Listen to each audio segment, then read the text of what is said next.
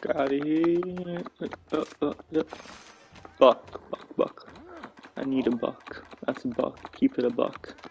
Keep it a buck with me. Keep it a buck. Keep it a buck. Keep it a buck. Keep it a buck. Knight in shattered armor.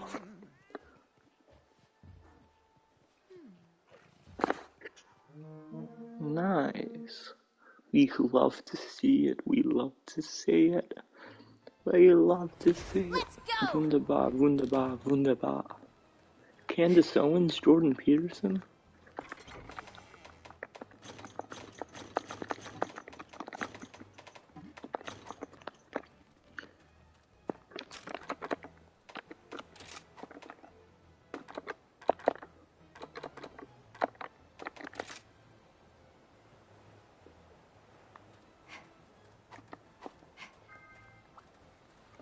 Nice. That takes care of that.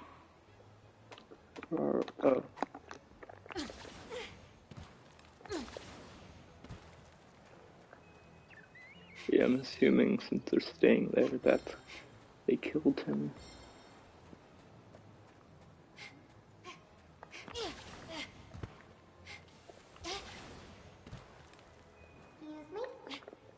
And my suspicions were correct. Need a hand?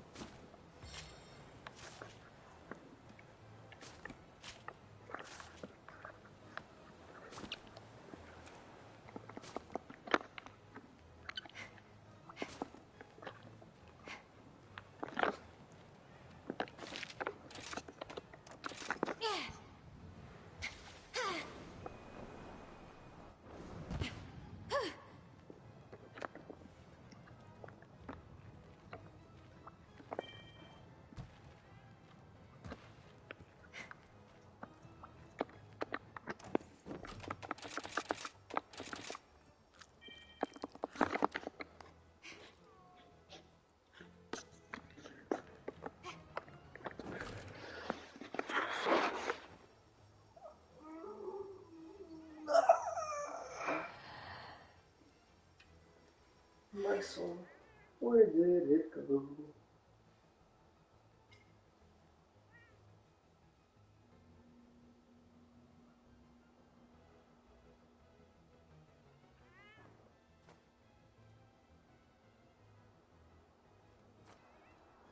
I don't understand, but it was hopeless. I tried to eat her soul, but she was soulless, so cold. I don't need air. I don't need oxygen. I'm over everything. Burn down trees like a forest ranger. I'm a fallen angel. Keep your lightsaber. Keep your enemies close. I decapitate them. I feel like Iron Man. I got the Iron Maiden. I tried to understand, but it was hopeless. I tried to eat her soul, but she was soulless, so cold. I don't need air. I don't need oxygen. I'm over everything. So cold.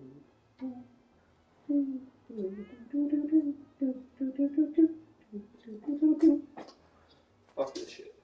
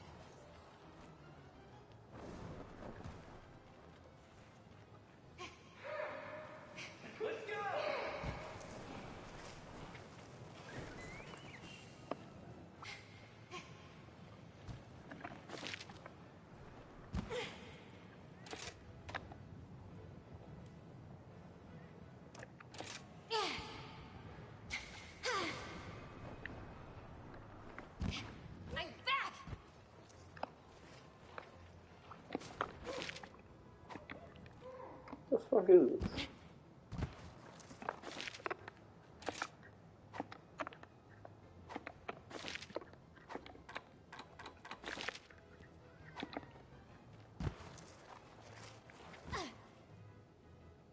What is this thing?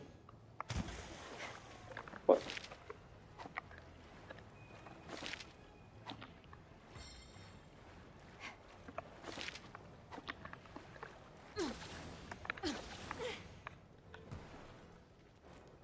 Is that what that is?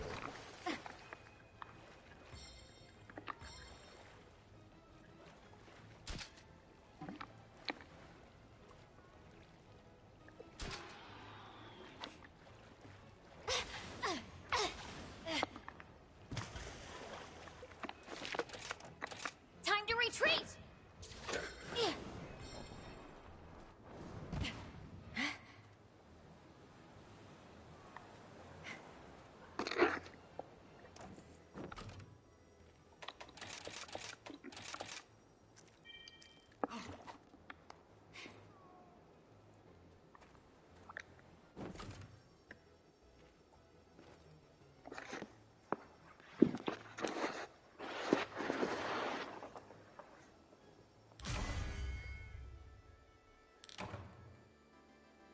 That's a wrap!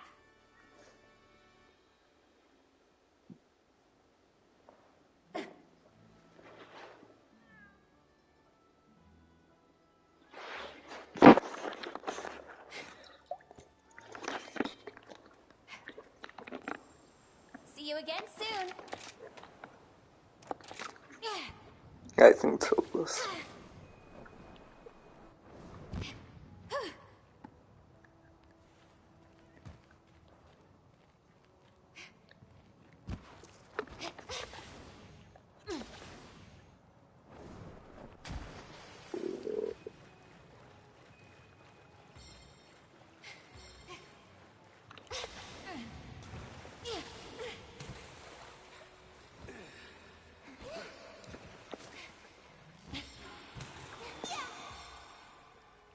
All in a day's work.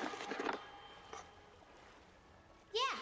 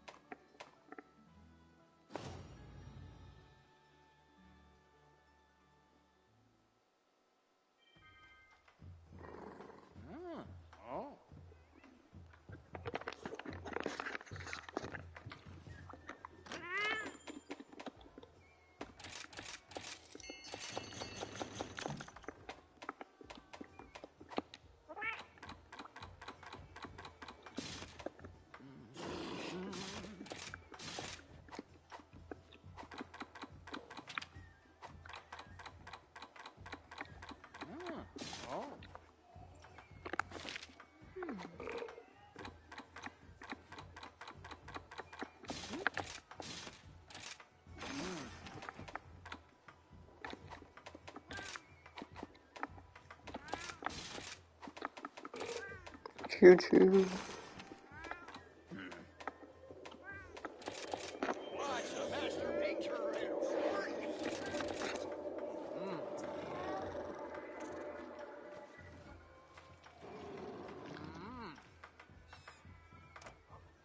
Fuck you.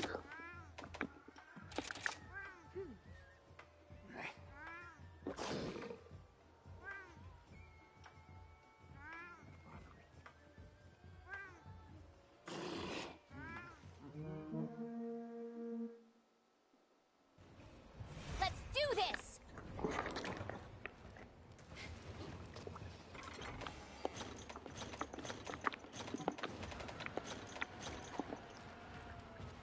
So Diablos.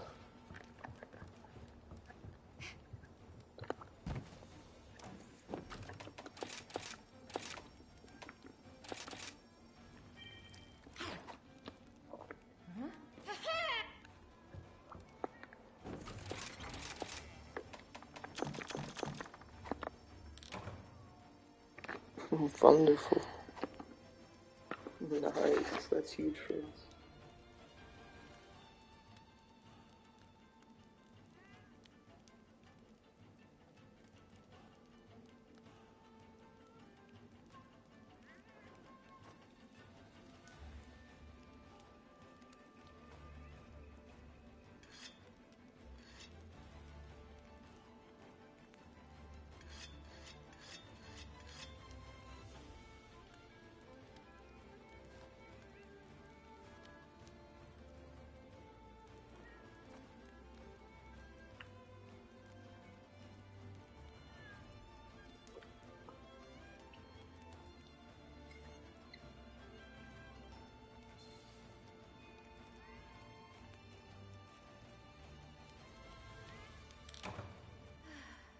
Wonderful.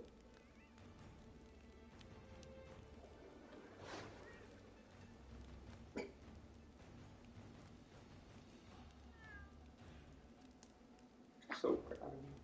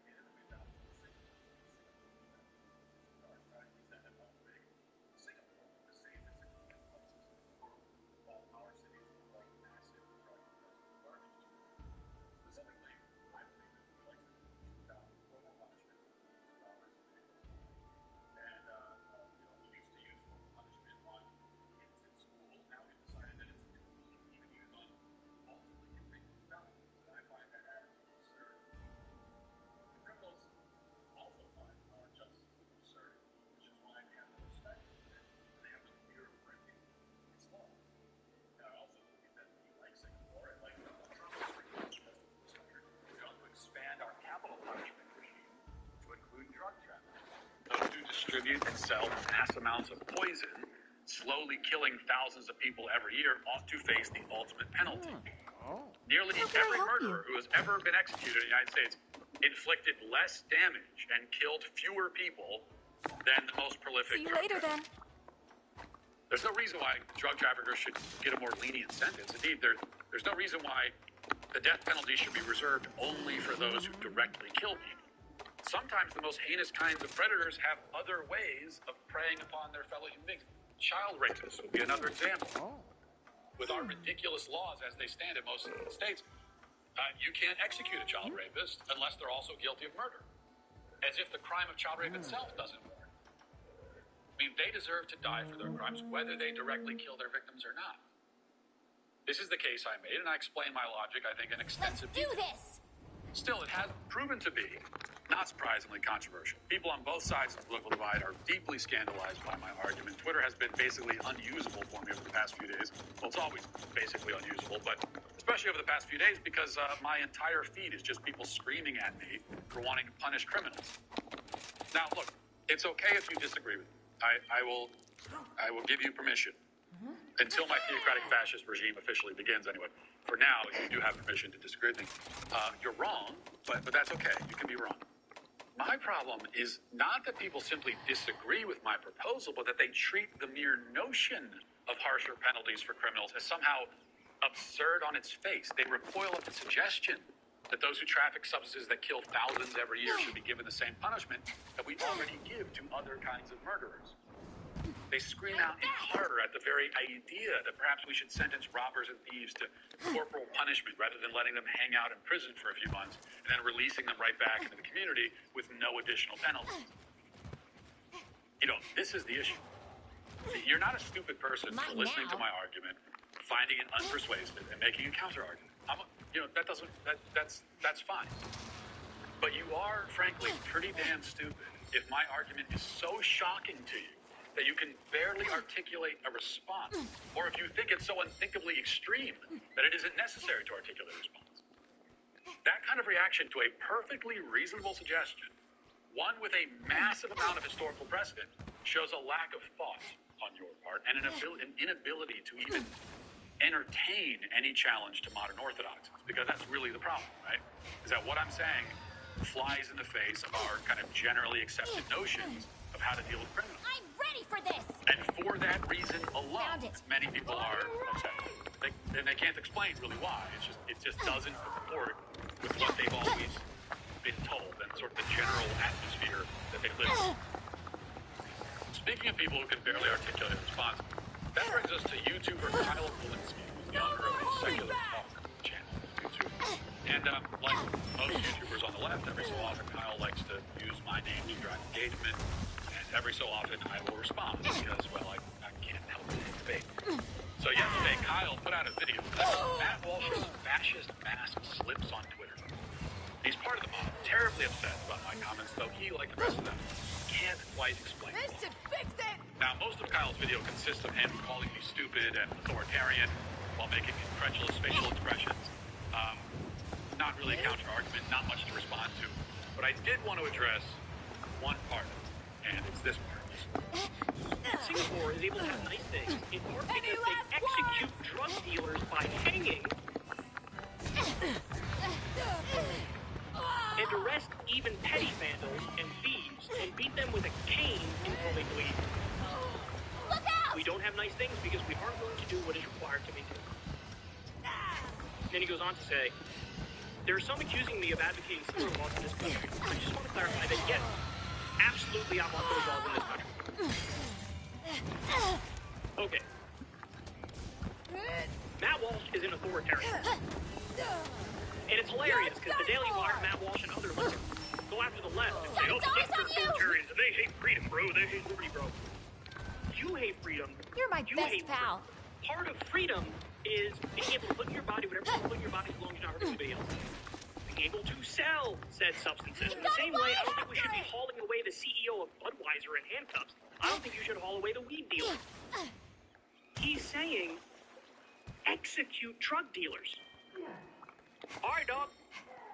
You want to start? Go find the CEO of Pfizer and Moderna. Go find the guys who make Xanax. Okay. Sounds good to me. I mean, we'd have to give the big pharma executives a fair trial, of course, convict them in a court of law. But once that's been done, I absolutely would want them to face the same penalty that should be imposed on any other drug trafficker. See, Kyle, you're not going to trip me up by demanding that I take my arguments to their logical conclusion, because I will always do that. I'm not afraid of doing that. That's the advantage to being logically consistent. Okay, so when you say, well, if that's how you feel, then that would lead to this. Sure, sounds good to me. Sweet. Let's do that too. It's an advantage of being logically consistent that you yourself do not enjoy, because you have already made a number of statements that I'm quite sure you would not want to apply with total consistency. So you say that part of freedom is not only being able to put whatever you want into your body, but also being able to sell anything that someone else might want to put in their body. Now, here's the problem. This argument already assumes that freedom is itself the highest good, and therefore literally anything that falls under the banner of freedom is automatically good and should be permissible. But that's a case you need to make. Okay, you can't merely assume that. You haven't made it here or, as far as I know, anywhere else. See, I don't believe that freedom is the highest good. I don't think that the ideal society is one where people are simply able to do whatever they want all the time. I don't really think that you think that either, actually. I'm quite sure that there are things that you would say people should not be free to do. I'm quite sure of that. And yet your whole argument rests on simply labeling drug trafficking part of freedom. So already we have a number of logical inconsistencies and outdated ideas. Well, let's talk about drug trafficking. You keep making you want to make this about weed, first of all. And I've noticed that with all the people that are arguing, talk about drug traffickers. All they want to do is talk about weed. They bring it right to weed. I didn't specifically say that. I said drug traffickers. Okay? And you do that because you know you'd sound ridiculous defending fentanyl dealers on the basis of freedom. So you go for the easiest form of the argument you can find. And you want to make this about marijuana. But I'm not going to let you off the hook, Eddie. So let's focus on fentanyl dealers for a moment. They traffic and profit off of poison. Just straight up poison that destroys the lives of thousands of people and kills thousands more. And you say this is okay because the people who use it want to. They want to use it. So that makes it okay. Well, why does their desire to use the drug automatically make it okay to sell it? Is that the standard? Anything that somebody might want to use is automatically We're waiting okay to for sell? you. Is that really how you think the law should work? Thanks for coming. And again, your argument rests on an assumption careful! that you haven't actually defended or explained, which is that freedom is the highest good. It's a good in and of itself, and anything that can be labeled freedom automatically should be allowed to happen. Besides, even if the fentanyl user has consent, the entire rest of the community, plagued by the filth and crime and violence the drug causes, have not consented. Okay, the dealer might consent, the user might consent, we'll get that in a second. But the people forced to live in communities utterly ravaged by this poison do not consent to it. People who are hopped up on these drugs, and then they run to a subway platform and throw an old lady in front of the train, she didn't consent to that. She didn't consent to being a part of this. She didn't consent to living in a city that's the walking dead with drug zombies walking around. Oh, and also, by the way, the user doesn't consent either. They're addicts. They're not making clear choices. They're acting out of desperation and compulsion and addiction. The dealers and traffickers exploit that for financial gain. There's no freedom here. Freedom has nothing to do with drug addiction. Who the hell would look at a heroin addict or a fentanyl addict or a crackhead and say, well, that's freedom? That is the opposite of freedom. So to me, freedom is not a self-explanatory defense of drug trafficking. It's also not a relevant defense because one of the things that makes drug trafficking so evil is that the end user does not actually have total freedom because they are enslaved by the drug. But let's take addiction out of it. Let's take drugs out of it. Okay? Let's make this even easier. You just said that people should be free to sell whatever anyone else wants to put in their bodies. That's what you said. Now, I think this is an utterly ridiculous argument when it comes to hard drugs, but it's also ridiculous when it comes to things that are not drugs. That's how thoroughly ridiculous your argument is. So here's a thought experiment. Just a thought experiment. Tide Pod. You may remember a few years ago when there was much consternation over the Tide Pod challenge, where idiots on TikTok or YouTube or whatever would eat the laundry detergent capsules and then get very sick. And in a few cases,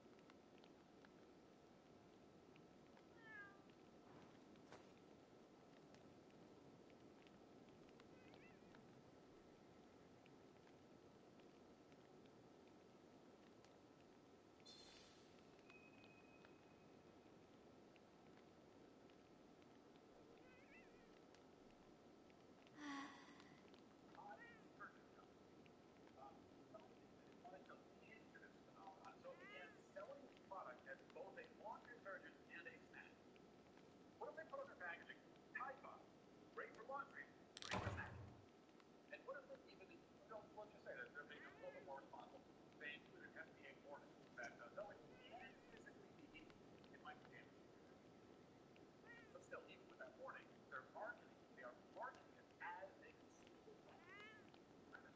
You said that people should be free to put whatever they want in their body. Somebody should be free to sell whatever they want.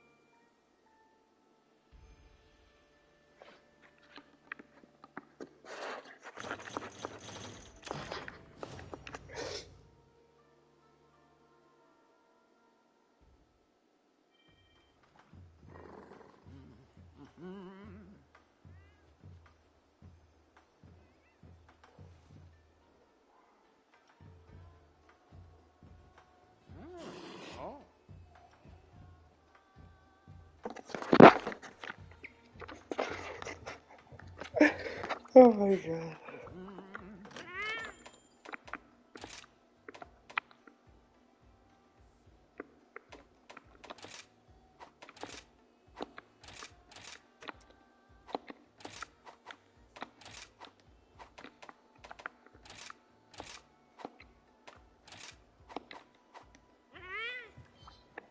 Welcome to the hub.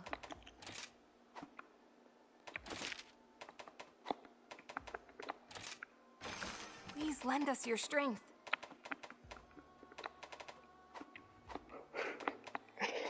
Come back anytime. What was one of the meow sounds?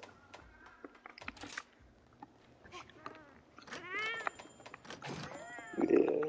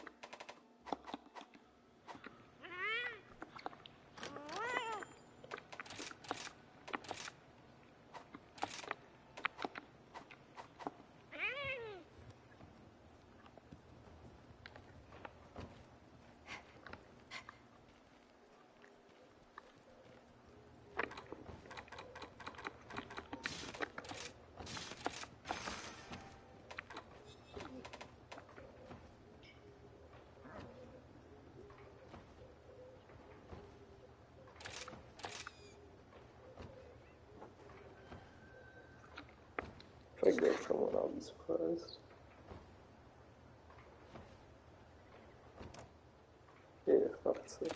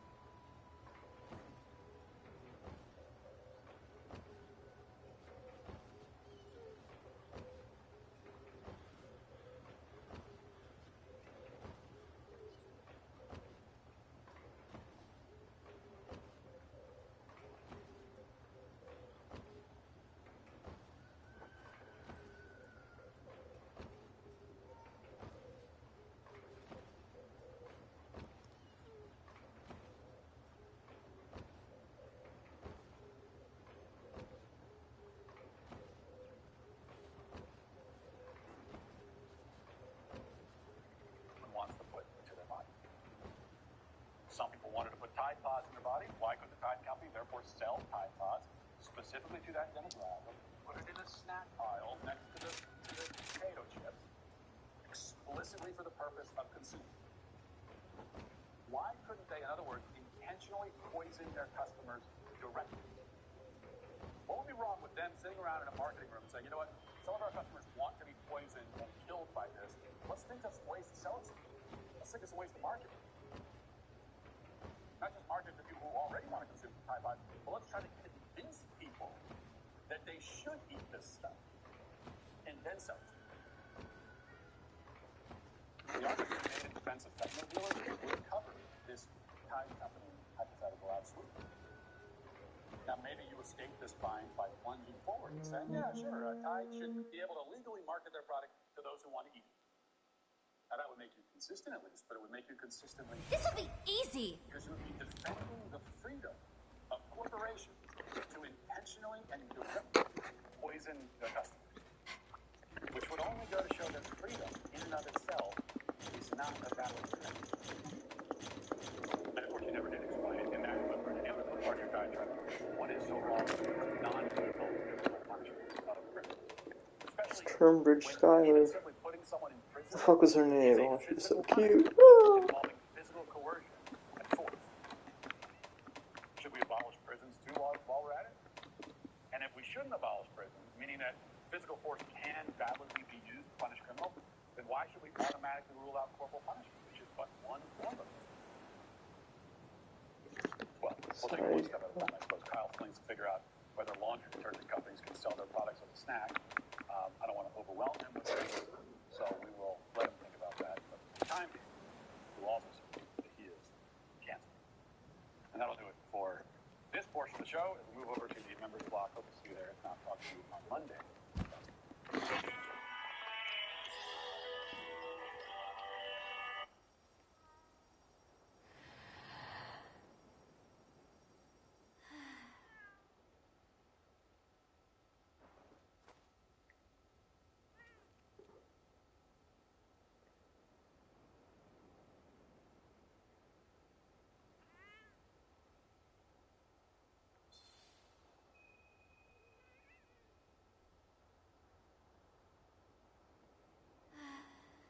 I want to send a shots out to this dude. This is Joey Swole. If you don't know who Joey Swole is, then that is great, because that means you've never done nothing in the gym that you are not supposed to do. Whenever somebody posts something in the gym trying to embarrass somebody or cause attention to somebody else, Joey Swole will pop up on the screen like, this person did absolutely nothing in the background. The gym is a shared space. And once you learn to share that space, then it can continue to be a shared space. Do better. All right, guys, so I got to tell you, a very interesting trend that I can get on board with that we're seeing on social media is the shaming of the so-called female fitness influencers who are That out takes here care of trying that. to embarrass men for clicks and likes. Okay, they're trying to embarrass men in the gym, trying to pretend like men who are simply going out of their way to try to be helpful to women or just using proper normal gym etiquette, really. They're pretending like these men are creepers, okay, that they're trying to prey on women, and then they're posting on the internet trying to embarrass a man, again, for clicks and likes. And these women have been getting shamed, okay, for it. And the latest woman to get shamed for trying to basically embarrass a man in public is this influencer right here, Miss Jessica Brand. If you guys don't remember her video, let me remind you of the video that she This is how to not approach girls in the gym.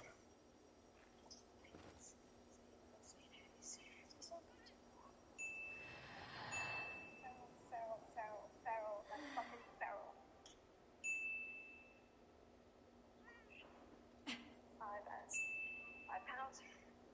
Making progress!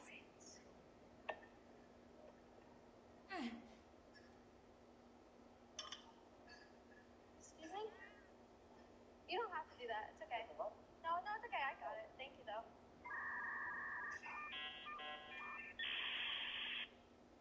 See what I mean? Alright, here we go. Yeah, so you guys remember that video, okay? She got blamed by literally everybody on the internet. I think everybody did a video about her in that situation. She was rightfully embarrassed. Okay, and one of the reasons why is because she claims that she doesn't like male attention, right? Like sexual attention, but yet she had a fan house where she literally showed pictures of her body to men for money, right? She sought male attention for money. Amazing. Okay, the hypocrisy is just out of control. Now, when she first started getting backlash for this, she didn't really seem too apologetic about it. You know,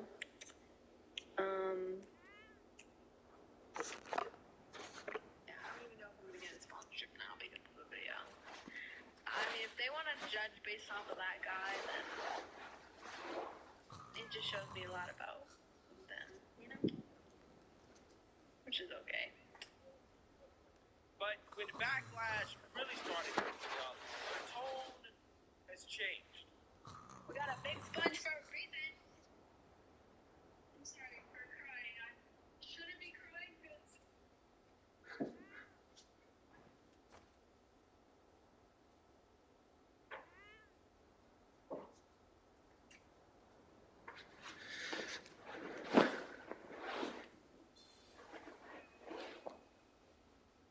Every time I start crying, they start making comments about me trying to play the victim.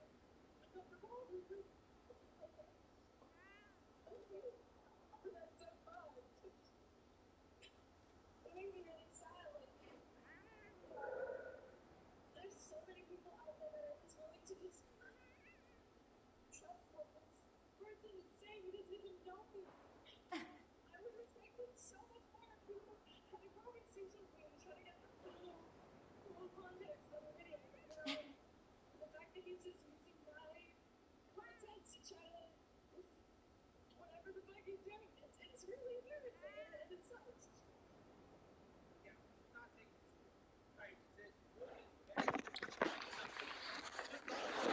Before she tried to embarrass a guy in the gym who was simply trying to help her out. Okay, she's doing so bad that she put out this apology. Okay, it is a long letter. Okay, which she's trying to explain herself. I'm not going to read it because it's a waste of time. But this situation brings me to another situation where there's another gym e-girl, right, fitness influencer, that is getting rightfully called out for, again, trying to embarrass men in the gym for simply using proper gym etiquette. Take a look. Watch this guy try move to me at the gym. Checks absolutely nothing on his phone. Over at me being busy sorting my wrist straps. These fucking straps taking up too much time. Makes a swift return.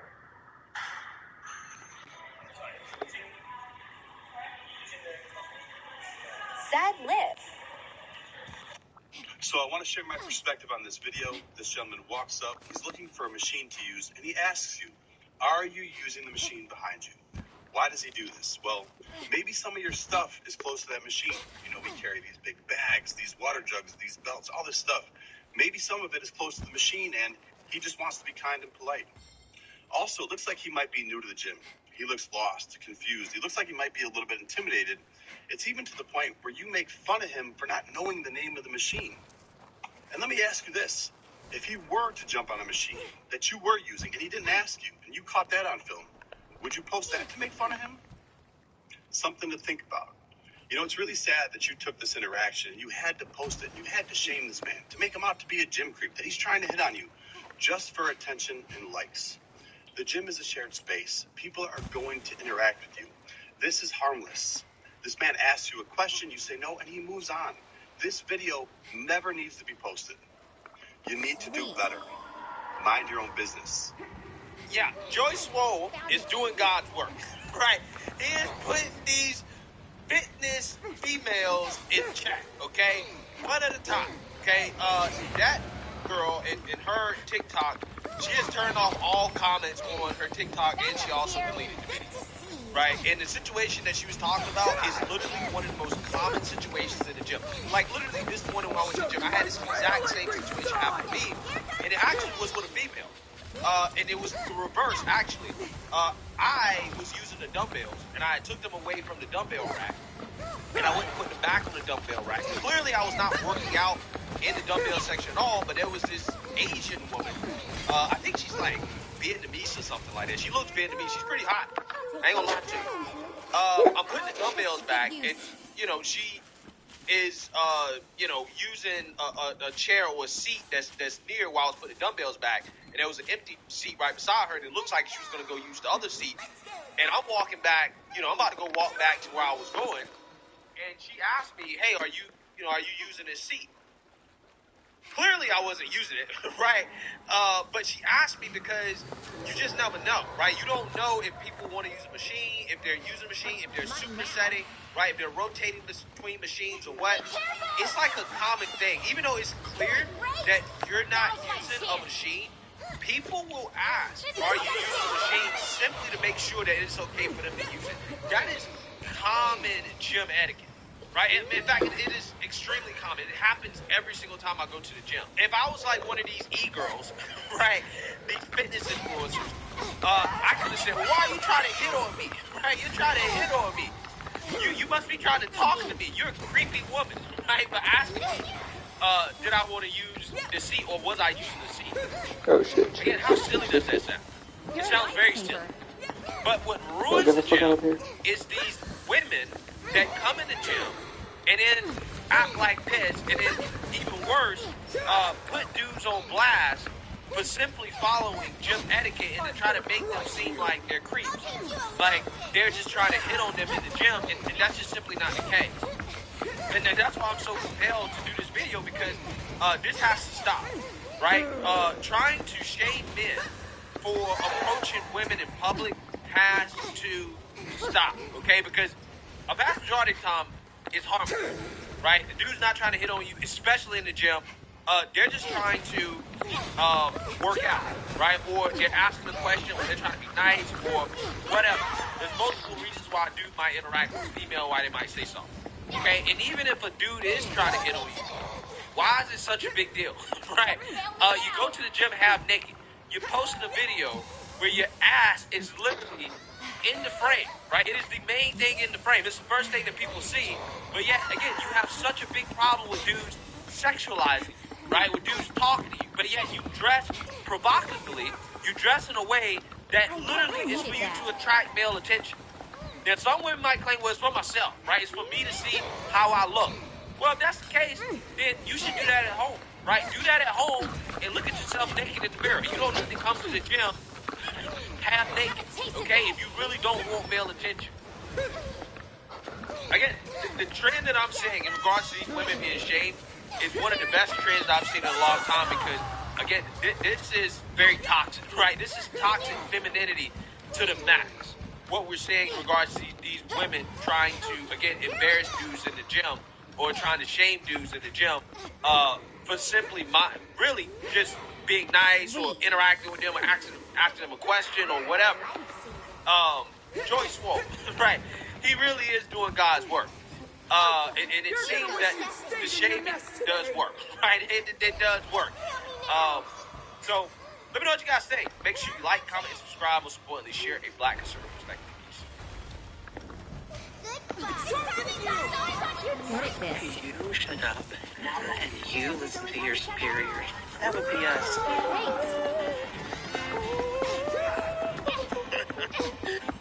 God's creator business, the World Economic Forum, Davos, man, they're doing this. Some kind of weird hit for Berkeley. Good job. Today, one of my older students told me that they came out to their mom and that they only felt safe. Alright, there's a dude who's been trimming the kids. Like, hey, you gotta be ABC. Just look at this. Look at this illustration. It's a cartoon, but there's a man getting pounded at the back door. Are you into it? Are you into it? I think so, because of me. I have no joke to make here. I just sometimes forget how much being visible can make a difference. I know, I'm sure you've seen the infamous Greta Thunberg. That is a good point. Being visible does make a difference. You got depressed kids who just want to latch onto something that looks fun. So I get my van, kid, want some candy, nothing to see here. That's what they're doing. Clap back at Andrew Tate about carbon emissions or whatever. And honestly, I'm shocked at how many of you thought it was funny, because... Can you believe the allies that are developed over weird things? So this guy think she's a girl, Johnson, trans, whatever, right, is standing up for Andrew Tate. The Greta Thunberg, get a small unit thing. If you don't remember, this is shocking. I really thought that in a community of people where we are dedicated to not body shame other people and we are dedicated to unlearning our transphobia, that everybody would have been listening to enough trans masks, trans men, and non-binary. They'll body shame the shit out of somebody and be nasty as hell. They're not on board. I mean, come on. Greta's a child, a mentally ill child, didn't even finish high school, has been paraded around by the elite for a purpose.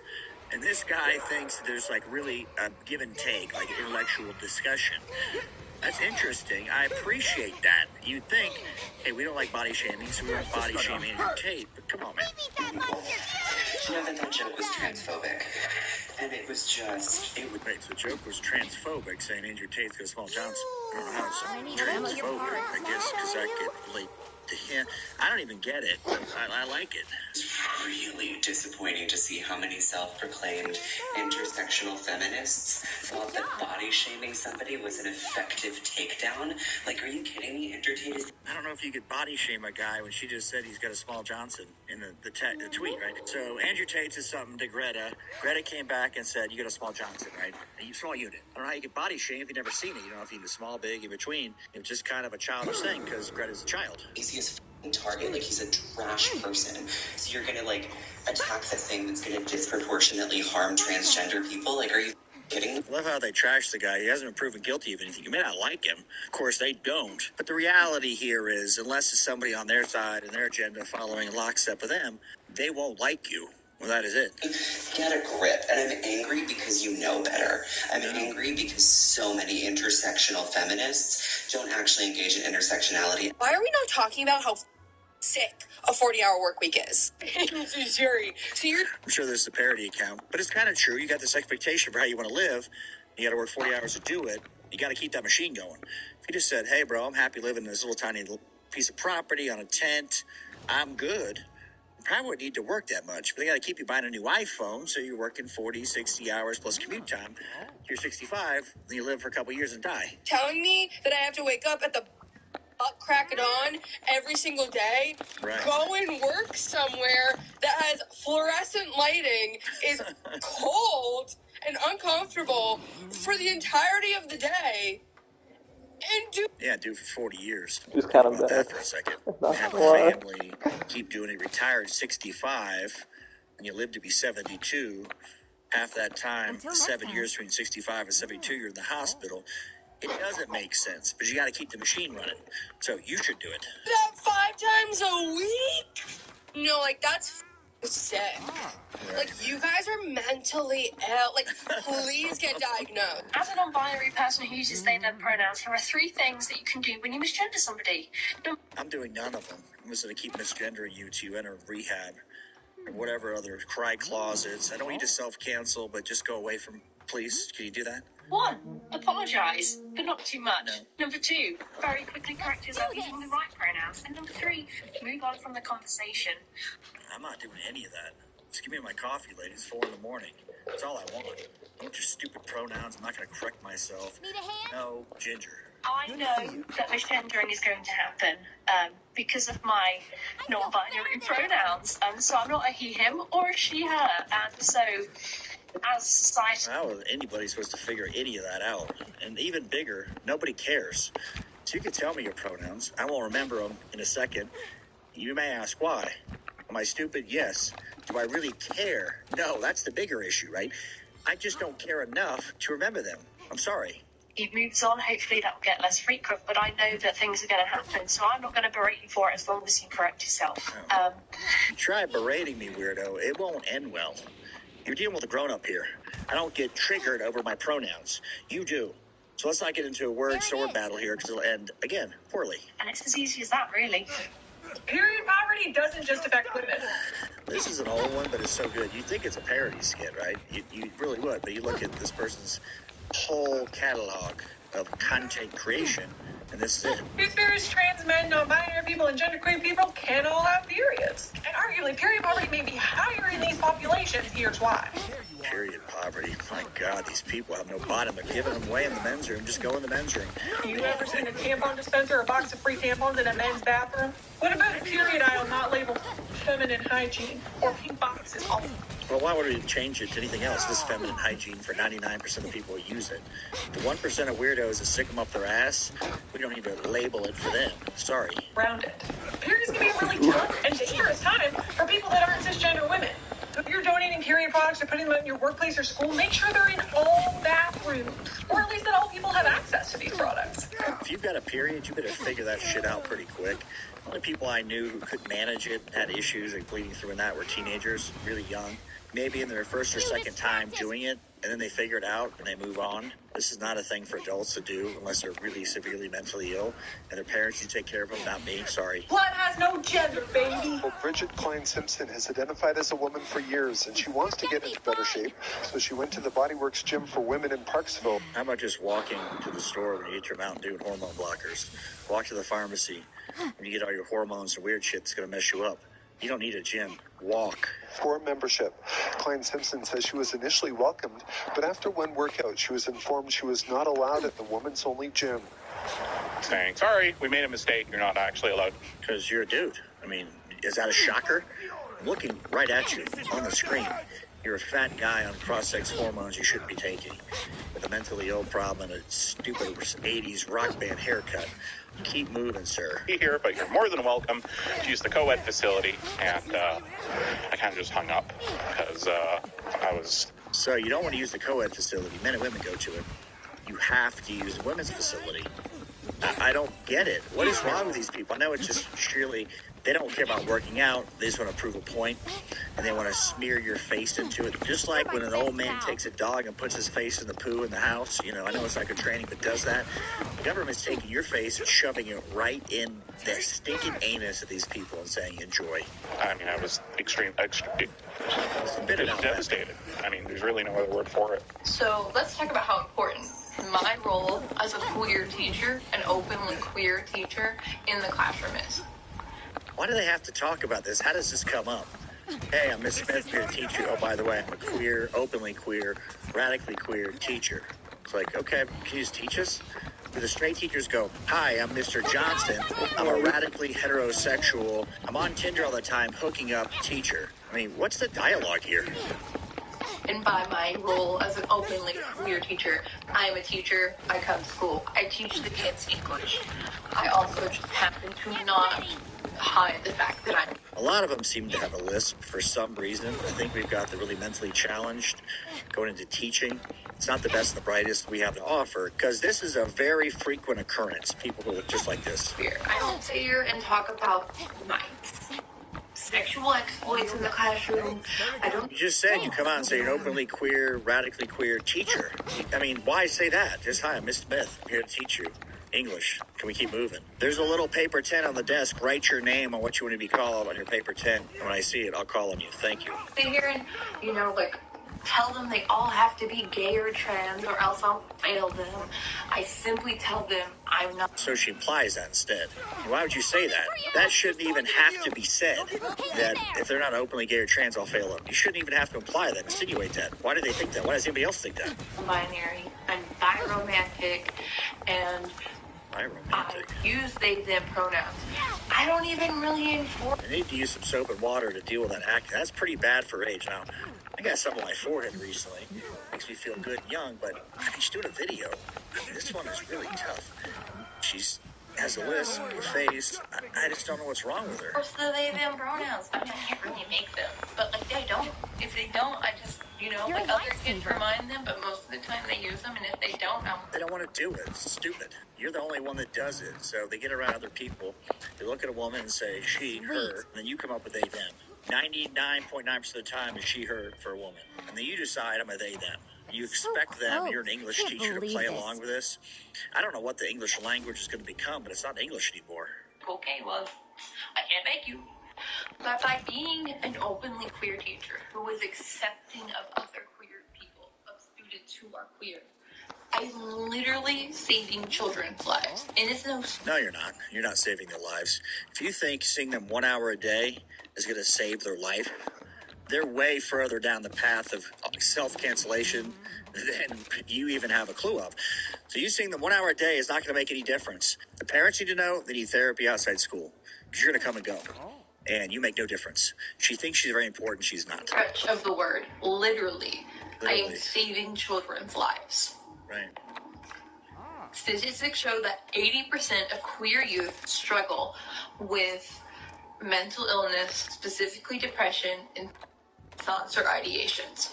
That is true. It has nothing to do with you affirming them and giving them this delusion, this hope that, hey, just come out as trans and things will be better. That's not helping them. That's hurting them. But treating them for the mental illness underlying cause. You're just saying we should trans you because you're mentally ill. So let's treat the mental illness and then we'll address if you're gay, probably. Leave it alone. Move on. That at least like 30 to 40% of trans to queer youth have genuinely thought about suicide and or a suicide. So you talking about your queerness is making no difference. You saying I'm super queer. I was at Pride last week and railed by 50 studs. 50 women with a peg on named Aunt Peg. Makes no difference in how they're going to feel. None at all. Zero. I know for a fact that at least 3 kids this year, at least 3 students who came out to me as trans, told me that if I hadn't been in their school this year, they do not know how they would have survived it. That's just so lovely. She's so self-important. The narcissism is shining through. She saved her life. It's like Michael Scott in The Office. Am I a hero? I don't know, but I'm a hero. This one is a real problem. She is so full of herself, she can't even see past herself to teach children. Because they knew they were trans and they had no adults in their lives to go to. Me not being there, the teacher wouldn't have made them any less trans. It would have made them alone and potentially dead. What are they going to do when you're gone? So you see them, and then they move on to the next class, next year in school. You're gone. You move on to a different school. Don't you think you should say, hey, parents, your student here has got a real mental challenge we need to fix because I'm going to be long gone. They bonded with me over being trans. Let's just say that's true. What do we do when I'm gone? So let's get them help. This isn't a permanent fix. It's a temporary fix. And hopefully they maybe never would have actually gone through with it. But the fact that they still had the possibility, or that they still have to suffer through the pain and suffering of the thoughts, of the self-hate, of thinking that they're worthless because they're trans. And again, this needs to go back to the parents. The parents need to get a therapist if the kid's going to off themselves. Some narcissistic 23-year-old teacher is not going to fix it long term.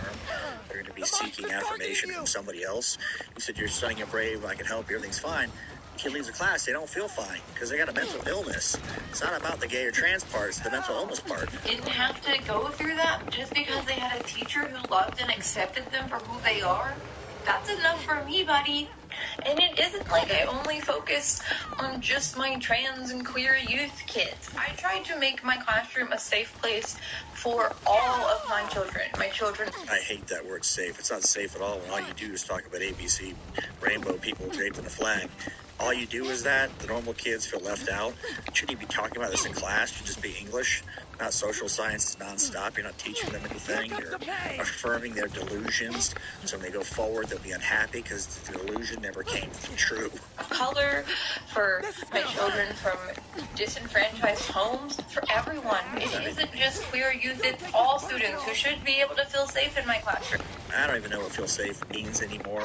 If I see a rainbow flag on a door of a school, I know the kid's not safe anymore because the people are going to indoctrinate the kid and confuse them. I'm not even saying the rainbow people like the kids. I'm not going there. I'm just saying they're going to confuse the child. The child's going to be like, well, I'm straight, my parents are straight. All I hear about is I'm an oppressor, a bad person. I should celebrate being feminine or being a masculine. Keep telling me I'm feminine because I like art. See how this doesn't help kids at all? Has the body positivity movement gone too far?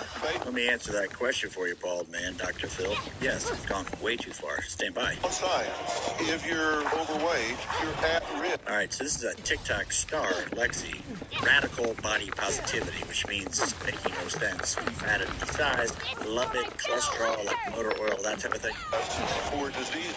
I disagree with you. People of a higher weight are more likely to survive heart attacks. Wait a second here. So people of a higher weight are more likely to survive heart attacks? I mean, does she realize how stupid she sounds just on general principle? I've said this before and I'll say it again. If you go to a life insurance company and you're 5'2", 250 pounds, your premium's higher because they're betting you're gonna die sooner than the same person at 150. With my weight and my body image my entire life. Kids bullied me for my weight, but I always shrugged it off, thinking, oh, they're just like mean kids. No, you should lose weight. I mean, that was the point of bullying, right? For years. I understand it can go too far with people with mental impairment, where they just can't get over it. But most people in my experience go, okay, I should probably lose some weight. They don't like it, but, you know, it's good for them to realize, yes, I'm fat. It's not sexy in size. Guys don't want to date me. There's a reason why. This body on as many people as I can with as little clothing possible. Not body positive, body vengeful. You're right. I'm body vengeful. That sounds terrible. When you go to the beach and she's wearing a thong and it's all chewed up inside the cottage cheese layers. I think with them because I chose to radically accept myself instead of being a. Now we're going to get to Dr. Phil. Stand by, but I want to give you a flavor for her TikToks. You know, body positivity, radical body positivity, she says on Phil. Victim to society's toxic beauty standards. Suck it in. I'm not saying shit. Why? Real stomachs is coming to And you are absolutely correct. I am taking up space. One of those like handlebars, those pigtails. Just grab them. Handlebars. I'm sure they've been used that way on her before. What do you think, fellas? And that's my right. And if that makes you uncomfortable for whatever reason. No, it doesn't make me uncomfortable at all. I don't care if it's not into it. If you're uncomfortable, I don't think you're hot. I want to go down below the waistline and get you know, it's not my thing. I'm sorry. That's simply not my problem. Show me, name one girl that looks good at 300 pounds. Name one.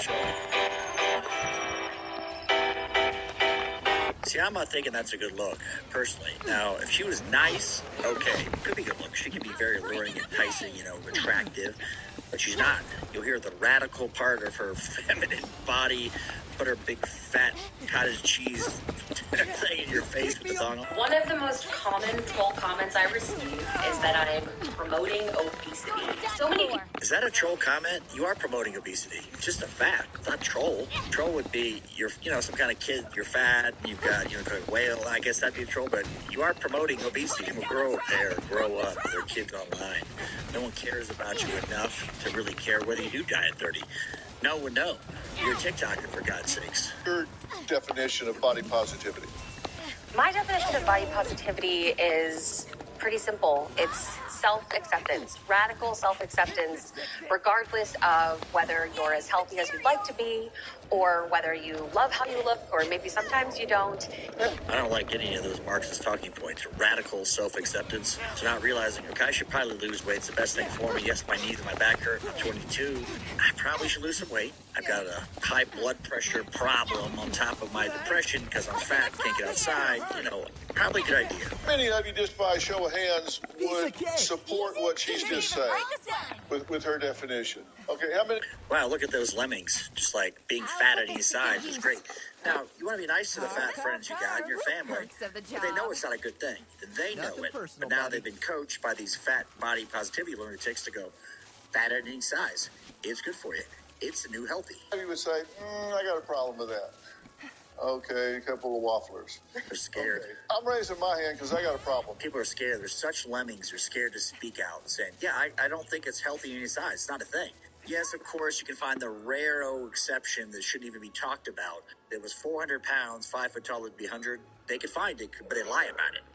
What about the health issues? I think most of the critics about this focus on the fact that by seeming to celebrate the body, not your worth, not your value, but to celebrate the body, you're ignoring the health risks.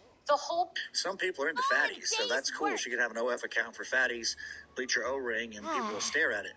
But saying this is healthy, so there's a 12-year-old girl that's like, wow, I'm really down on myself because I can't seem to lose weight. My parents provide me with copious amounts of food to stuff down my gullet. I need to get outside. And they see this and they go, well, this is cool, body positivity, just what I need to hear. A confirmation bias for my laziness. Point of fat acceptance, body positivity, body neutrality even, is destigmatizing the fat-phobic, toxic diet culture, beauty standards, all of these expectations. There's a beauty standard. You can try to change it, and you can have people in the audience go, oh, you're hot. They'll never date you. They don't want this. So that makes it even worse. Like, people lie to your face and go, yeah, you're very attractive, body positivity. Then they'll never date you. Their same sons will be like, no, thank you. That are put onto people to look a certain way or to avoid looking a certain way. It's destigmatizing having a specific body image, destigmatizing fatness. Data is really what matters. And I run... So, you know, she's never going to believe, this person's going to say, well, you know, the data that if you're overweight, you know, BMI of 30 plus, you're not going to live as long. It's like data, like the trust the science crowd, right? These people don't trust the science. They'll take 5 of these, right, and go, trust the science. But you say, well, you're morbidly obese. Come on, healthy in any size, bro. I have tests on my clients, so everybody does blood tests. I do stool testing. And fat is an organ, and it influences inflammation, it influences your hormones, and it puts stress on your organs. And eventually those organs begin to fail. You look at the person and realize their body's not equipped to handle this fat. Blood pressure goes up. Usually they're eating poorly to get this fat, plaque in the arteries, strokes. I mean, lots of moving parts here. She's young. So, yeah, it's not a big deal when you're young. No big deal. I can't walk around. Can't get to my front butt to get the deodorant on, but my boyfriend Simple do it. And I've seen that over and over on lab testing, and so it's something that we have data to prove. Also, being obese is putting you at risk for all-cause mortality, which is cardiovascular. Look at her. She's bitter. She's like, on TikTok, I just cancel you. I block you. You cannot say, look at me. I'm healthy. I know better. I'm 25, and I've been coached by these Marxist lunatics in college. Body positivity, health in any size. This is the patriarchy. It's white oppression.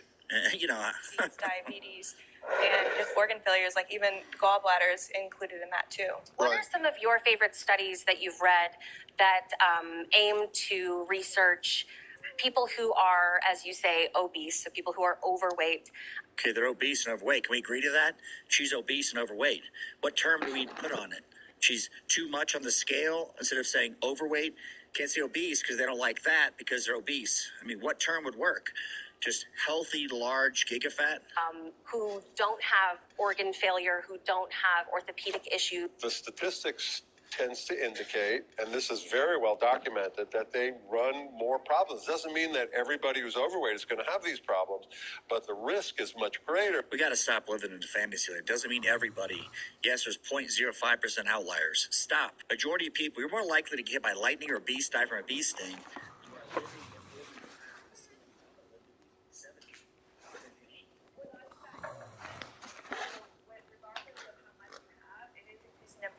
Inflammation is the root cause of all disease, regardless of what it is.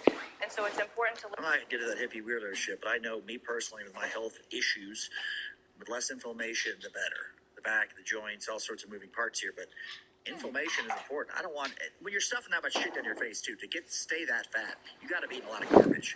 You're not eating healthy. You may say, well, I eat healthy for 2 days, whatever, but the majority of the time, you're eating too much garbage. The data in regards to that, I really look at, okay, are you insulin resistant? Because insulin resistance can lead to dementia. They're calling dementia type 3 diabetes. But I think what you're saying about the science is very, very dangerous. And just to give one example. She doesn't want to hear that. She's used to TikTok, bro. Body positivity, health and size, the CCP promotes these people. You get on there and start punching holes through paper with your kid, right, for fun. Target practice. You're gone. Immediately gone. She can get up there and have a huge audience of fat little teens and go body positivity. Meanwhile, they should be looking at health videos, right? Like, hey, you should get out. I know you're big. Start with somewhere. Let's walk. Let's, carry the 24-pack of Mountain Dew, do curls with it, and you're bringing it in, right? The England Journal of Medicine, 2017, they tracked 4 million deaths. 60% of them were in obese people. I've also, though, seen documentation weight related. Oh, look at this fat simp. Look like he went to the tanning bed, too. He's going to go, oh, but I saw some other study. You'll never hear the study. There was 4 people in it. The fatties live to be longer. You heard us say at the beginning, less likely if you have a heart attack or stroke, you're to be healthier. If you're huge, you're fat, right? Discrimination and marginalization in society can lead to almost all of the things that science has thought that weight itself was leading. That's totally made up. So I can discriminate against decay. You could be in prison. Or if you're healthy, you have good genetics, and ate right. You're gonna be fine! You could be in prison, the supermax, but you'd be 80 years old. The person say, well, because they're discriminated against in society. I mean, the complaining, the whining, it's just insufferable. There's a longitudinal study that from Oxford University that indicates that obese patients, 50 pounds, for example, it, on average takes 3 years off of their lifespan. Morbidly obese people. There's so many numbers out there that say being obese, morbidly obese, you pick it, takes time off your life. But the body positivity people, that's the issue here. I don't care if you are. You rock it, you go, yeah, I'm overweight, I know it's not good for me. But when they're approaching teens on TikTok, they're saying, hey, this is good for you. I'm healthy, size. It's in all media. It's in all big tech. It's everywhere. It's disgusting. Category 3, 100 pounds or more, can take as much as 10 years off of their lifespan. I had really bad blood tests. I was vitamin deficient. I was losing my hair. My nails were chipping. My skin was dry. I was very unhealthy. Disorder, right? Sure. But I mean, you look at her. She's got an eating disorder. She's fat, morbidly obese. We're not talking some pizzas here, 30 pounds overweight. She's going to say, I was had a malnourished, right? I mean, these people have, there's no bottom to where they'll go to justify their entitlement, their cause. Would you agree easy that being obese or being morbidly obese Gonna need some of your parts. puts you at risk? I would disagree with you. How could you disagree? So being morbidly obese puts you at greater risk for a terrible health issue. I would disagree with you. With a straight face.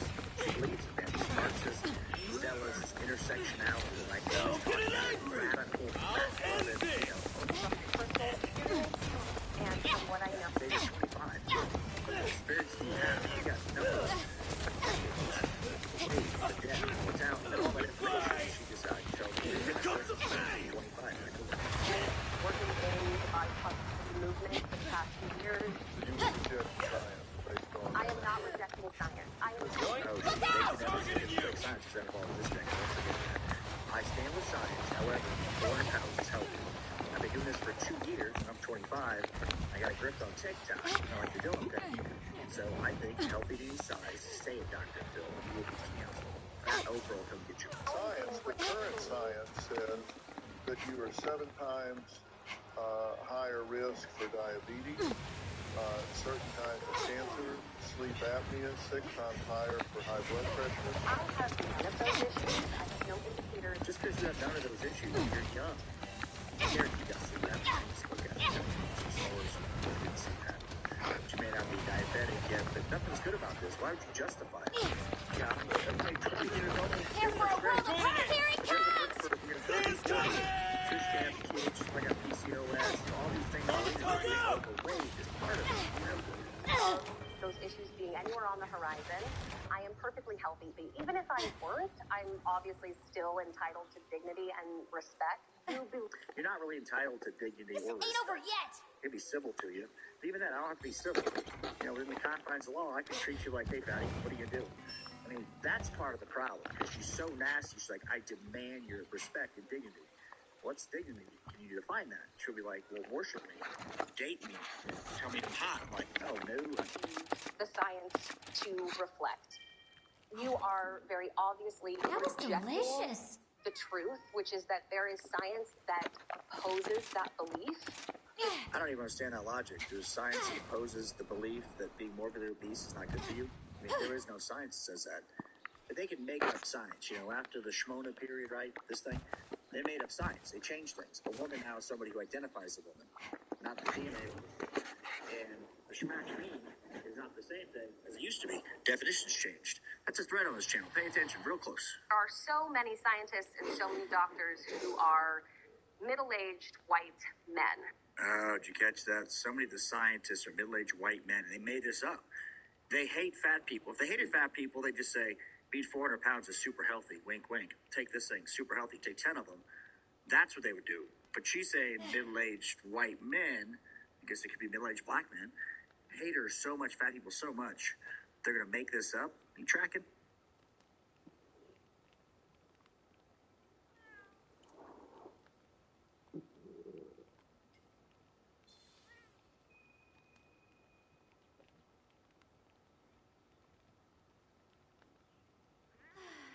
We played yesterday James O'Keefe's excellent expose of an executive at Pfizer confiding in someone that he thought he was on a romantic date with, that don't tell the public, but Pfizer is secretly performing gain-of-function research to beef up viruses to work on new pharmaceuticals. And the date says, what? Pfizer's working on gain-of-function research? And the exec says, yeah, I mean, we don't tell the public that, but we are working on that. And then, just yesterday, James O'Keefe releases the footage of when he walks out like Chris Hansen, comes in, sits down, he says, hey, I think I'm going to have a seat over here. Do you work for Pfizer? We've got you on camera admitting to, and things go awry. Hey there. Is this seat taken? You work for Pfizer. My question for you is, why does Pfizer want to hide from the public the fact that they're mutating the COVID viruses? Is this real life? I'm literally a liar. I was trying to impress a person on a date by lying. This is absurd. Don't touch me. Well, this is not. By the way, Why are you doing don't this? tell anybody. He's just working in a company. You really did it. Please read the comments. As soon as possible, I'm really very upset. Can you please unlock your door? No, don't let him leave. Please unlock the door. Why are you doing what's here? Please unlock. Please unlock the door. Please unlock the door. Unlock the door.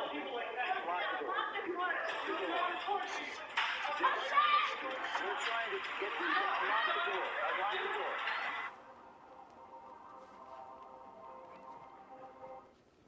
That is the director of worldwide R&D, specifically on mRNA strategic planning. Those are the people who are behind the Fauci ouchie that has now gone into the arms of 5.5 billion people worldwide. This lunatic who's out on what he thinks is this date, and then he just loses and starts getting violent, running around. Oh my gosh, is this real life? Oh my gosh. And then what's his excuse? This is my favorite part. The minute James O'Keefe says, hey, we just got you on camera admitting that Pfizer's doing gain-of-function research, he goes, I'm a liar. That's his excuse. I'm a liar. I was lying. And that's always what these guys do. This was just a modern-day version of To Catch a Predator, the Chris Hansen show that would get pedophiles. This is just that, hey, what are you doing here? Why don't you have a seat over there? What are you doing here? And instantly, what happens? All the time, the guys on the To Catch a Predator show who want to sleep with underage girls, they say, oh, I wasn't doing anything. No, I didn't come here to have sex. No, not at all. I was just lying in the chat.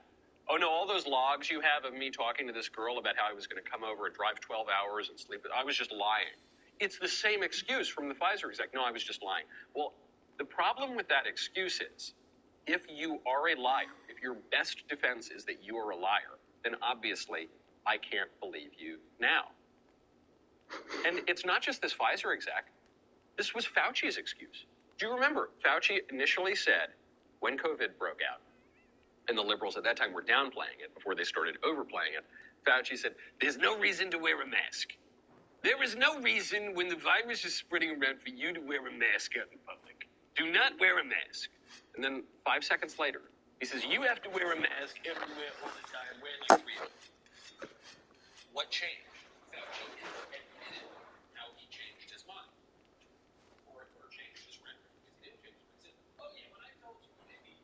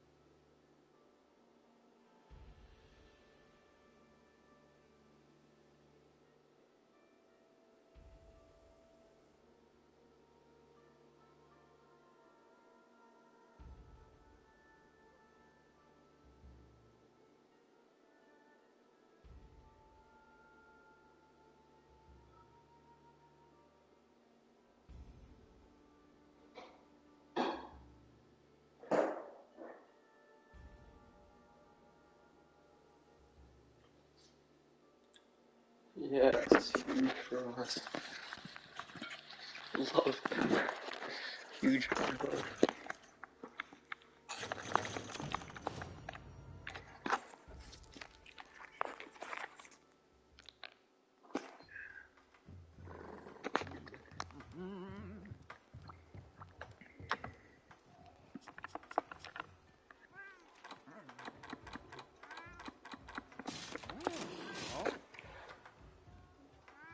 Maybe it's, I don't know.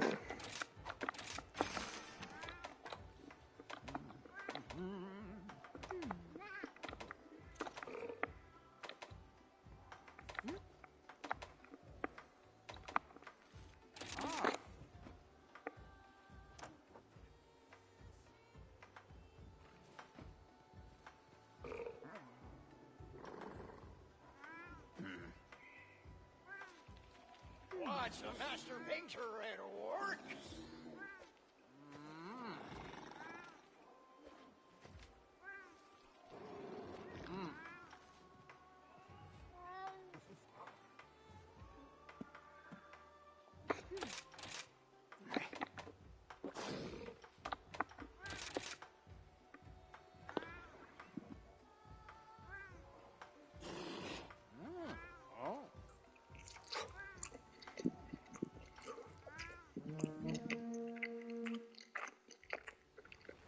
Let's do this! Thanks for coming.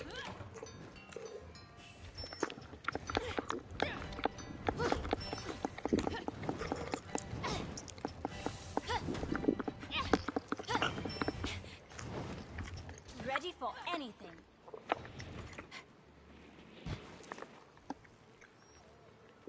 Need help? Welcome. I feel better than ever.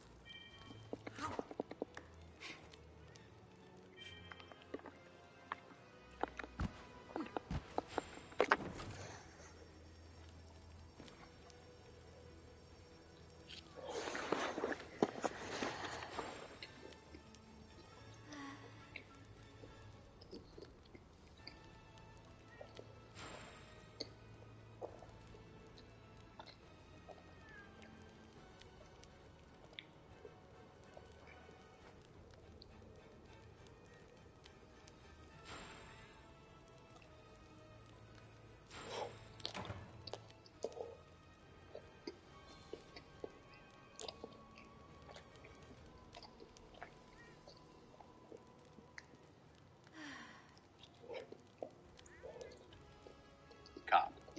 But what about Officer Brian Sicknick? Officer Brian Sicknick died of natural causes after the January 6th riot. He did not die in any violence on January 6th, nor did any other cop. Well, they nevertheless, even if they didn't kill anybody, even if they weren't particularly violent, even if Donald Trump never incited anything, they were still leading an insurrection. Okay, then how come none of them were charged with insurrection? How come they were charged with trespassing? I mean, the prosecutors threw the book at these people. They threw them in solitary confinement for long periods of time. But they couldn't get a charge of insurrection because it didn't happen. The whole thing just fell apart. The whole thing fell apart. So now they let Trump back on. I think there is. But really, is this a news story? This is what drives me crazy. This is just junk. It's ridiculous that they make this whole thing up about stuff that is not actually news. If you're going to be a news media station, you should have actual news, not nonsense. I can't even continue with that because it's so stupid. I never thought that a Project Veritas investigation into a serious subject would have turned out to be also hilarious, looking like a slapstick comedy sketch. But we are living in an insane society, as you know. But before we get into that footage, stage. It all started when they got one of the directors of research at Pfizer, the big pharma company, on video admitting that the company appears to be doing gain-of-function research, which, as you know very well, may have led to the coronavirus leaking, or being released on purpose, out of the Wuhan lab, causing the entire pandemic. You may recall that for over a year it was against the terms of service to post on social media platforms that the coronavirus may have been man-made and may have leaked from the Wuhan lab. And now for the fun part. Yesterday, Project Veritas posted a follow-up report showing James O'Keefe confronting the person, as they usually do, later with the footage of them saying the things that the director at Pfizer said he wasn't supposed to be talking about. Hey there. Is this seat taken? You work for Pfizer. My question for you is, why does Pfizer want to hide from the public the fact that they're mutating the COVID viruses? Is this real life? I'm literally a liar. What?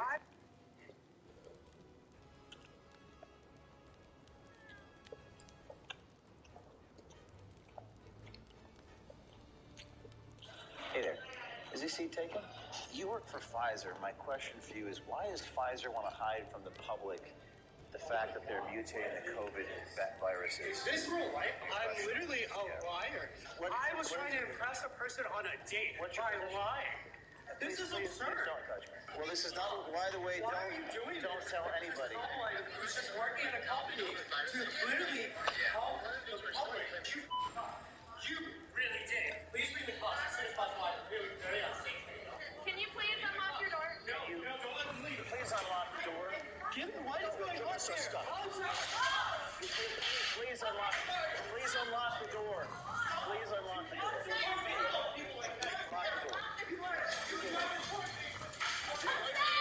We're trying to get you to unlock the door. Unlock the door. Pfizer not wanting the public to know that you guys are doing directed evolution. What's going on here? I can't believe like an interview. I don't know, it's freaking me out. I mean, these like flashbacks to that like sting organization of like those conservative people who like randomly go into organizations and then like befriend people who work in these organizations and then report them, which happened to people at Pfizer. So it's like it freaks me out when people start asking a lot of questions about work. It's something very yeah. Why would that this company? Because I just want to know the answer. I'm not glad you're reporting me. Oh my god, Jason, that'd be horrible. You could not be reporting me or something like that.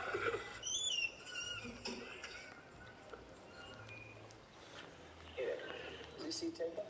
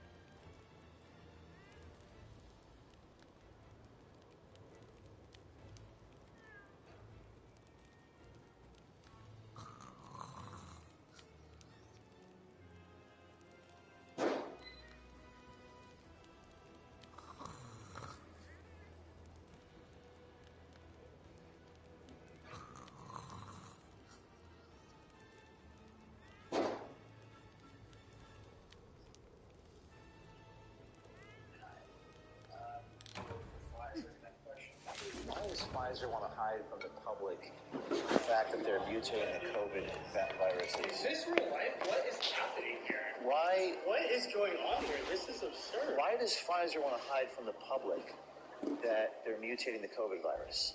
Oh my god. You're on video. You're on video. Mutating this COVID virus. I don't care. I need to call the police right now. This is. I don't know what's going on either. This is ridiculous. So, What is COVID going on? I virus. don't care. God. You're on. What is happening here? Hey there.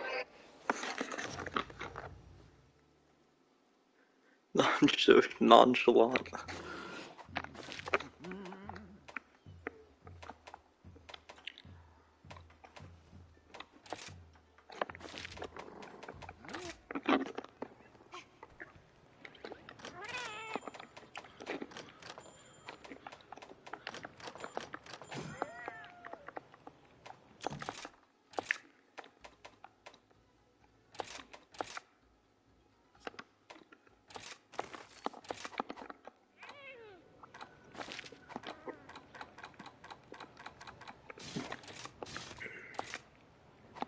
Too monotonous ones for me. Or I could probably get these ones done pretty easy.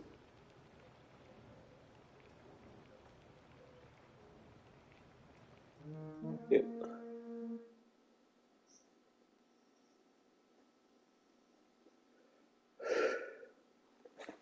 Let's do this. I don't be casting checks, I just be casting checks, bitch. We don't want them, but it's through the magic. Sweet as fuck, stop for me, savage. Everything in your house, we take it, yeah, we grab it. I slap her. Oh, this your bitch, bro, we probably kidnap her. Thanks for coming. Is this seat taken? Hi. You work for Pfizer. My question for you is, why does Pfizer want to hide from the public the fact that they're mutating the COVID viruses? Is this real life? What is happening here? Why? What is going on here? This is absurd. Why does Pfizer want to hide from the public that they're mutating the COVID virus? Oh my God. You're on video. You're on video. Mutating What is the COVID going virus. on here? I need to call the police right now. This is. I don't know what's going on either. This is ridiculous. So you're on video. I'm a journalist. Bro, first of all, I'm literally a liar.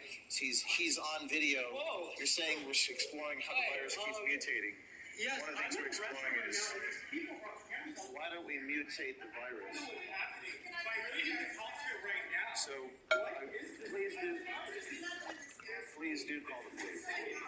Please do. Please do.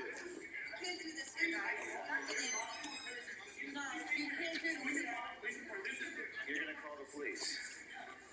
He's gonna call the police for asking him a question. Please do call the police. Please do. He's on tape here talking about mutating the COVID virus. Can I talk to you outside about this? Absolutely not. You're not even my likeness on this. What is your name? Because you fucked up. You really did. I'm about to sue you. This is absurd. Please. You have someone mock me as if they're going on a date to record me? You don't even know my position at this. I was trying to impress a person on a date by lying. I was literally trying. I'm not even a scientist by background. You know. But I came from a consulting firm that does business. This is absurd. This is absurd. So. Please do call the cops. Please do. Why would you call the cops if you have nothing to hide? Please do call the cops. Please do. Why would you call the cops if you have nothing to hide? So he's obviously having one of the most outrageous reactions I've ever seen in the history of Project Veritas. He's threatening to call the police. Okay. He grabbed the microphone. The question is, why is he calling the police? What? Can I pay their bill? Can I get a check for their bill? No, do not give your check. No, don't. Do you want to put me in jail for asking you a question? What is the intention of calling the police? They have like no one in right now. Can I talk to you, please, about this video? Okay. Why would you bring race into this? Please read the clock. We have you on tape talking about mutating the COVID virus. No one mutates a COVID virus. Show you the video. May I show you the video? No, I want to call the police. We have to leave. Okay. No, you cannot just leave. Do you want me to? I want the police to come here and see all you people. Can I ask you about this video? You can tell them about how Please. you're lying to impress Here, just was it true what you said? Making progress. I literally was on a third date with a guy, and like normal men, you lie to impress a date. Mutating viruses? Do you not work for Pfizer? This guy, I thought he was the date. Sir, do you not work for Pfizer? Do you work for? I was a contractor. What the fuck are you? Do you currently work for Pfizer? Yes or no? Do you currently work for Pfizer? Yes or no? What are you talking about here? Please, I want the cops to be here. So you don't work for Pfizer? You guys do this. He doesn't want me to leave, ma'am.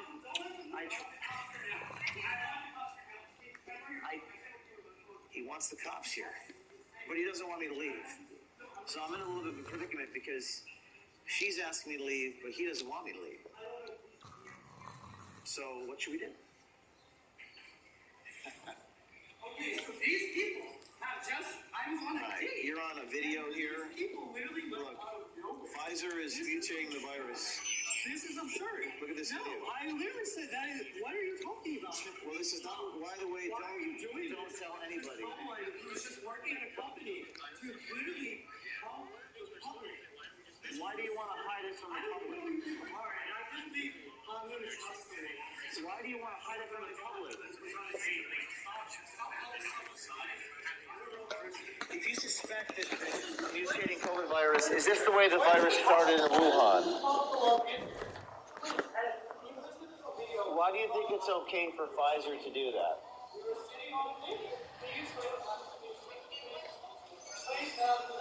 He's filming the restaurant owner right now. He's filming her. I don't know why he's filming her. Would you like me to leave? Because he won't. He's asking me not to leave. And he's consenting to my presence. Ma'am, are we allowed to just stay and ask a few questions? It's pretty remarkable that they call the police on us every time we show up and ask questions. Every time. You say Pfizer is planning on doing research in the future, then claim that there's an ongoing research about that, and that there better not be any more outbreaks. Which is it? Are these experiments happening or not? Calling the police. We can do it right up front. Okay. What's that? They locked us in. Wow, look at that. Yeah. Do you want us to leave or not? Ma'am, you locked the door. Ma'am? Ma'am, we're trying to leave, but you locked us in here. Call our attorney. Can you please unlock your door? Let us out? No, I don't know what's going on. I don't want anyone leaving before I know what's going on. What if they try to kill me? Can you please unlock your door? No, don't let them leave. Can you unlock the door? I said, no, don't let them out. Don't let them out. Could you please let us leave, ma'am? I don't know what's happening. We'd like to leave. We'd like to leave. Please unlock the door. Like, see, now they're worried because they know what they're going to do. No. Stop. Away from me. Please unlock the door. Jimmy, why are you going on here? Please unlock the door. Please unlock the door. Unlock the door. Unlock the door. Unlock the door. Unlock the door. Unlock the door. Unlock the door. This is remarkable here. Thank you. We're trying to unlock the door. Unlock the door. Unlock the door. It's not okay Unlock the to door. people like that. It is not. Stop. Let go of me. Now you're hurting me. What is going on here? You cannot just record people like that. Come on. It's not okay. Come on. It's not okay. Let's go. Let's go. Come on. Let's go. Let's go. Come on. We're in New York City. This is remarkable what you just witnessed here in the restaurant. Come on, guys. Where's the car? Where's the vehicle? Come on. This is insane. You just witnessed one of the most remarkable interactions ever. Do we have the iPad? So we're getting into the vehicle now. Where's our car?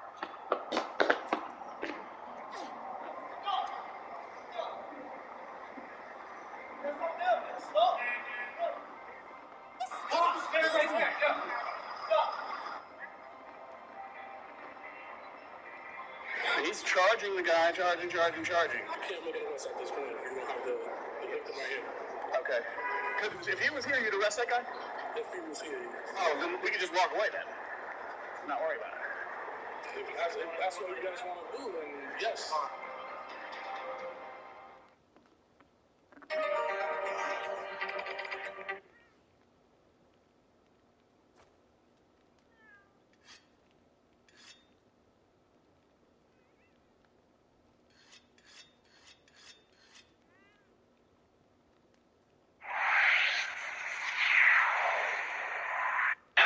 Deception Propaganda, a new book by James O'Keefe.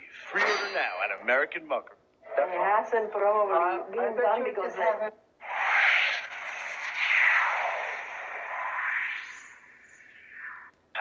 Deception Propaganda, a new book by James O'Keefe. Pre-order now at AmericanMuckraker.com. Inside a portion of the actual virus, so your antibodies are probably better at that point than the vaccination. Nick Carl is an experienced biochemist at Pfizer with a history of working in the pharmaceutical industry. Nick admits to our undercover journalist that those who've had COVID have stronger immunity than those who've received the Pfizer COVID vaccine. When somebody is naturally immune, like they got COVID, they probably have better, like not better, but more antibodies against the virus. Because what the vaccine is like I said, that protein, so that's just on the outside. So it's just one antibody against one specific part of the virus. When you actually get the virus, you're going to start producing antibodies against like multiple pieces of the virus. And not only just like that outside portion, like the inside portion of the actual virus. So your antibodies are probably better at that point than the vaccination. But don't take his word for it. Two other Pfizer scientists echo the same sentiment. So are you well protected? Like as much as the vaccine? Probably more. How so? Like how much more? You're protected most likely for longer, since it was a natural response. We're like bred and taught to be like vaccine is safer than actually getting COVID. You cannot like talk about this in public. If you have antibodies built up, like you should be able to prove that you have those built up. I mean, I still feel like I work for like a Google corporation. We're trying to keep track of everyone that's been vaccinated versus the census of how many people are actually reported. Basically, our organization is run on COVID money now. You don't talk about anything that can possibly implicate you or like big pharma. Even if you shut the door to the office, it's kind of like, who's listening? I specifically have like, oh god, I signed NDAs against this. The government doesn't want to show that the darn vaccine is full of shit. There needs to be a registry of the people who aren't vaccinated. That's sounding very dirty. I'm gonna go door to door instead of going, oh, it's just your booster shot.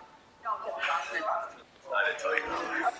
She didn't want to take it because of her religious beliefs. She was coerced into taking it. They are not informed because they want to show it on their map. Oh god, I signed NDAs against this. So your antibodies are probably better at that point than the vaccination. You're not wearing a wire, right?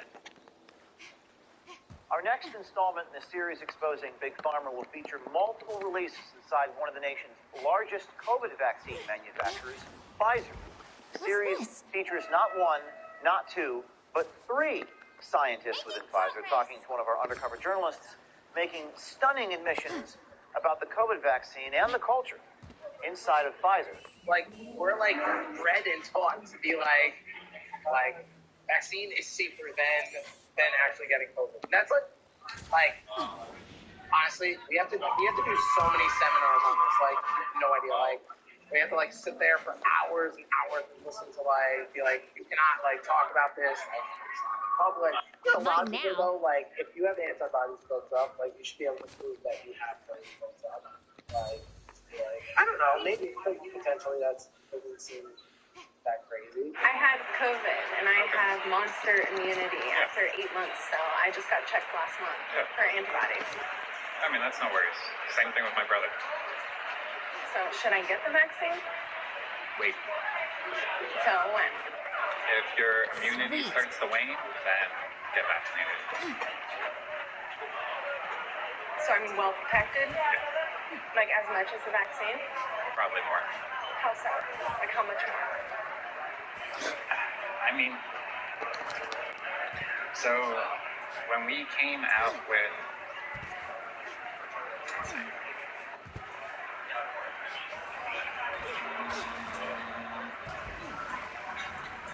so right now we're seeing an increase in the Delta variant, mostly not because of the variant, because of basically their antibodies are waning. So they're still protected, but not at that 95% efficacy. It's more like 70%. So you're being protected most likely for longer. So it was a natural response.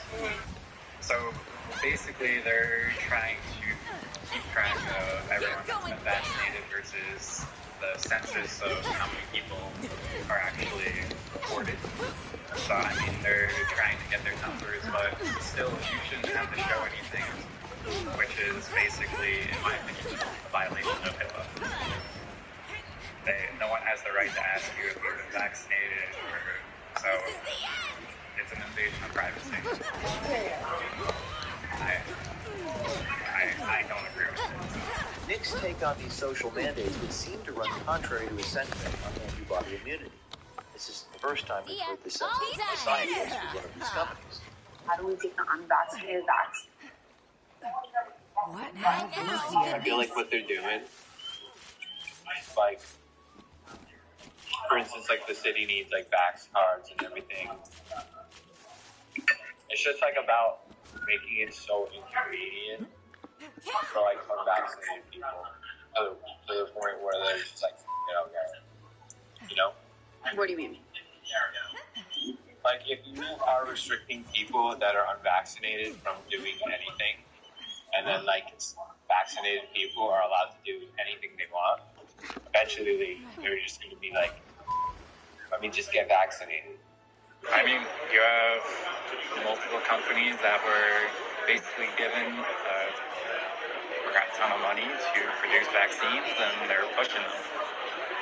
So what happens to the monoclonal antibody treatments? Pushed to the side. Why? Money. It's disgusting. You're not wearing a wire, right? You want to text? I mean, I still feel like I work for like an evil corporation because it comes down to profits in the end, and I mean, I'm there to help people, not to make millions and millions of dollars. So I mean, that's the moral dilemma. Billions and billions? I'm trying to be nice. No, I hear you. I do. I mean, I'll still give you a hard time about it. Basically, our organization is run on COVID money now. How so? Like, it netted like over 15 billion last year. Chris Croce is a senior associate scientist with Pfizer. He goes on to explain a test that is currently taking place at Pfizer, not to determine the effectiveness, but to see if it is leading to heart attacks. I'm glad you didn't get any myocarditis. That's a concern, right? Yeah. More so for younger people. Why? That's what we're looking into right now. Oh, cool. So, we're doing, we just sent like 3,000 patient samples to get tested for like elevated troponin levels. Yeah. To see if it's vaccine based or so. What's it look like? I don't know. We just sent that over this past week, and the last batch will be sent over next week. all external testing. We'll see. Hopefully it's good. Because, I mean, if not, then, in my opinion, that might pull something from the market. If the scientists believe that the antibody works more effectively than the vaccines, it begs the question, what's with all the federal mandates, regardless of what the data says? There's ears and eyes everywhere. What do you mean? At Pfizer, like, in the building. So it's kind of just like, you don't talk about anything that could possibly implicate you or, like... Let's do this! Big pharma. Even if you shut the door to the office, it's kind of like, who's listening? These expressed views run contrary to the current public policy affecting millions of people. If you're on the inside of the pharmaceutical company, contact us at veritastips@protonmail.com. And stay tuned. We have hidden camera footage of executives at Pfizer. Code yellow. Code yellow, I don't know what that means. Code yellow.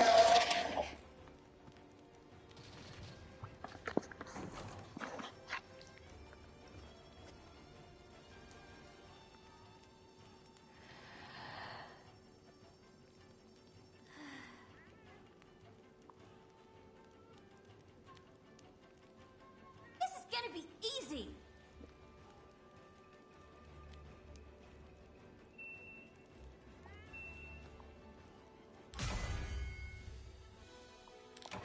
That's a wrap.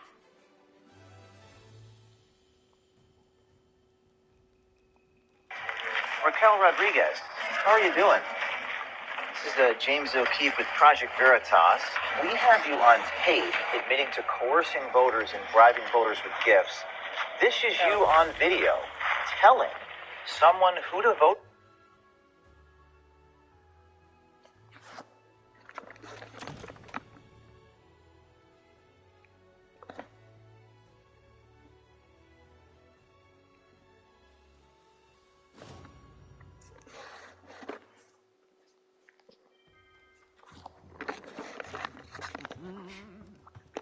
I've been waiting for you. Until next time.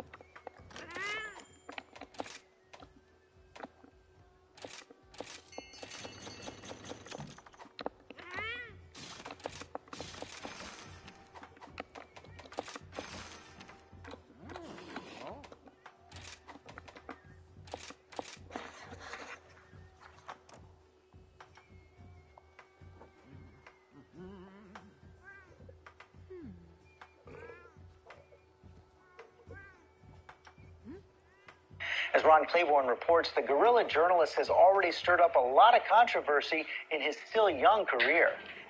You asked about our organization? This was just the latest in a series of what's been called undercover guerrilla videos by the 26-year-old conservative activist aimed at embarrassing or ensnaring what he considers liberal groups. Last year, O'Keefe and a female associate posing as a prostitute taped Acorn workers advising them how to conceal the woman's criminal activities to get a home loan. So you're eligible to be able to get child tax credit?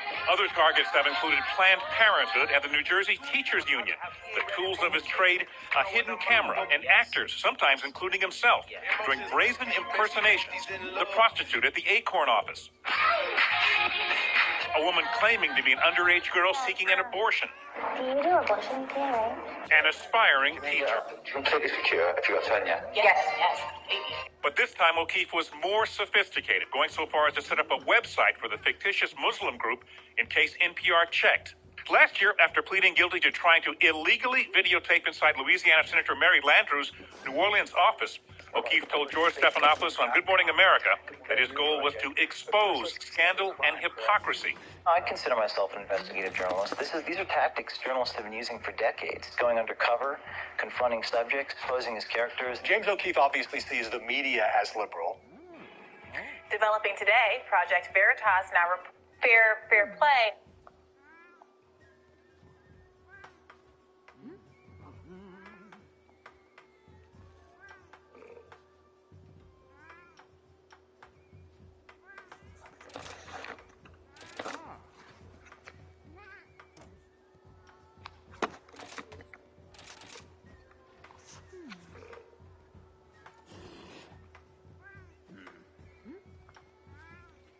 Watch the master painter at work.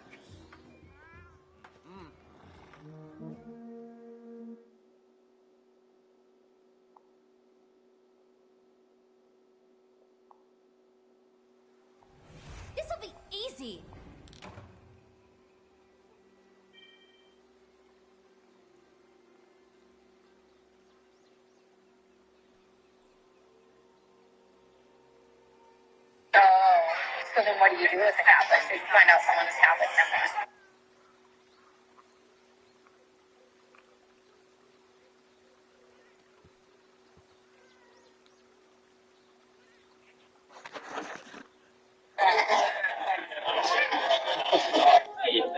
You're teaching them how to think. That's it. It doesn't matter what they think about it. They can think about it in a logical, progressive way. That becomes their own. So you kind of like geared onto thinking a more liberal way.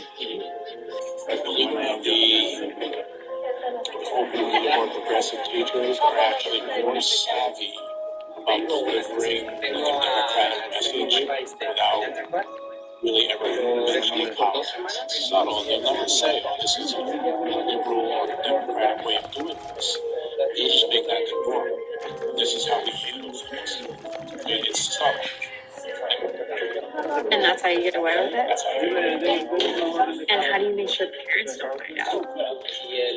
They can find out, so long as you never mention politics. And then later down the line, you're going to vote Democrat. And you will have done a great service for our country.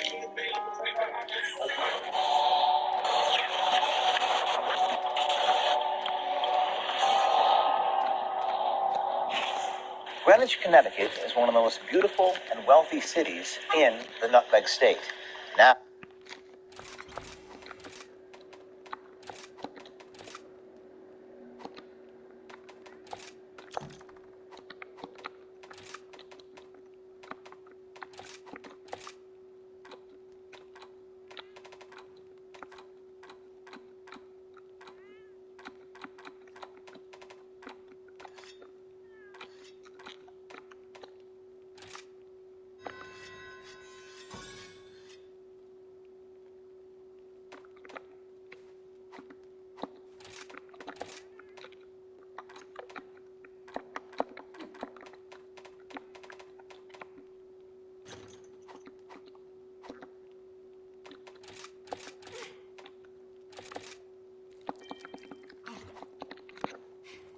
what you're about to see is one assistant principal in charge of 360 students, defying state regulations, preventing Catholics or conservatives from being hired as a teacher. Meet Jeremy Boland, the assistant principal at Coscob Elementary in Greenwich, Connecticut. Boland met up with one of our undercover journalists and revealed stunning discriminatory hiring practices as well as his politicized beliefs on how his school should be run. I can't get past the parents. What do you mean? So the parents feel as though it's their responsibility to shape the schools, which then shape the parents. Right. Because I can't get past the parents. Do I really have as much of an influence on the kids as I want? Try in my own way. But right now, my job is to hire the teachers. Do we work for the parents or do we work for the kids? You tell me. We work for the kids. So it's not about the parents. It shouldn't be. I don't think. Here I am holding a copy of the Coscob 2021 to 2022 handbook. Notice how Jeremy Boland, the assistant principal's name, is on here, along with recently retired principal Gene Schmidt. Now, inside this handbook, we found a quote from Boland saying, quote, "Thank you for entrusting us with the care of your child," close quote. But now watch how Boland tells our undercover journalist he doesn't hire anyone who sides with parents. Ask me as if you're interviewing. Like, what are some of the questions you would ask? So, trying to think exactly how I would. So, in a meeting with a parent, you propose a plan to develop for your student to develop these reading skills and these concepts, and the parent disagrees with you. How do you handle it? Okay, so if someone sides with the parent, then what? You let them explain, and then you move on to the next question. But then eventually the outcome of that, they don't get the job. Now watch as Boland reveals to our journalist how he uses a specific line of questioning during the interview process to help determine if someone is conservative, which plays a key role in his evaluation on whether to hire that individual or not. how can you figure out who's conservative and who's It comes down to the stories. So, Typically, an interview is 30 minutes, which is not a long time. So you got to be very specific about the questions. So I've developed a set of questions that I use for almost all my interviews, and it's all leading them to tell a story. So then what do you do with them? Like if they're applying for a job? You interview them, and you call them in a few days and say, sorry, we moved forward with another candidate. So like you would... I haven't hired one yet. And would you ever, you think? I don't think so. It's just that stuck mindset. I need a growth mindset. Actually, now I'm thinking about it, I think one of the questions that I might start including is something about transgender students executive was it non-binary? Yeah. Because nice if you end up in a student non-binary, tell me how you approach it. That's a good question. So what's the correct answer to that? You treat the student with respect, you educate them safely, and they get to choose however they want to identify. Not there to support them. Right, and if someone gives the opposite answer and they're in support of, or they're not in support of transgenders. Yeah.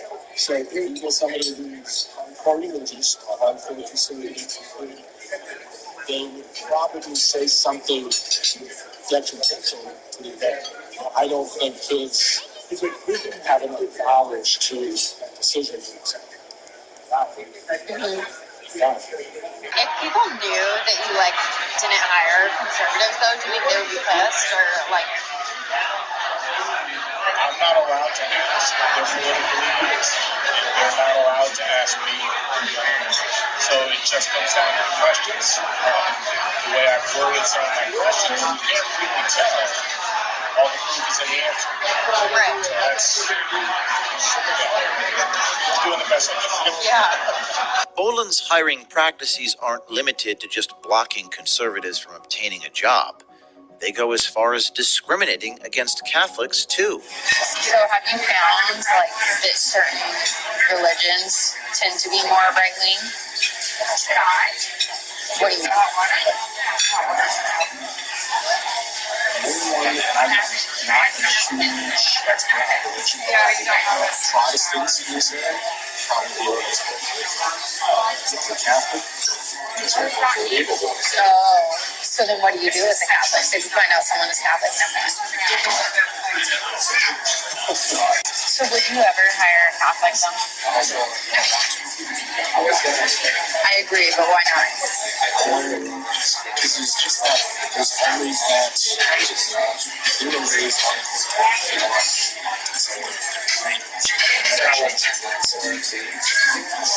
so I feel like consider something new, like new opportunities,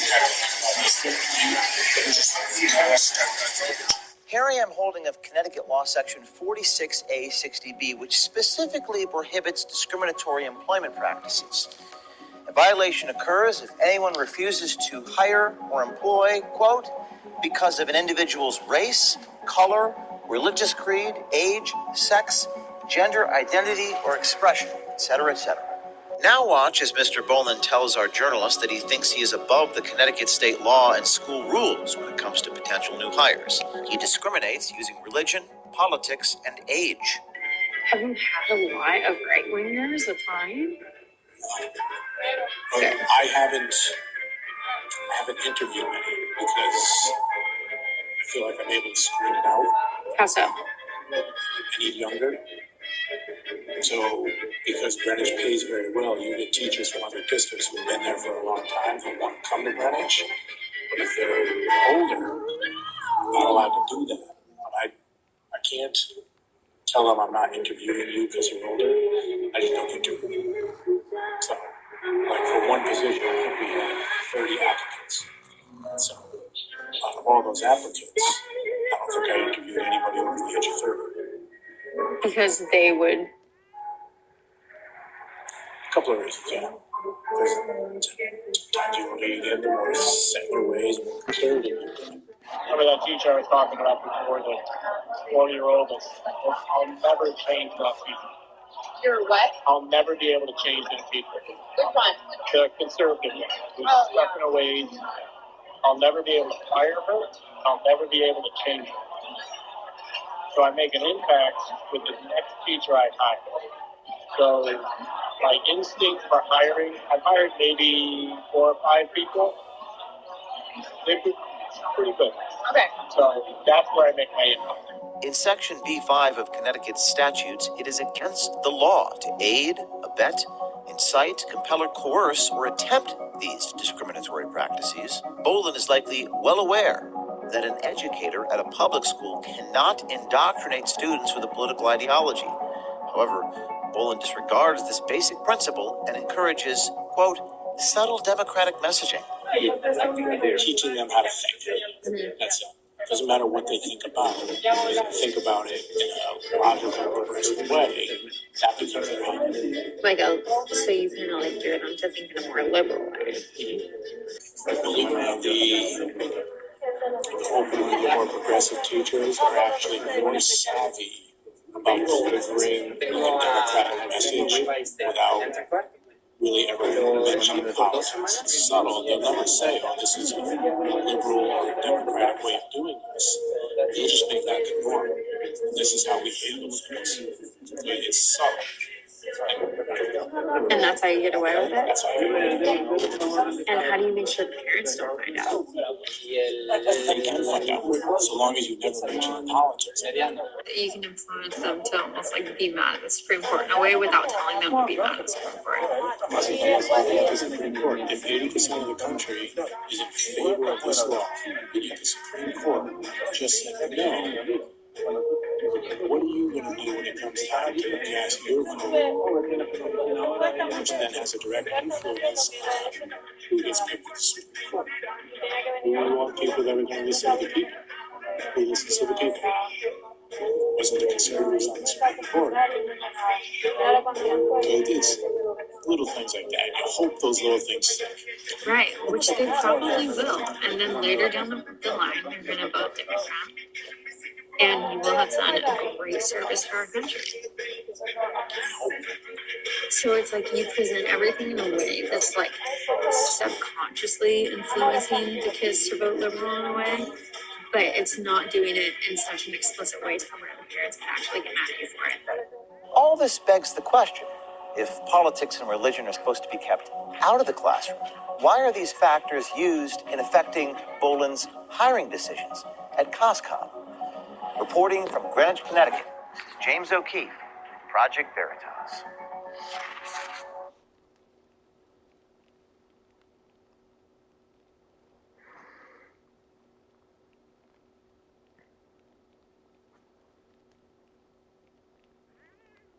I'm James O'Keefe. I am the founder of Project Veritas, and journalism matters. This is real investigative reporting, and if all you guys were doing your jobs, there wouldn't be a need for people like me.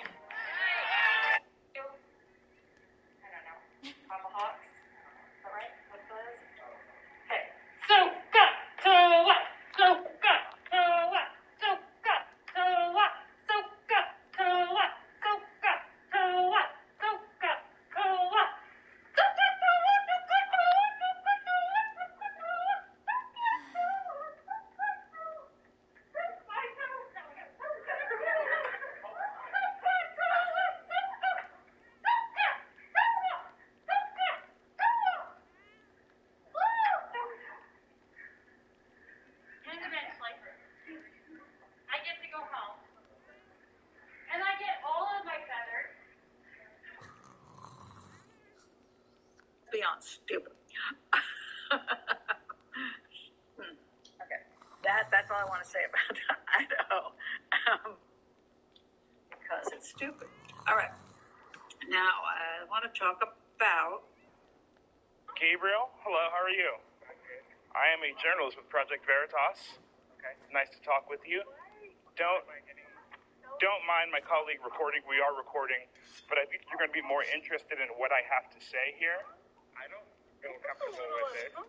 Well, I think that there's been a lot of uncomfortability in your classroom. I'd like to talk with you about some of the statements you've made. I believe you said it. You know what Project Veritas is? Well, we're journalists. Okay. And you mentioned to one of our colleagues that you have 180 days to turn students into revolutionaries. Would you like to expound upon that? We do not consent to this filming. We do not consent to these questions. Well, you're in a public place, and I don't think parents consent to their students being, quote, turned into revolutionaries. So...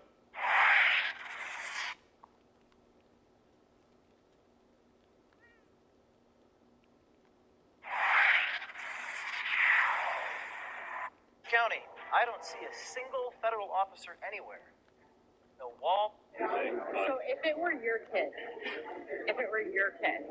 would you get them vaccinated? I think they need it. So what would you say? Homeschool or get the vaccine? Honestly, I don't think a kid needs to get it. You know? Vaccine your kid, you know? Meet scientist Justin Durant and regional business lead Brandon Schatt, officials with pharma giant Johnson & Johnson. Both men echo startling admissions about their own company's COVID vaccine and their concerns on long-term repercussions for children. Kid, don't do that. Right. Not something that's so unknown in terms of repercussions down the road. You know? So would you say we don't know the repercussions of it? I mean, how could you? Nobody who's 30 years in and said, hey, I got the vaccine and I don't have a third eyeball. What do you think this is about? Do you think it's about the money? Politics, money. Okay, so then if you came to the babies like don't need to get vaccinated, then why do you think there's such a strong push for it? Justin Durant, scientist at Johnson & Johnson, is clear on one thing. Don't get this vaccine. And he doesn't want you to know that he said that. He even texted our journalist reminding her to keep what he said secret, saying if the public found out, he could get in mad trouble. To tell her to not get the Johnson & Johnson one? Don't get the Johnson & Johnson one. It's not until you know. Okay. It's not until you know. It's not until you know. Despite these doubts, Durant appears to embrace his company's role in pushing policies that, quote, inconvenience the unvaccinated into second-rate citizens. The only way people really react to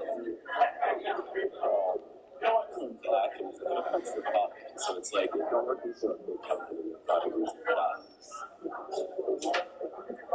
That's me. It's not in the line.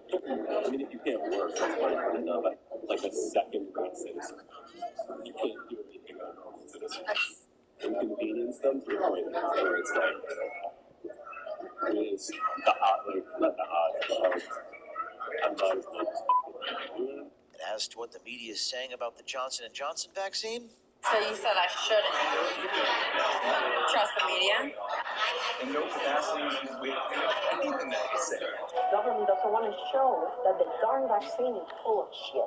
Needs to be a registry of the people who aren't vaccinated. That's sounding very mean. I'm going to go door to door and stab everyone. Oh, it's just your booster shot. Don't get the Johnson & Johnson. It's not until you know.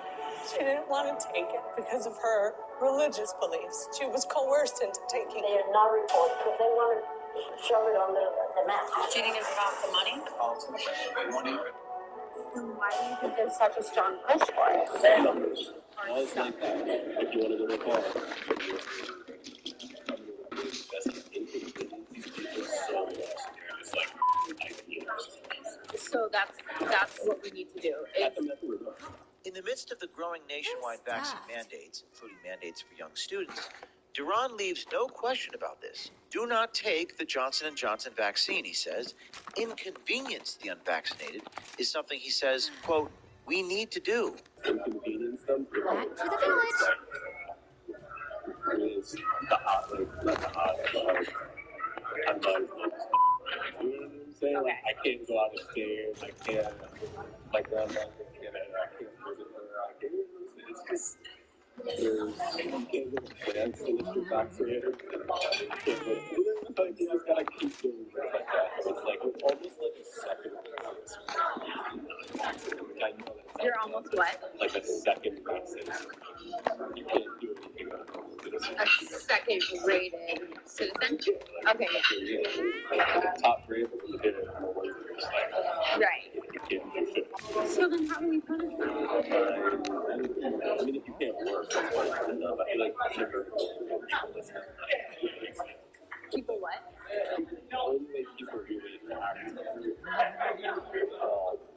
come back and it affects their pocket. So it's like if you're working for a big company, your pocket is not. Just leave. That's what I'm gonna lie. Right. You know? So if you're working for a big company and you're about to lose your job, you're going to be the first one in line. So true. So true. So that's smart. That's what we need to do. Counting those great heads, counting there's a baby, there's like that. You know what I'm saying? It's everyone needs to vaccinate. Vaccinate. It's in your hand. You take, especially if it's not going to school, it's not going out, it's in your house. So at what age do you think people should? Once you go out and you have to go to preschool, you're around kids, I don't know what the hell, counting down the block of the door. So that's when you start.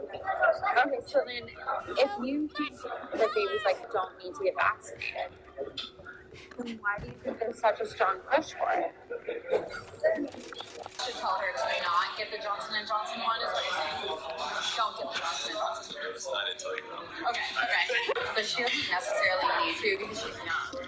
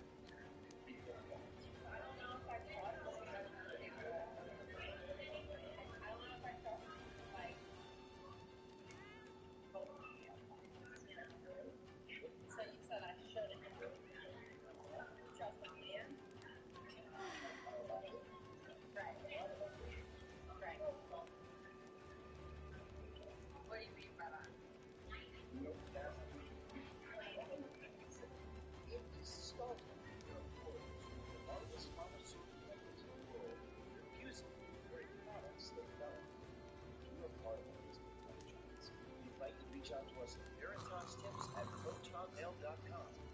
Be brave. Do something.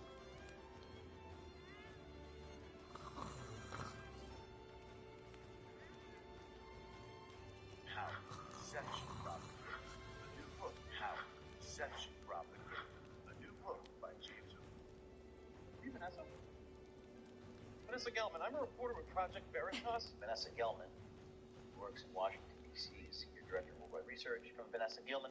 From the perspective of corporate affairs, we want to avoid having the information on the fetal cell line floating out there. We believe that the risk of communicating this right now outweighs any potential benefits that we could see, particularly with general members of the public who may take this information and use it in ways we may not want it out there.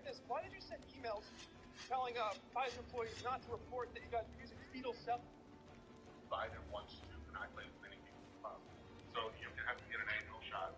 It hasn't been formally announced yet. They don't want to file everyone out. The drug companies, the food companies, the vaccine companies, they pay us hundreds of millions of dollars a year to hire and keep the reviewers to approve their products. They can get every person required an annual vaccine.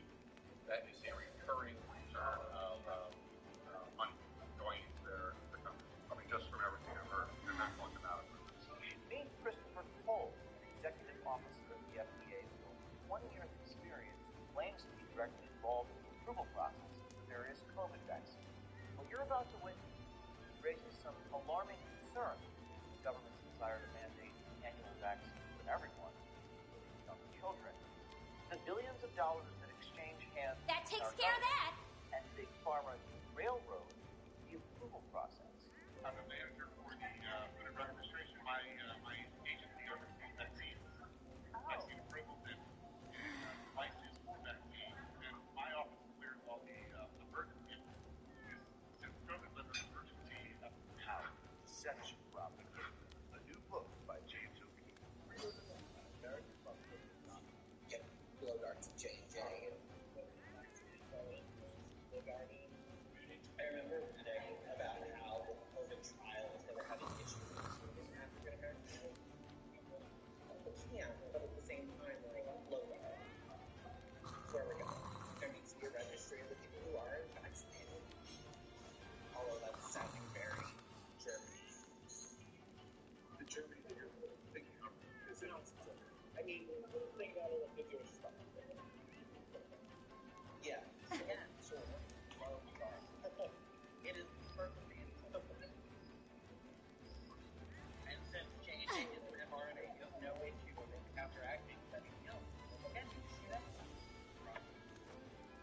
Throw darts. Throw darts is always the answer. I was crazy. Sure. People go, oh, the vaccine's terrible. The antichrist are like, yeah.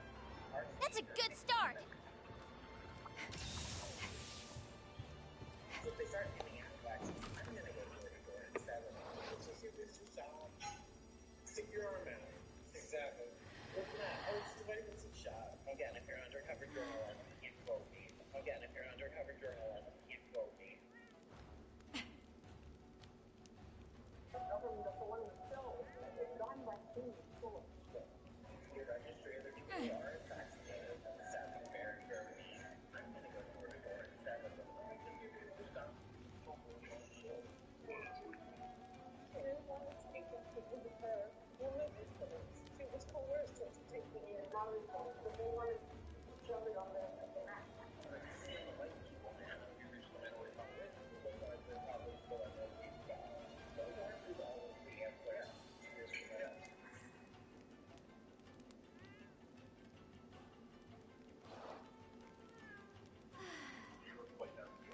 Yeah.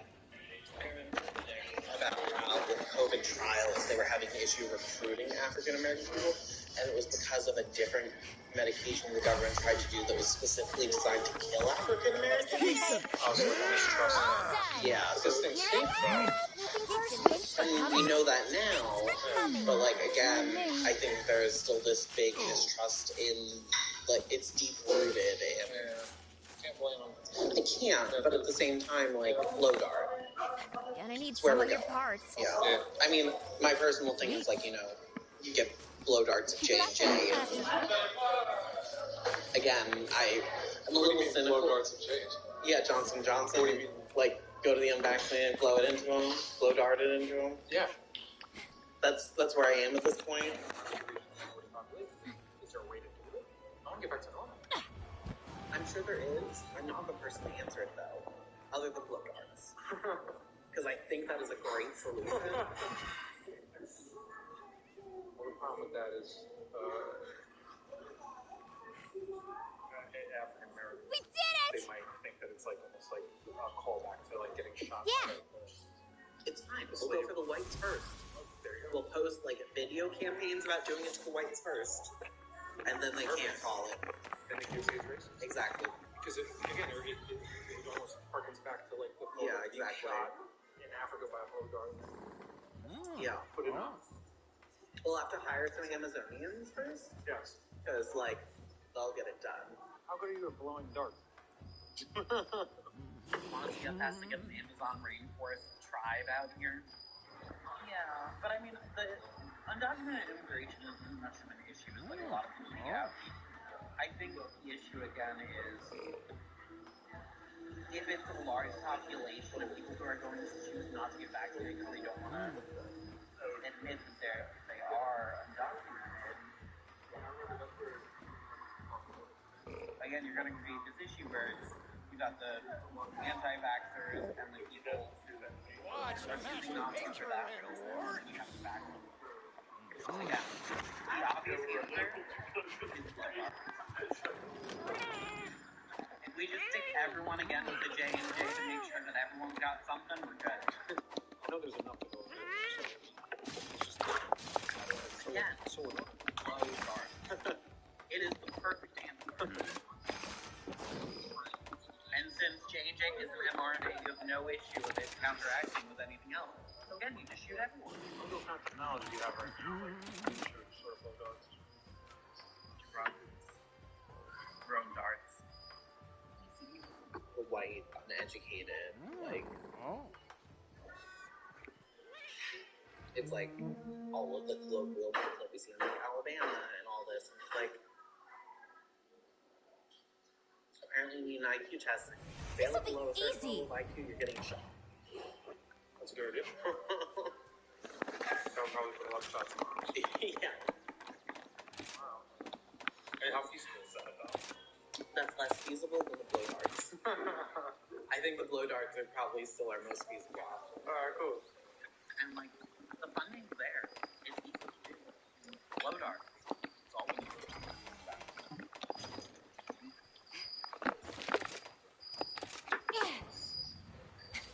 Yeah. Seriously. It's terrible, but at this point I'm like, I don't care about your bodily autonomy. Because it's not just your bodily autonomy that you're putting in jeopardy. You see any of that stuff going on with, what's her name? Nicki Minaj. I mean, I just don't understand why she's opening up her mouth. It wasn't more her. You know. Well, see, the issue is that, like I just said, we look at it as harm because we think, and like I think most educated people would think, the vaccine is a good thing. Whereas, you know, on the other side of the coin, the people who are like, oh, the vaccine is terrible, it's the Antichrist. They're like, yes, our savior.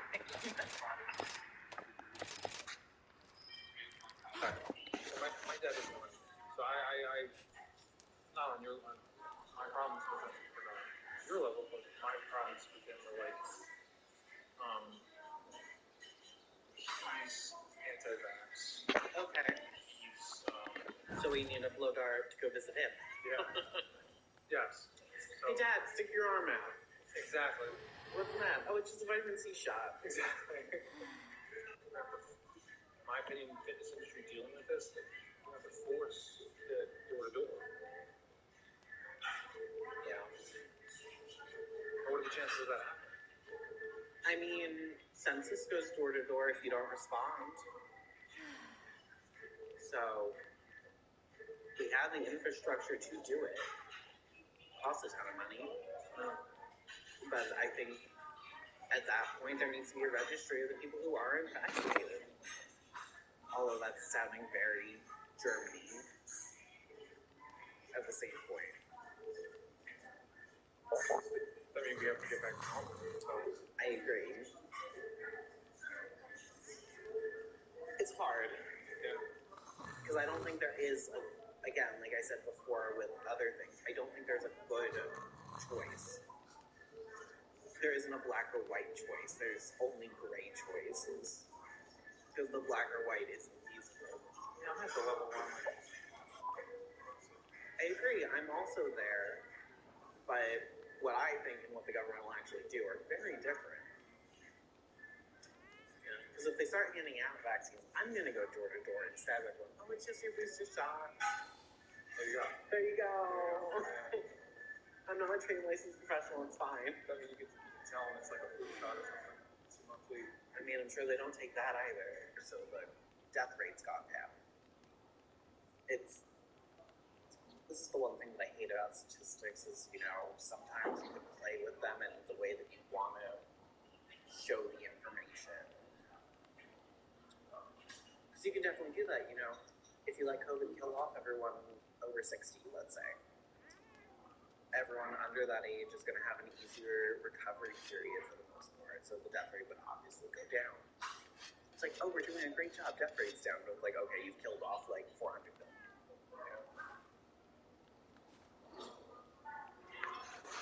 And again, that's one of the things about statistics. It's like, oh, you play around, sometimes you can find the thing to tell you what you want to tell you. Well, I just figured that it would be a no-brainer that they would switch to the booster shots. Yeah, again, I understand FDA's position because it was like, oh yeah, they only produce the data for 65 and older with these booster shots, so they don't have the data to say, oh yeah, it does the same thing for 20-year-olds. And it's like, okay, but do we think it's harmful for 20-year-olds to get a booster shot? I'm here to help. This is my question to FDA, and it's like, they're like, they didn't provide enough data. And it's like, okay, I get it, but I don't at the same time. I need a breather. But that's my personal opinion. Again, if you're an undercover journalist, you can't quote me. Yeah. So this is the thing that's always like really crude as an economist, is we have a certain value that we put on each human life. And so when I think about like government mandates like that, I think about it in those terms, which is terrible because I think each human life is priceless in its own self, but like, okay, so if you give 1 million vaccines and 2 of them are blood clots, okay, you have a loss of $10 million in your like government regulation type world framework. There's the target. Because each life accounts for about $5 million. And again, it can range and all that stuff, but like, okay, so if you give these 1 million vaccines, you get everything back to normal, are you making more than that $10 million loss, or are you not? And that's the way that like people are trained to like try and think about these things in terms of cost-benefit analysis, that type of stuff. Again, my own opinion is very different, but yeah, so like with our econ training, with like when I learned how to do my job, they're like everybody politics. So I would think that the general people there, so the people who are the actual scientists, no, but there are political appointees that are generally scientific advisors who are appointed by the president or the commission. So they definitely do. Because, they're being paid based on if the other people are straight up. Unfortunately, everyone ends up playing politics. But I don't think that the career scientists are. I think that it's the people that they're unfortunately having to report to because these political appointees are being put. That's part of like the Senate confirm the people to then just pick their people.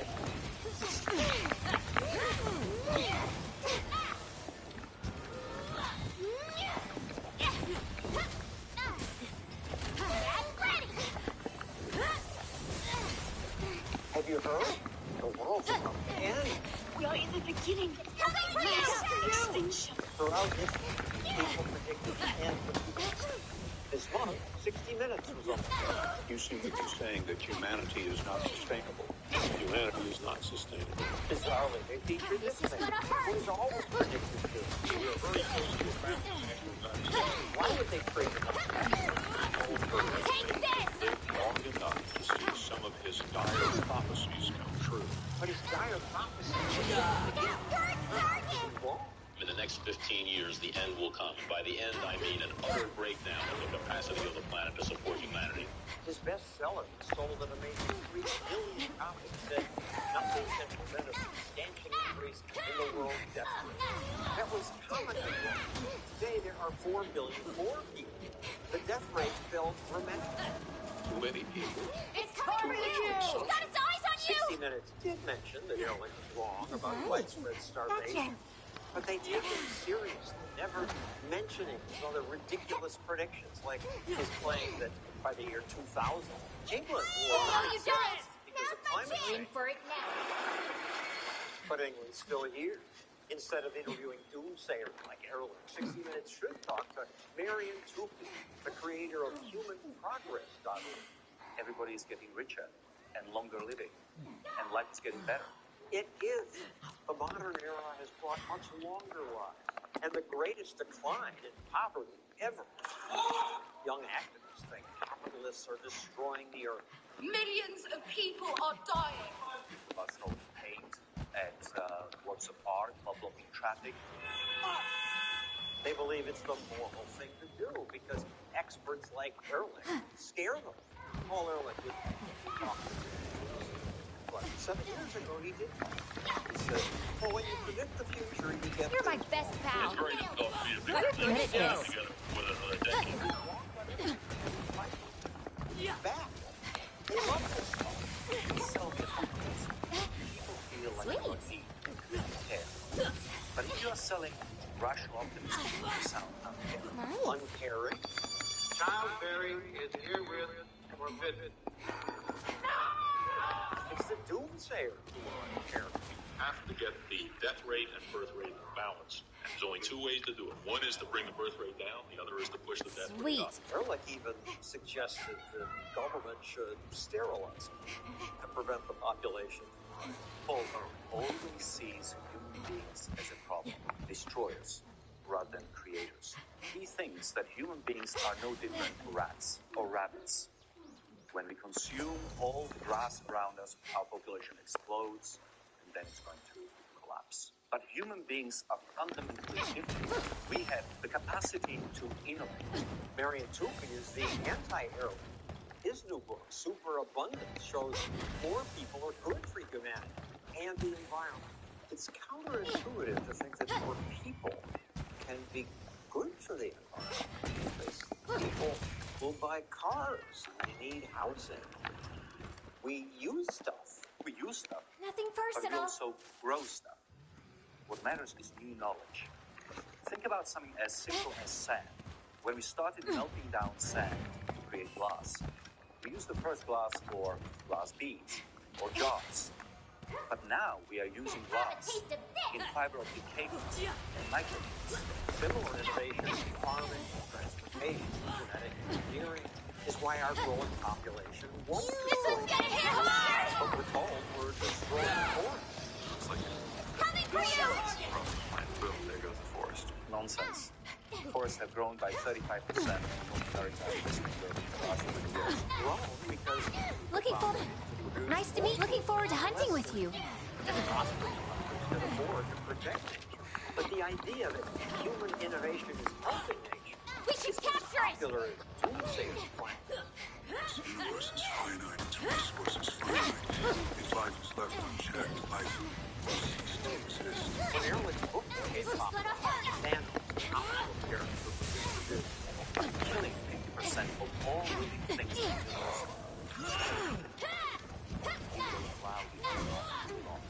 Year 2022. Nothing runs anymore. Same year, we also got the movie The population of the United States has run out of food, and so every time a human being dies, he or she needs to birth Weapons getting a dull! called Soil and Green. Step right up. Soil and green. Soil and green line here. That's then fed to people. You gotta tell them, Silent Breed is people! Now we're past 2022, and we're still not eating each other. Nevertheless, ignorant doomsayers still want us to panic. I want you to feel the fear I feel every day. Many young people have been so misled, they're afraid to have kids. But that would hurt the world. The biggest challenge the world will face in 20 years is population collapse. That's the biggest problem.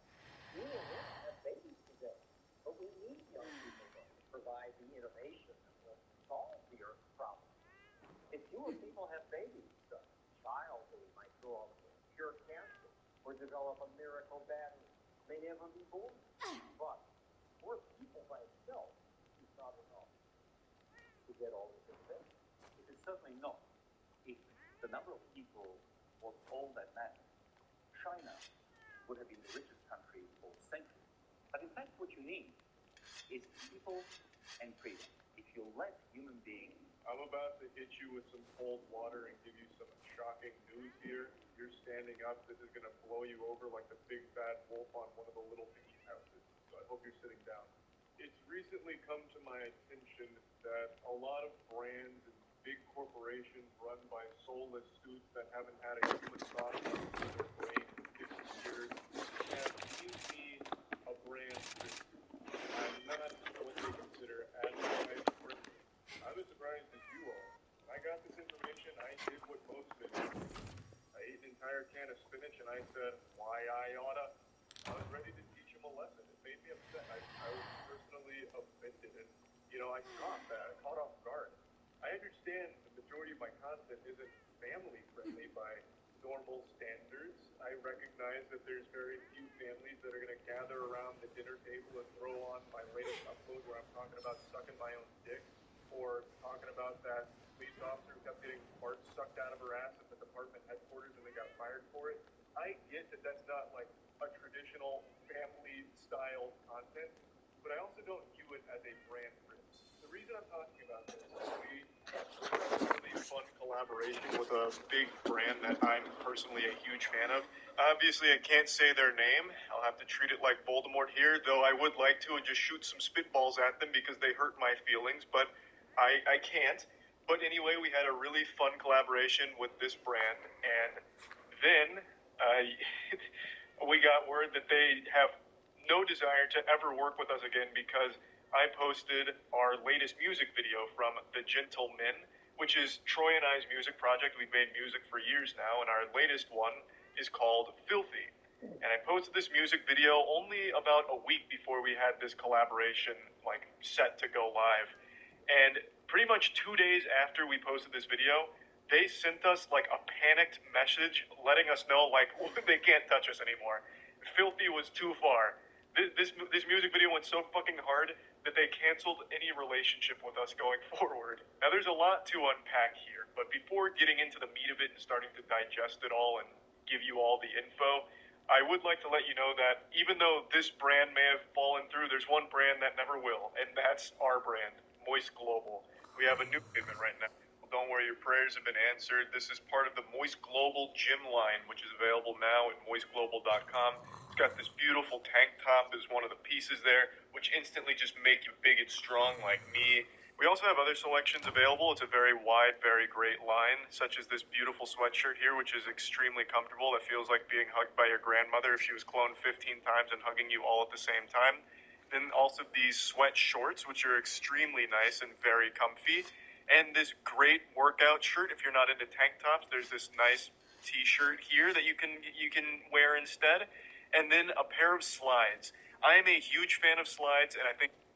All right, guys, so we got to talk about rapper Azalea Banks speaking out on some politics that the liberal media is not going to like because it does not fit the narrative that they're trying so desperately to paint about Ron DeSantis, that he is the worst governor in the country, when the reality is he is the best governor in the country. And this is why you have people that are coming from all over the country, mainly. We also have our first look at the video on the attack of Paul Pelosi, husband of former House Speaker Nancy Pelosi. Look at this. Now, remember I told you that there were going to be things other than the police body cam that would be released. This is the surveillance video outside the home, and that is the suspect, DePape. And you see him, he put some items down, you see him breaking some glass, and the fragments of glass that are breaking now. Emily, talk to me about this as evidence in the case. Well, so keep in mind that this suspect is facing federal charges and state at the same time, right? In December, he was indicted. Penalty 20 years. All right, guys, so we got to talk about Paul Pelosi. As the Paul Pelosi body cam footage has been released, the footage that we've all been wanting to see, maybe most of you guys have probably seen it by now. I'm not sure. But if you haven't, I mean, the footage is pretty disturbing. And I want to play it, okay, and go over it with you guys because, again, we've all been waiting to see exactly what happened to address some of the disparities that we saw in the police report and what the FBI said happened. Okay, there was a whole lot of things that didn't make sense in regards to the initial interaction between Paul Pelosi and the police. And now we know what happened because we have actual footage of what happened. And we're going to talk about it. So without further ado, let's go ahead and get into it.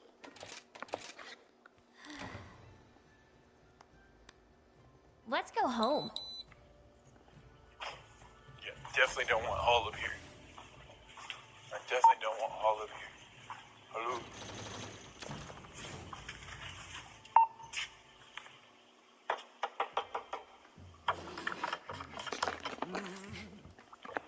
Hello. Yeah. Like I said, 2620, right? No, 2640. Yeah, it literally said that. Come back anytime. Hi. How you doing? What's going on, man? Yeah, so before I play more of this, I just want you guys to notice real quick. They open up the door. Paul Pelosi opens the door, and this explains why there's probably a discrepancy in the police report, and it was confusing as to who opened the door and what actually happened. Paul Pelosi opened the door with one hand, his left hand. It looks like, or his right hand. I'm not sure exactly which hand. But he opened the door. In one hand, he has a drink. He also seems to have underwear on, just underwear. Again, why does he just have underwear on? Who knows? Maybe because he was sleeping.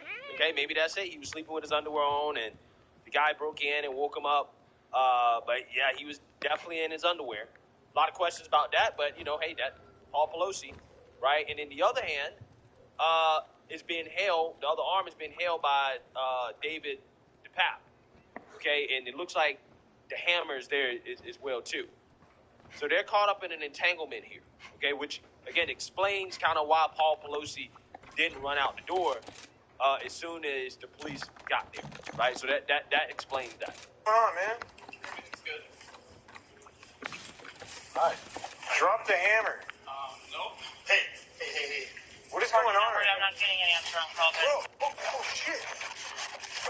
Yeah. So basically, at that point, you can see that the guy, David DePape, goes and hits Paul Pelosi, okay, in the head with the hammer. Okay, now, again, him actually getting hit in the head, it wasn't caught on the shot, but we know that's what he did. And if you guys want to see the rest of the video, you can find it, okay? I'm not going to show the rest of it because it shows Paul Pelosi lying unconscious on the floor, and they're just arresting the guy. You don't get too much more out of that, right? So I'm not going to show it. But I will go ahead and also play the 911 call that was released, or some of it that was released, for you guys to listen to that as well, too.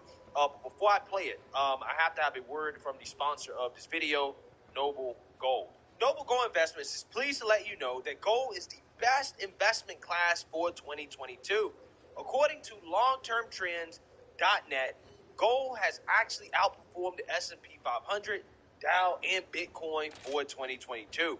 So what are you waiting for? Open a gold IRA or a silver IRA with Noble Gold Investments this month and receive a free 1/4 ounce American Gold Eagle coin with every qualified IRA purchase or rollover of $50,000.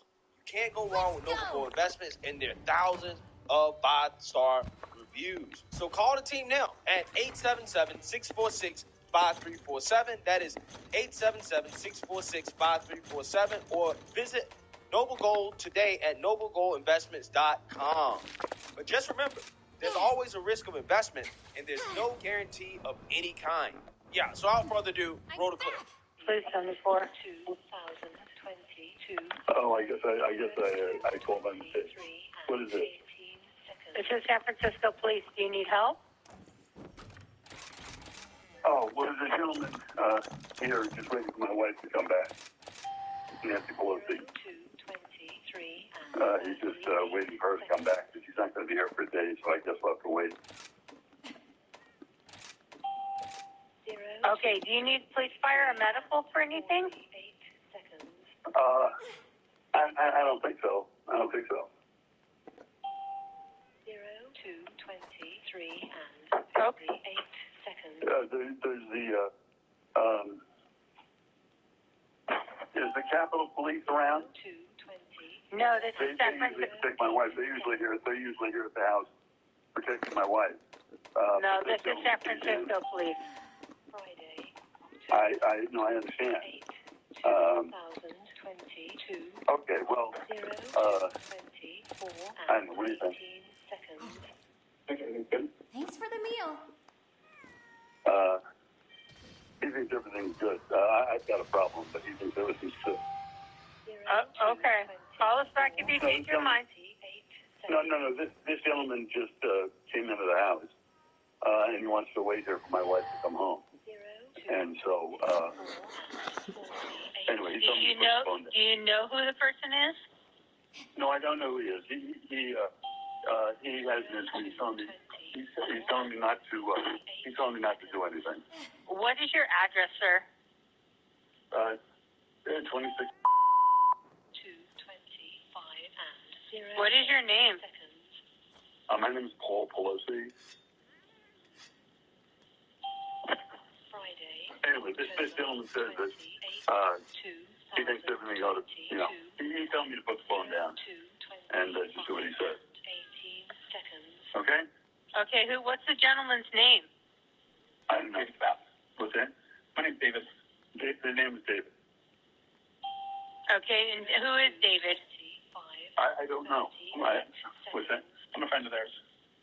Yeah, he says he's a friend, but as I said, I've never. But you don't know who he is? No, ma'am. 8 seconds. Okay. He's telling me I'm being very leading, so I got to stop talking to you, okay? 25 and Okay. You sure I can stay on the phone with you just to make sure everything's okay? No, he wants me to get the hell off the phone. 0 to 26 Okay? Okay. and 0 8 Thank you. seconds. Okay, bye. Yeah, so again, extremely disturbing phone call, okay? God. That answers the question of why did Paul Pelosi call David DePape his friend, because David DePape was basically in the background saying that, hey, I'm his friend, I'm a family friend or whatever, right? Yeah, I mean, look, here's the thing. Obviously, this is a terrible thing that happened to Paul Pelosi. There are a lot of people that are going to come out and say, well, Republicans need to apologize. And I'm going to just say straight off the bat, I have nothing to apologize for, because ultimately, at the end of the day, I never denied that Paul Pelosi actually was attacked. I never denied that. And I said on multiple occasions that I hope that he gets better. And it is sad what happened to him. However, what I had questions about was the conspiracies that the left was putting out there about the motives of this person. They're saying this person was a MAGA guy. He was a Trump supporter. We still have not yet seen evidence that this guy is a Trump supporter. I have no clue who he is or what his motivations were or his political background, but there will be no apologies from me for simply asking questions about what happened. And if the story from the media that we're getting is true, without asking these questions, we probably would have never got this body cam footage, right? Just like the footage of Paul Pelosi being super drunk that footage came out as well too, right? When he was drunk driving.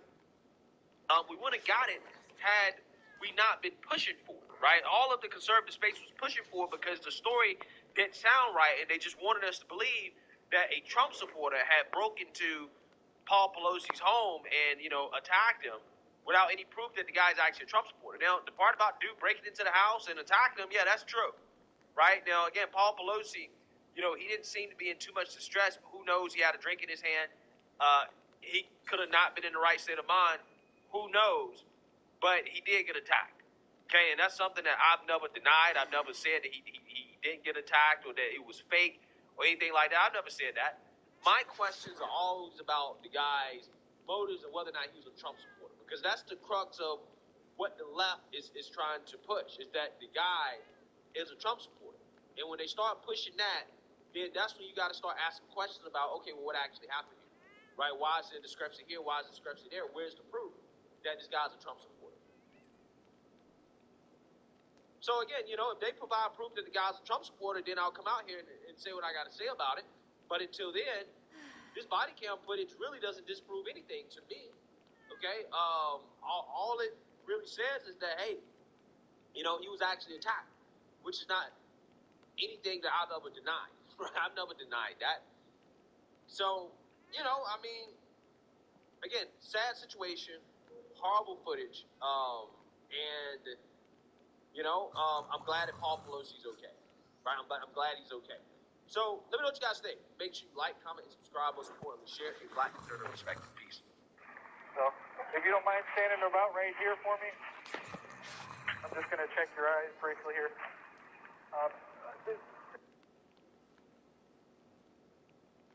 Within the last 24 hours? Okay.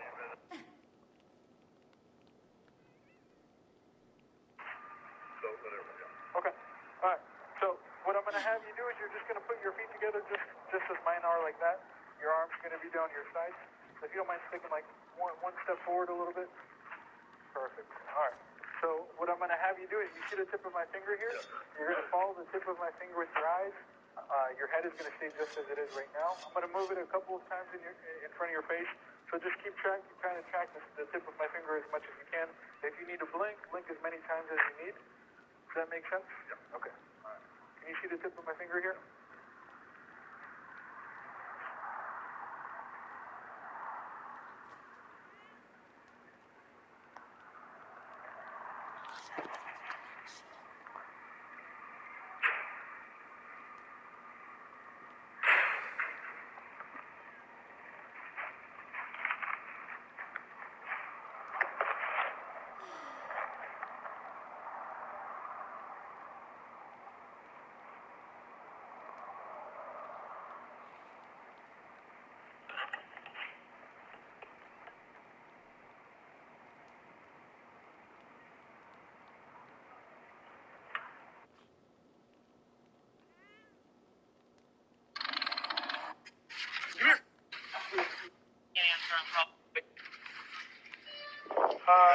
How you doing? All right.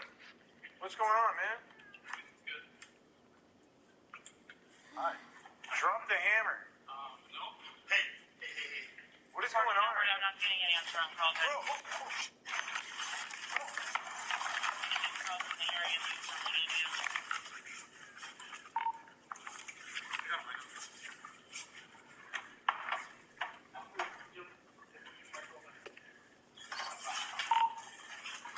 Edward 14, Edward 10, back up, code 3.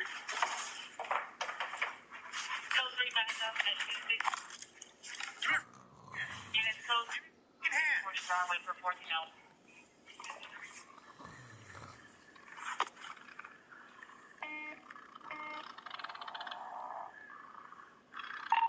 Edward 14, Edward 10, medics code 3 as well.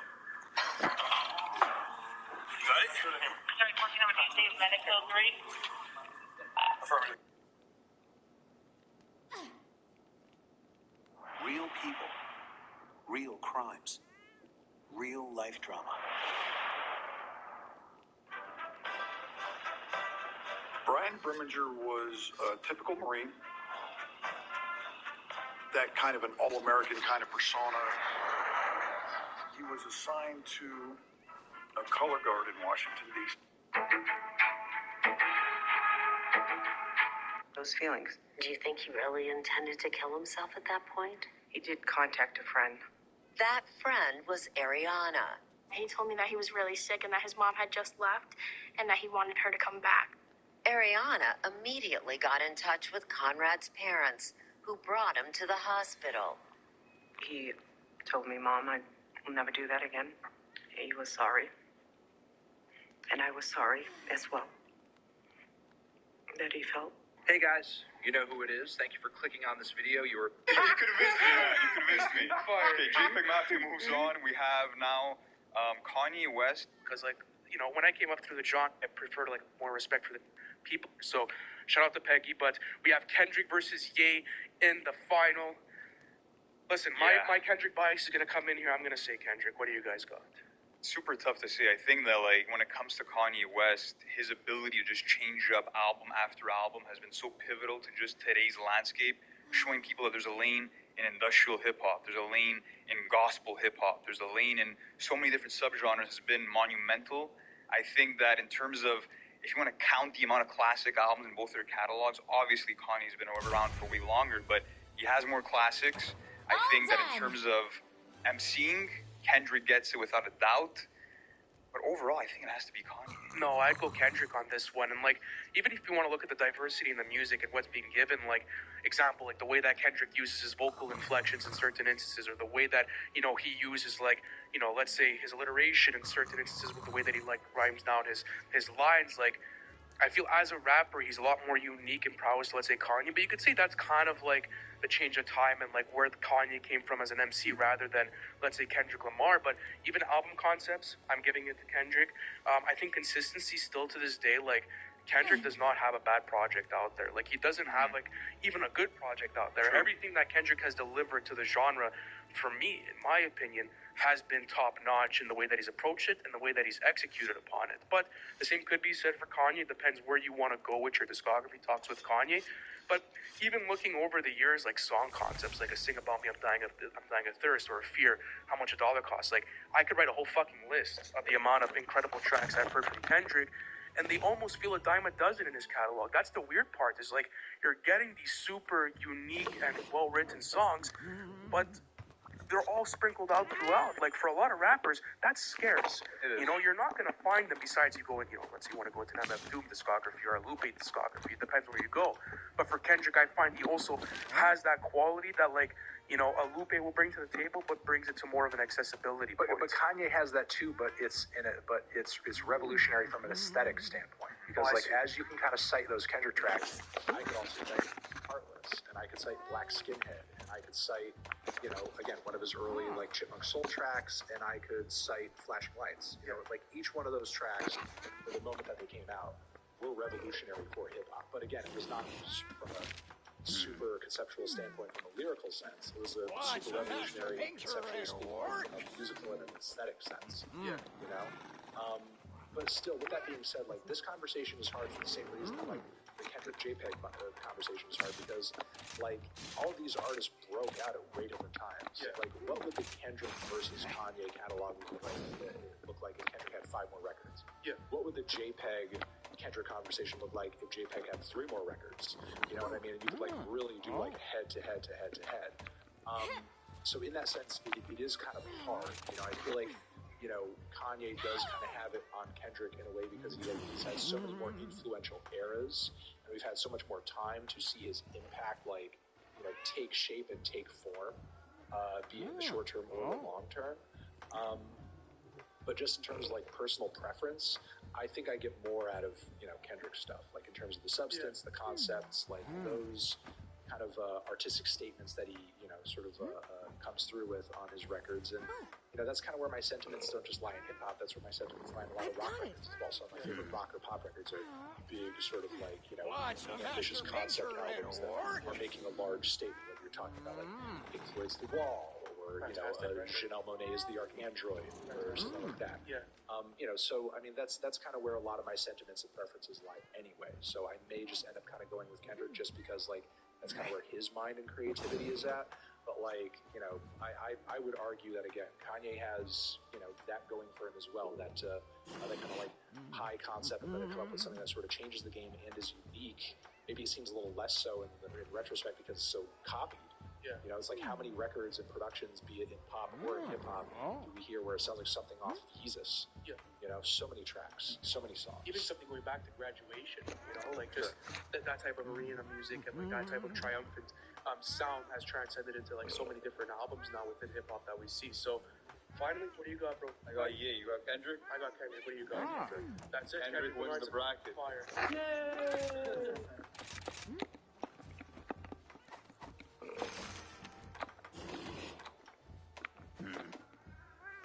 In today's episode, we're going to go to the 2010s decade and decide what is the best album each year. We started the podcast, maybe around that 2020 mark, so we haven't had the chance to talk about previous years, so this is going to be a fun.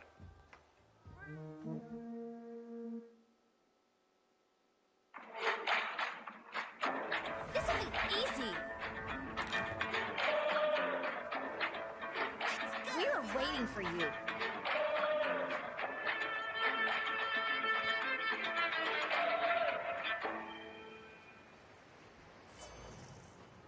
Hello, everyone.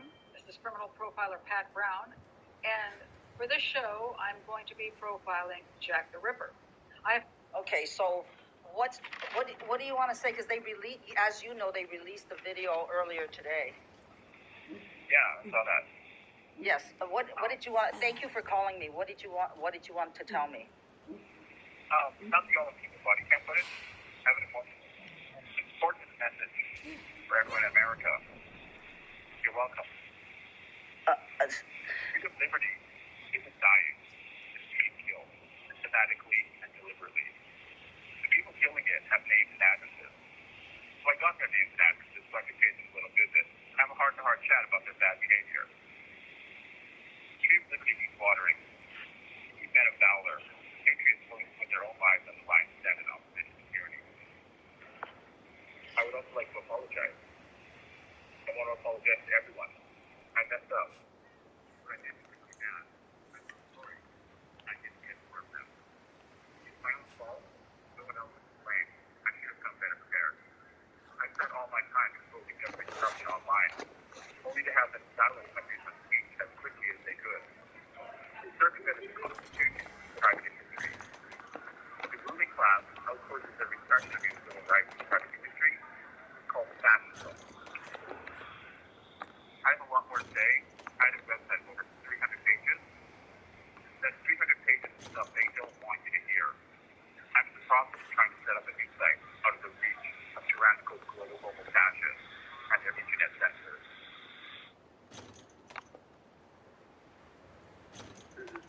They wouldn't be able to avail themselves of all the duties that Mr. Bertolino owes them because of his situation as a co-defendant. I feel better than ever.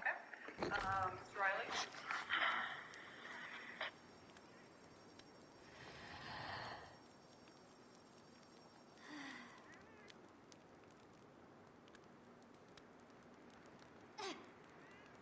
Hi everyone, it's Emily, and today I wanted to review all the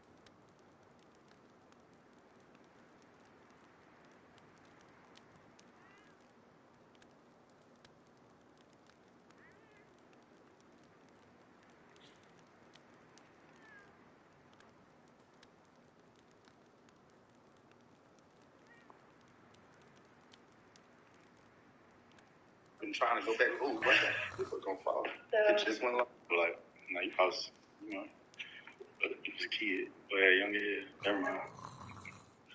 Y'all so gay. Y'all supposed to be saying gay ass shit. Hold up.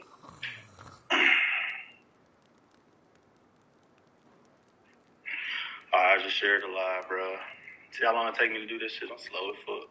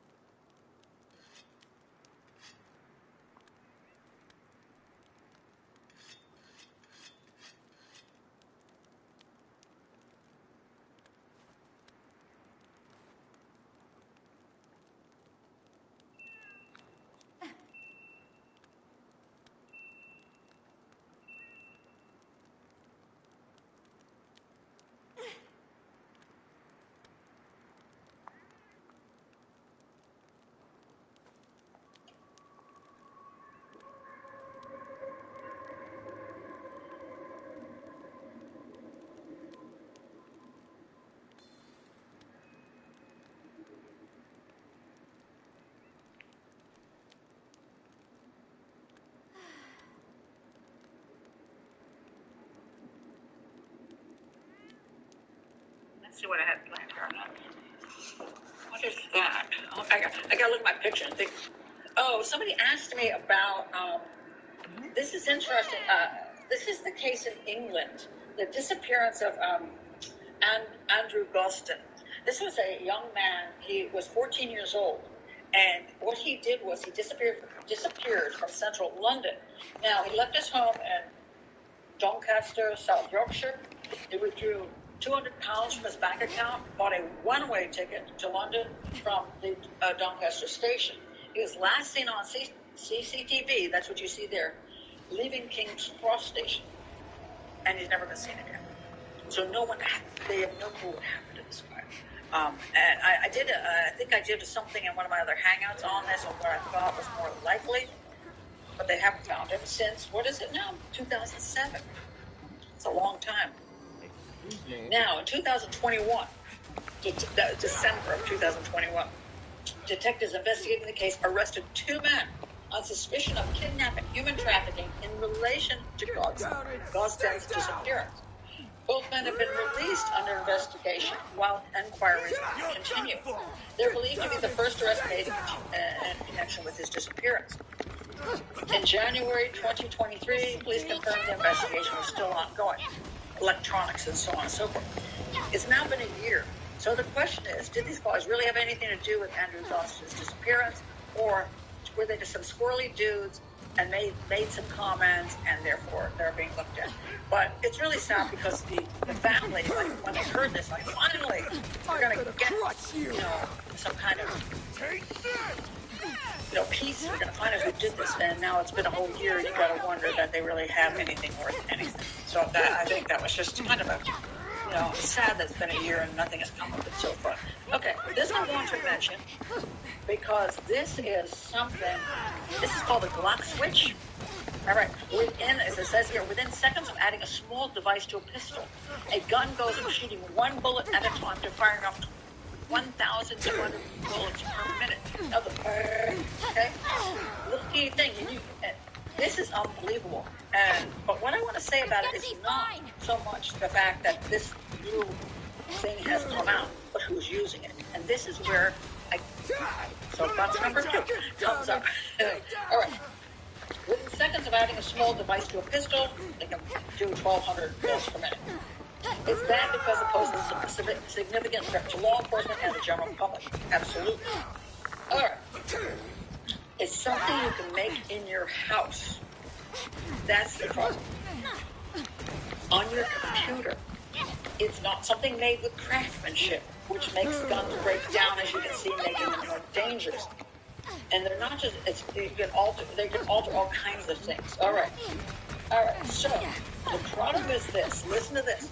Justin's have been taken off the streets in Baton Rouge, where more and more young people are using them, hoping to hit their intended target. We're talking gangs, okay? We're talking young people under the age of 18 who have access to a legal weapon. Now, apparently, they don't count, the state laws do not count modified guns as machine guns, which carry greater penalties. So in order to charge somebody with a fully automatic machine gun, they have to come to a special range to prove it. Now, Moore's office is working with state lawmakers to redefine what a machine gun is. All right. You noted that if you have a, quote, machine gun, you can get bigger charges, but if you have less, you get less charges. Okay. What's the big problem here, in my opinion? The problem is the people who have these guns, first of all, are young people. They're under the age of 18. They're juveniles. Secondly, they're all illegal. They're all illegal. I don't care what you add to it. The gun originally was illegal too.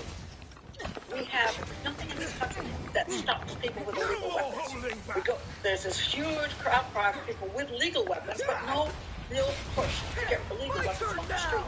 My opinion, if you're caught with an illegal weapon, boom, 5 to 10 years, done. Can't have one. You're a felon with an illegal weapon.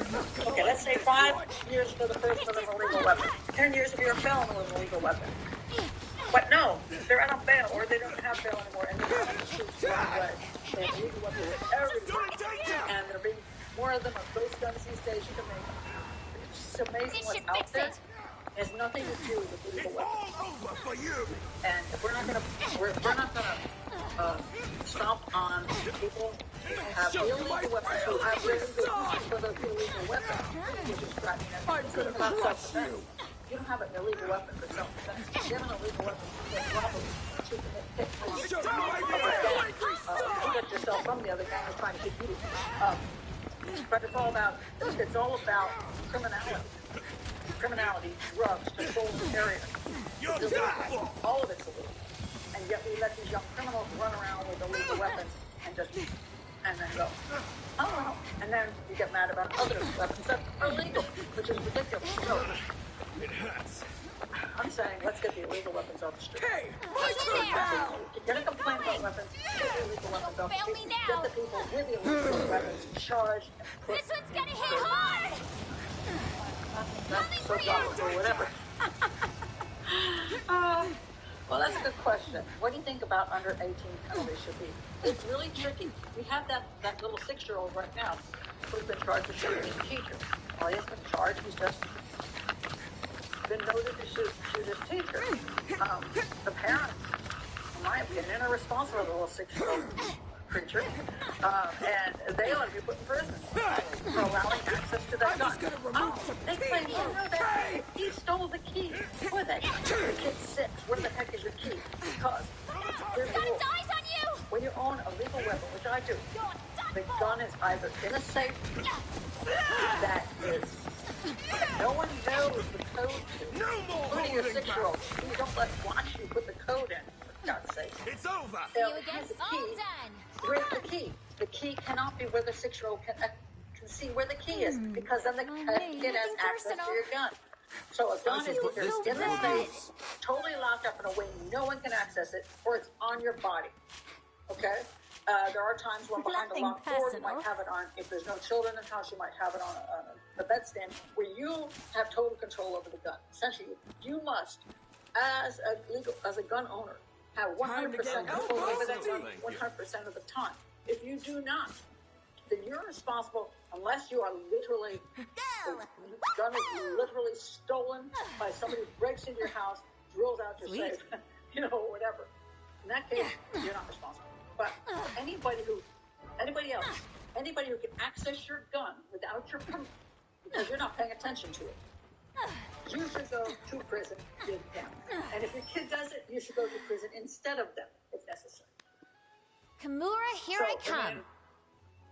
I think you have to be responsible for your gun. I think you have to be responsible for your car. I think you have to be responsible for your crappy little kid. It used to be once upon a time when your kid was crappy, you went down with them. Nowadays, it's like, oh, you poor thing. Your kid's a piece of garbage, but hey, you couldn't help it. Maybe you could. Maybe you should stop dealing drugs. Maybe you should stop doing whatever you're doing. Maybe you should pay attention to your kid. Maybe you should actually raise them. Therefore. Parents said it was secured. Obviously, it was not. Absolutely. It was not secured if your 6-year-old can get to it. That's a lie. You should go to prison. How can I help you? Oh yeah, this too. See you later then. Scarlett says, and he told his classmates he wanted to set her on fire. Actually, the teacher is now suing the school system because he was known about the gun thing. It was everywhere, and they knew about it, and they even stopped him from searching for the gun. So she's suing the school system, which she should, along with the parents, in my opinion. It's just unbelievable. Let's see. Good Lord, look at this. My mother was a 5th grade teacher, and a student brought in a gun to kill his mother. He borrowed it from a friend.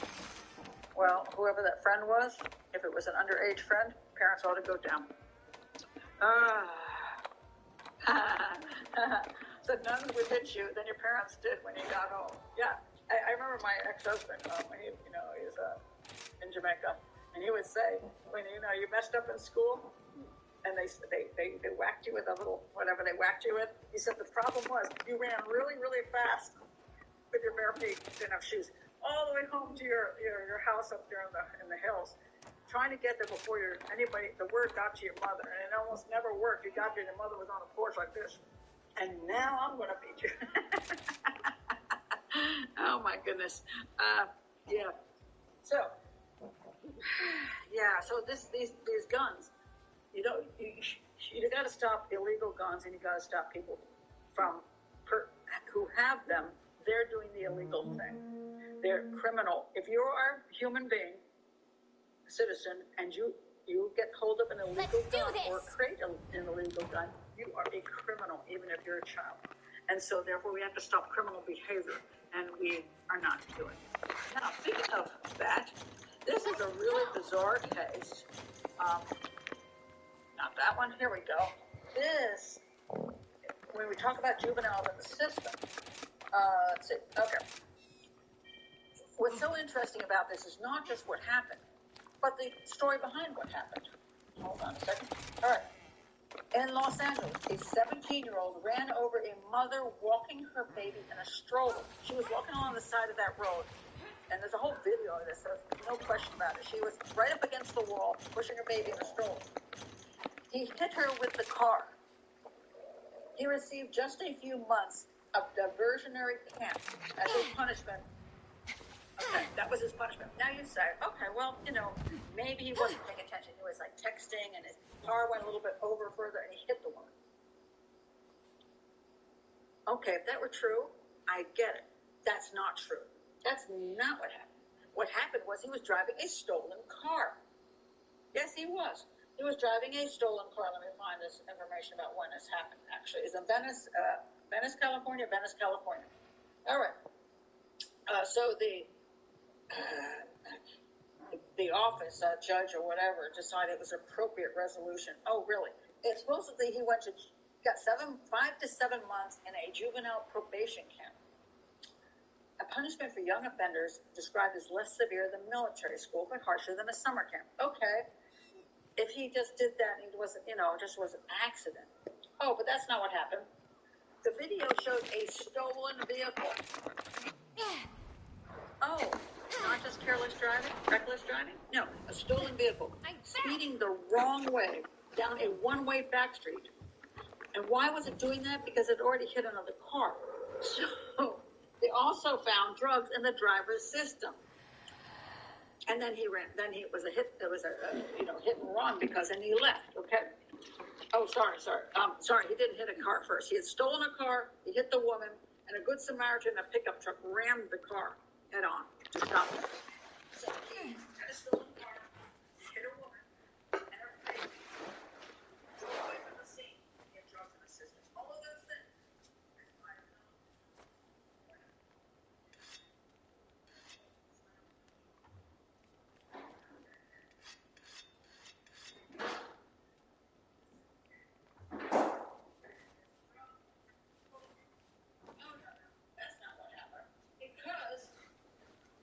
Second, let me find this earlier. Let's see. Where's the other thing here? Because it gets more amazing than this. The teen was already on felony probation for poisoning a high school girl's drink at the time of the hit and run. So, at 15 years old, he poisoned a girl. Like, killed this girl. He gets probation. Then he runs over a woman with her baby. And he gets basically, a little summer camp. So then he does his little summer camp, and then it turns out, this is the latest news. Let's see, where is it here? It says here, Los Angeles hit-and-run driver who plowed into mom and baby in a stolen car is murdered after life sentence. He was just shot to death. So he was killed. I don't know who killed the guy. Oh, the investigation said he'd been at a fast food restaurant earlier trying to get with a girl. I guess the girl didn't want to poison. As he walked home alone, a car pulled up next to him and an argument broke out. Somebody in the vehicle opened fire and then sped off. They got shot. So, anyway, the woman who was run over with a baby said she'd moved out of Los Angeles because of the soft on crime policies. When she heard the news about the guy who ran over her getting shot, she She had to mull it over alone. She said she was both relieved and saddened by the news. He said this. Found it. I think it's kind of funny. The universe delivered the justice we weren't given in court. You ready? But a much harsher penalty. Welcome. This one's gonna hit hard. Then we could be dealt with in a court of law. You know, what's kind of funny is some people are saying that the family may sue the system for not doing more. And quick. You know, to punish him, because by not punishing him, they let him out on the street. Will that happen? I don't know. But It's coming for you! they have a juvenile who is dangerous as hell, and probably the guy who killed him also probably has an illegal weapon and shot him. So we have a lot of juvenile criminality going on, which nobody's paying attention to. Need a hand? We were waiting for you. So, yeah, so this is Sue Kelly. Basically, the injured assault. This is gonna hurt. Pretty much. Oh, you're watching this. My mouth is open. I'm touching his library. I thought you were watching. There's actually a video showing this, and he's just flailing on the street. He's like over to the edge and he just whacks it. She flies into the air with him. I'm surprised she wasn't killed. She actually survived this quite well. She was actually standing up afterwards. The baby didn't get killed. Surely, she and the baby survived. It's just unbelievable.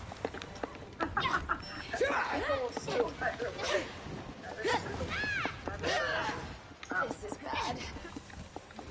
I used to be a nurse in a jail. The most common threat was to be sued. Yeah, that, you know. Sometimes, you know, people need to be sued, but sometimes they sue over just a little bit thing that they're actually responsible for. Yes, I find it frustrating. How about now? This is what I want to talk about. Because I talked about drug dealing. This is homelessness and drugs.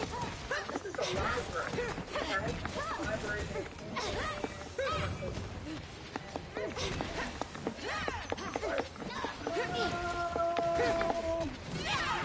where are you? Okay. 3 Colorado libraries. 3 of them. Where do you think you're going? Meth levels. You're gonna wish you'd stayed in your nest today. Unhealthy meth levels in libraries. Yes, you know, the lovely library where you take your children. Which, by the way, you have a library like mine. We've got a gorgeous building, and most of the shelves are empty. We have very few books on the shelves anymore because people aren't reading those books, and they no longer will put books in the library that are great classics. They only put books that are super popular. So therefore, we have basically trash books on the library, and you have to order the good books to be sent in. It just drives me crazy. And you walk in there, and there's like empty spaces like this. Like, I'm like, what's the point of a library if you got no books? And the shelves are only up to here. You remember when the shelves were up to the ceiling, and then somebody had to get a ladder and go up, and they only had the librarian pick good books? No longer. Now you have to just have popular books. And Don't worry about it. And the rest of it is a B2 meeting space, meeting rooms, and a lot of computers for people so they can have kids after school and people who are homeless have places to come and spend their time. So, this is what happened. You see, the bathroom is blocked off now. What happened in that bathroom, you say? All right, unhealthy levels of methamphetamine. In the latest list of Burmese Public Library in Littleton, Colorado, this is bad. South of Denver, was forced to close the stores after a test found meth contamination in the bathroom. This isn't looking good. It was found by the library staff, but the test was performed under an abundance of caution. All right, no, that's not what was true. They basically, this is what's true. Let me find this. People, older main libraries, shut down the TV. After rectum exhaust vents also showed elevated levels of methamphetamine, after employees observed people using drugs there in November and December. The city said the restrooms were the busiest in the city. Bathrooms are being used in the library for use to be able to use drugs. Your children go to the library and they go into the bathroom and they're in there with people doing drugs. I would close that. I want that library closed down. I want it closed down permanently until they decide you can't have people coming in there doing that kind of crap. That's absolutely insane. But I see it in my local library too. I walk in there, I'm like, who the heck are these people? Well, they have a tent outside. But now they're in the library, and they're in the bathrooms with my granddaughter. We have lost our minds. A library was not supposed to be a used bookstore. It was not supposed to be Goodwill. It was supposed to be a place of where all people, including poor people, would have an opportunity to go in and read great literature, to educate themselves. To not have to spend a penny, but could educate themselves. Those libraries used to expect that you, first of all, whispered when you came in. You didn't have access to anything but the books. And the librarian knew what the heck she was doing or he was doing. Now when you go in there, I went in there and said, hey, can you recommend any books? And you know what the librarian told me? Well, I don't read much. She couldn't recommend a thing. You should be able to recommend great books. Either the classics or even the more popular books of today, which are some excellent books out there. That maybe this year there's some fabulous books, but they couldn't recommend anything because they didn't know. They just told me to go on the internet and figure it out myself. They were there to manage the library, not because they read. This is shocking to me, and I'm sorry. There's some librarians out there going to attack me for this, but hey, I've been to more than one library and I've had the same story, and I'm appalled. I want a library that only has the greatest books, and they can be modern books. They can be something put out this year, but they should be selected for their fine literature. And if you want crap, if you want to read garbage romance stories or sex stuff or whatever crap you want to read, hey, order it from Amazon. That's not something we are required to provide garbage for poor people. We should be providing great education for poor people so they can get ahead in life. They don't need garbage. We don't need garbage if you're not poor. So if you want crap, hey, Goodwill does have it. New bookstore. You can get it online. You can get all the crap you want. But the library is supposed to have a higher goal, a higher sense of serving the community than providing a place where drug users go in and the bathrooms to do nothing. And for kids to come in there and play games on the computers, and people come in there and get porn and garbage reading because you don't care about quality. Interesting stuff. Anyway, so box number 5. Oh, Lord. Grandma Tat says, I worked in community service and we had a public computer lab. We had 2 restrooms. It was crazy. I had to call the police.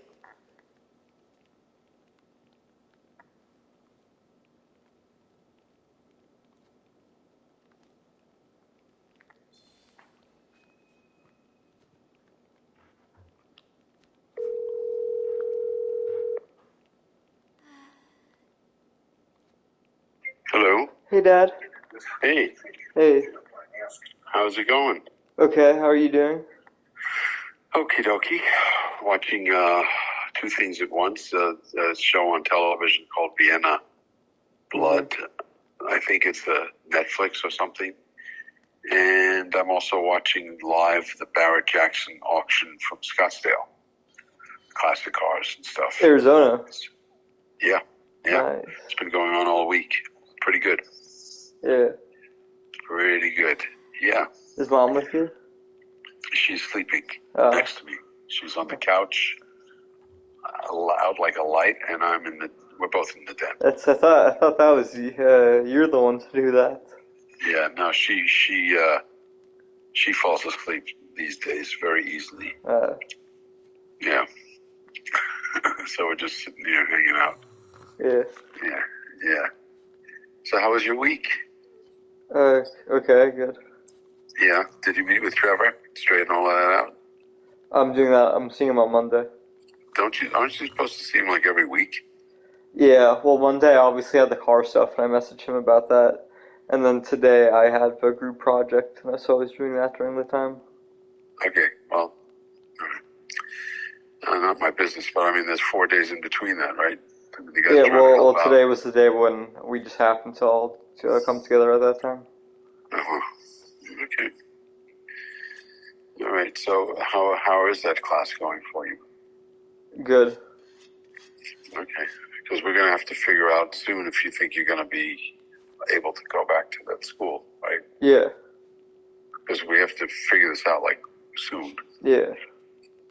And you're going to have to be very forthright about it, obviously. Right. Because if, you know what I'm saying, we don't want, well, you get the picture. I mean, if you can stay there, great. If you can't, you're not going to renew the lease. Obviously.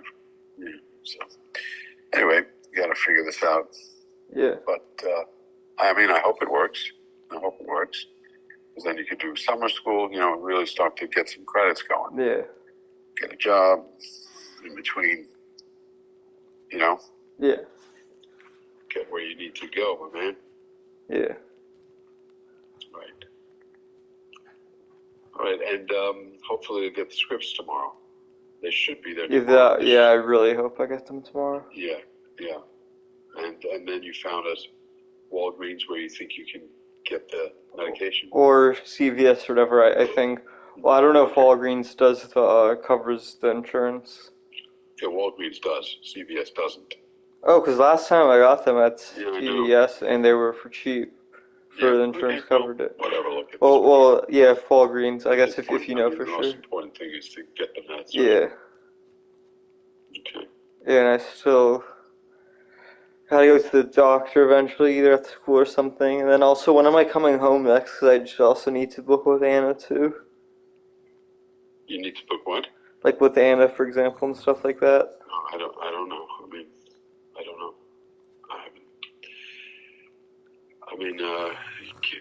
I don't know. Alright, yeah, because obviously I need to give her a date. I mean, we just can't keep going back and forth. You know, expenses and stuff. No, like yeah, that. But, of course. I think, well, there's a spring break, right? I'm assuming there's something like that. Yeah, so that's in like a month. I mean, you can go for a cleaning at a dentist down there if you want. I don't know. Anyway, got to think about that. Right. Well, let's figure it out. Whatever. Figure something out if there's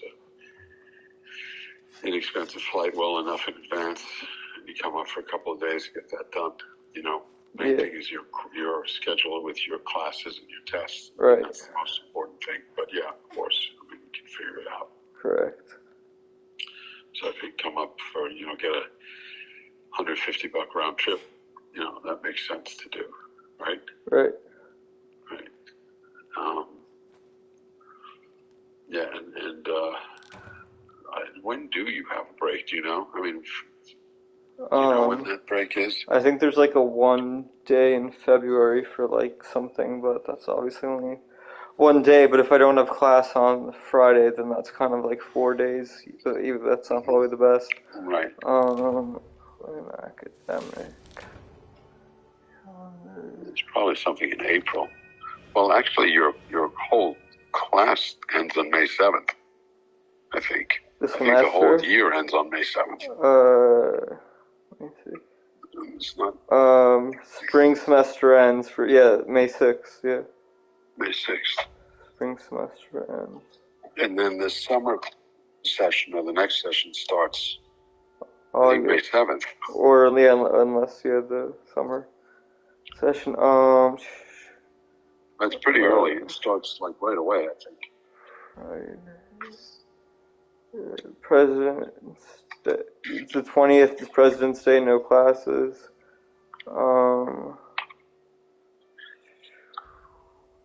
Semester session. Oh, spring break is March 6th through 10th. Okay, that's the one, March 6th. Well, that's when you gotta move, if you move. Right? Oh, Christ, yeah. Right. I was actually thinking about coming down then. You know, there's also an event at Amelia Island, a car event, which is Jacksonville. Right. There's also regardless, I don't know, unless you can get this place for cheap and stuff, and this is particular location, just being so close to the train tracks, it's like pretty inconvenient. Especially if they can't knock off something more for it. No, they don't knock anything off. It's the same price, or slightly higher. What do you mean? Slightly higher? Yeah, I mean, they raised the rent a little bit. Yeah, of course have gone up. Oh, okay, yeah, Right. but yeah, no, but compared to like a different like unit in the complex or something. Oh, well, that you gotta look into, you know. Yeah, I mean, if you have ideas of other places to go or other places to go in general, I mean, you're down there on the ground. You should look into it. Yeah. Right. I mean, if you could find a roommate, all these things that you, you know, had intended maybe to look into at school. If there's housing, people looking for a roommate or, you know, flatmate, apartment mate, you know, not to share the room, but share an apartment. Yeah. You know, I mean, you got to look in. I would highly recommend you look into that. You can save a ton of money. And it would also be kind of nice, I think, to be with other people. Yeah. No. Well, it's going to either go one of two ways. Yeah, it's either going to be really good or really bad. Yeah. Right. Of course. But yeah. But you never know. I mean, it could be. No, I know. It's going to be really good. Yeah. Especially if you know, you have a little bit of time here to get to know people, right? It's not But it's also other people too. Most of these people, if they're at the student dorms, they're going to do it for the rest of the semester. Yeah, most people, their living arrangements, no one's, most people, they're during the middle of March, so the living arrangement isn't going to change. Right. Hold on one second. There's a plate there. Very good. Sorry. No, you're fine.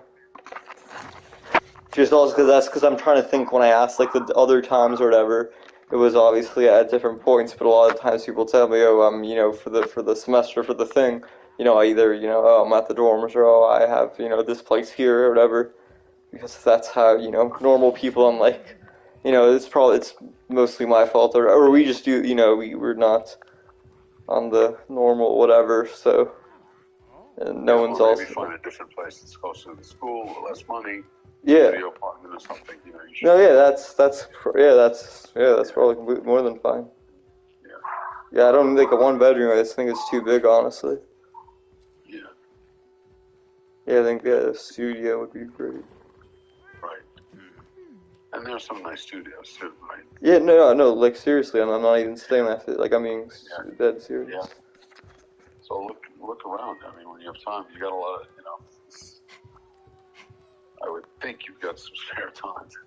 Well, right now is a bit crunch time because classes end for this semester. Next week is the last. But during probably after, let's say, the week after that is probably I'm gonna need to be very intense on the first, couple of days to make sure I have the footing, the groundwork done. But I'd say after that, then I would say then that definitely probably eases up. Okay. I mean, but there's only 40 days left when you gotta leave. I mean, March 13th is coming up fast. This is the end of June, January already. Okay. Oh, yeah, you know what I'm saying? Screwed, so, yeah. I know you got a lot of work, but you only have one class. So 2 classes. Okay. And I told you, remember, that this other thing, it wasn't a fluke or whatever. I told you that when I was at the car place. And that I was been doing a bunch of catch-up work for that class. Yeah. Look, I'm not saying spend days doing it. I'm saying, spend 30 minutes a day looking on the web or an hour, here and there. Yeah. It's just a reminder, right? Yeah. The time goes quick, but I'm not saying. No, I know. It's just like, just spend a half an hour, 45 minutes a day looking for stuff online, and then maybe you see anything interesting. Then on your way to school or whatever, just drive by the place, see how. Well, that's not gonna happen on the. Yeah, I know what you're saying. Maybe incorporate it into my commute, but I'm not just gonna be driving on my way to school and be having on the side of the road. Oh. I'm just saying on your way to school. Yeah. No, that's to go to the address that you found. You got to do some recon. No, yeah, and I still remember a couple of the places that I visited before. They were very expensive. All of them, and still even. Yeah, they were They were more than this. Wow, Jesus. Oh, well, we were luxury apartments. You got to go a little downscale. Like the place on, what is it called, Milner Way, or what's the place with it? Huh? Meisner Way. Meisner is expensive. That's an expensive part of Boca Raton. Yeah. Well, just look on apartments.com or look on Zillow. Okay. Put a price in, look at studios, and then if something's interesting, call. drive, take a little spin, your way to get whatever. Yeah, Just okay. do it. I can't do it. No, yeah, obviously. And you're there, so. Yeah, I guess, I don't know, I'm just stressed out. Again, I'm not saying it should be the most thing you gotta do, but you gotta do a little of it. Yeah. You got to, because it's like when a woman's pregnant, the baby's coming, so March 13th is coming. Yep. But again, if you think you can stay, and you're doing well. Well, no, even regardless of that or whatever, I don't think, because I don't like to just piss money out the window or whatever. Right. And again, especially with the train thing, the train thing's like a bit. Okay, what about the train? I didn't quite understand. No, it's just constantly at every moment of the day. It's like literally, I mean, it literally shakes. It's not just noise; it literally, physically shakes the building. Yeah, so you get a little massage. Again, it's not like unbreaking, but again, if it's for paying this huge premium and not even being discounted for this, again, I got you. Okay, well, let's set some, maybe, if you find some stuff and you want to set aside an hour, we can look on the web together. I'm happy to do it with you, or, right. To do some recon together. Yeah, that would be good. So we can set up a time,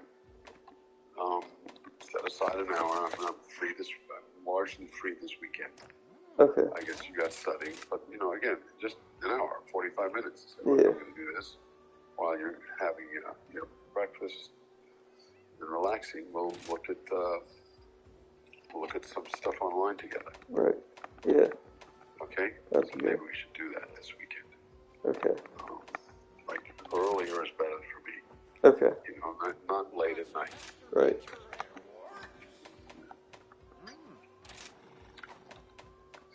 All right. Okay. Yeah. So, did you go see a doctor? You've got to see it. Did you do that? No. No. Okay. You're just gonna have to do that because it's important. You're just gonna have to find someone to go. Just go to the. Freaking anxious. Just go. Go to like. Oh, here's this train. It's coming. Another one. A walk-in clinic or something. Or an emergency room or something. It's not an emergency, but go to the school clinic. Do something. Don't ignore it. Okay.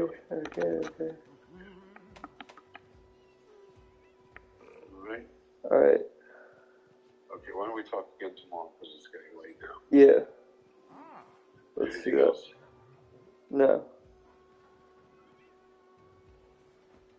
All right. Okay, let's talk tomorrow. Okay. Okay, my boy? All right. Okay, soft schön. Okay. Well, good night. Bye-bye. Numerous times to get people out of the bathroom. So that's why they require that you pay for food before you use the McDonald's bathroom in certain areas of town, because they know what the people are using the bathrooms for. And they figure if you can't even afford to buy some fries, you're not going to go into our bathrooms because we know you're doing drugs. And that's a simple fact. Unbelievable. Unbelievable. Lisa Ann says, hi, Lisa Ann. Such a shame. I love our local libraries, and there are always shelves of the staff's recommended reading, which get updated quite often. Well, you're lucky that you've got something like that, because I have seen our libraries going downhill tremendously, and it really upsets me, because that's where you should have that peace of mind when you go in, that you're there for academic stuff, where when you read something, you're going to sit down and go, oh my gosh, this is fabulous. Not, oh my gosh, look, porn. You can get that elsewhere. There's so many places to get that. You don't have a problem. And on the internet, you can pretty much get all of that for free. So I just think it's a shame. Yeah, me too. I love my local library. I remember going there and talking to the woman and asking. And one of the things she did, which was really cool, she suggested I do this, and I thought it was neat. She said, well, why don't you start from the A's? And these are all good books. So pick one of each author. And I did that. And I remember so well, I read Things Fall Apart by, it's an African author, Things Fall Apart. Now I got to look it up because I'll feel bad if I don't, because it's a really good book. And he was a famous author, and there was a great book. And this was the kind of book that one should read. Things Fall Apart. Chinua Achebe is the name of the author on that. And it's almost a 5-star book, 7,209 people giving rave reviews of it. And that was in the A section. And I remember reading one from Japan where this couple was forced to live in a sand pit. It was fascinating, but it was Japanese, and I can't remember the name of that one. But I started doing that, and it was really neat because I looked at the whole collection of the next person, and I'd pick out one, and then go to the next name and pick out another. And I got to read some great stuff. I wouldn't dare do that today because I'd be reading a whole pile of crap. And I wouldn't do that. Oh, you read that one. Things Fall Apart. It's a great book. We read it at school. All right. That's fantastic. I just love great literature. And I think everybody should read that. It's such a shame that we don't oftentimes even know that stuff. The other day I'd read Heidi, the original Heidi, and as an adult, and I read this like a couple of years ago, and it's a little too, my 8-year-old granddaughter, it's still a little tough for her, some of the depth of the story, but it is one of the most amazing, beautiful stories I've ever read. And as an adult, I think I read it as, like I say, recently, and I loved that book. What a great book. I don't think you'll find it in the library, though. You might find some watered-down version, but you won't find it. And then, on the other end of the whole spectrum here, Moby Dick is one of my absolute favorites of all time. And I thought, this is a book I will hate because I could care less about seamen. The men of the sea. So let's get that straight up. Go watch out on these shows. The men of the sea, sailors that are out there hunting whales. And the book is like this thick. And I'm thinking, they describe everything to the bones of the whales and all these other things. And I'm thinking, this has got to be dull as all get out. I'm thinking, hunting whales, and the book is like this thick. And I'm thinking, they describe everything to the bones of the whales and all these other things. And I'm thinking, this has got to be dull as all get out.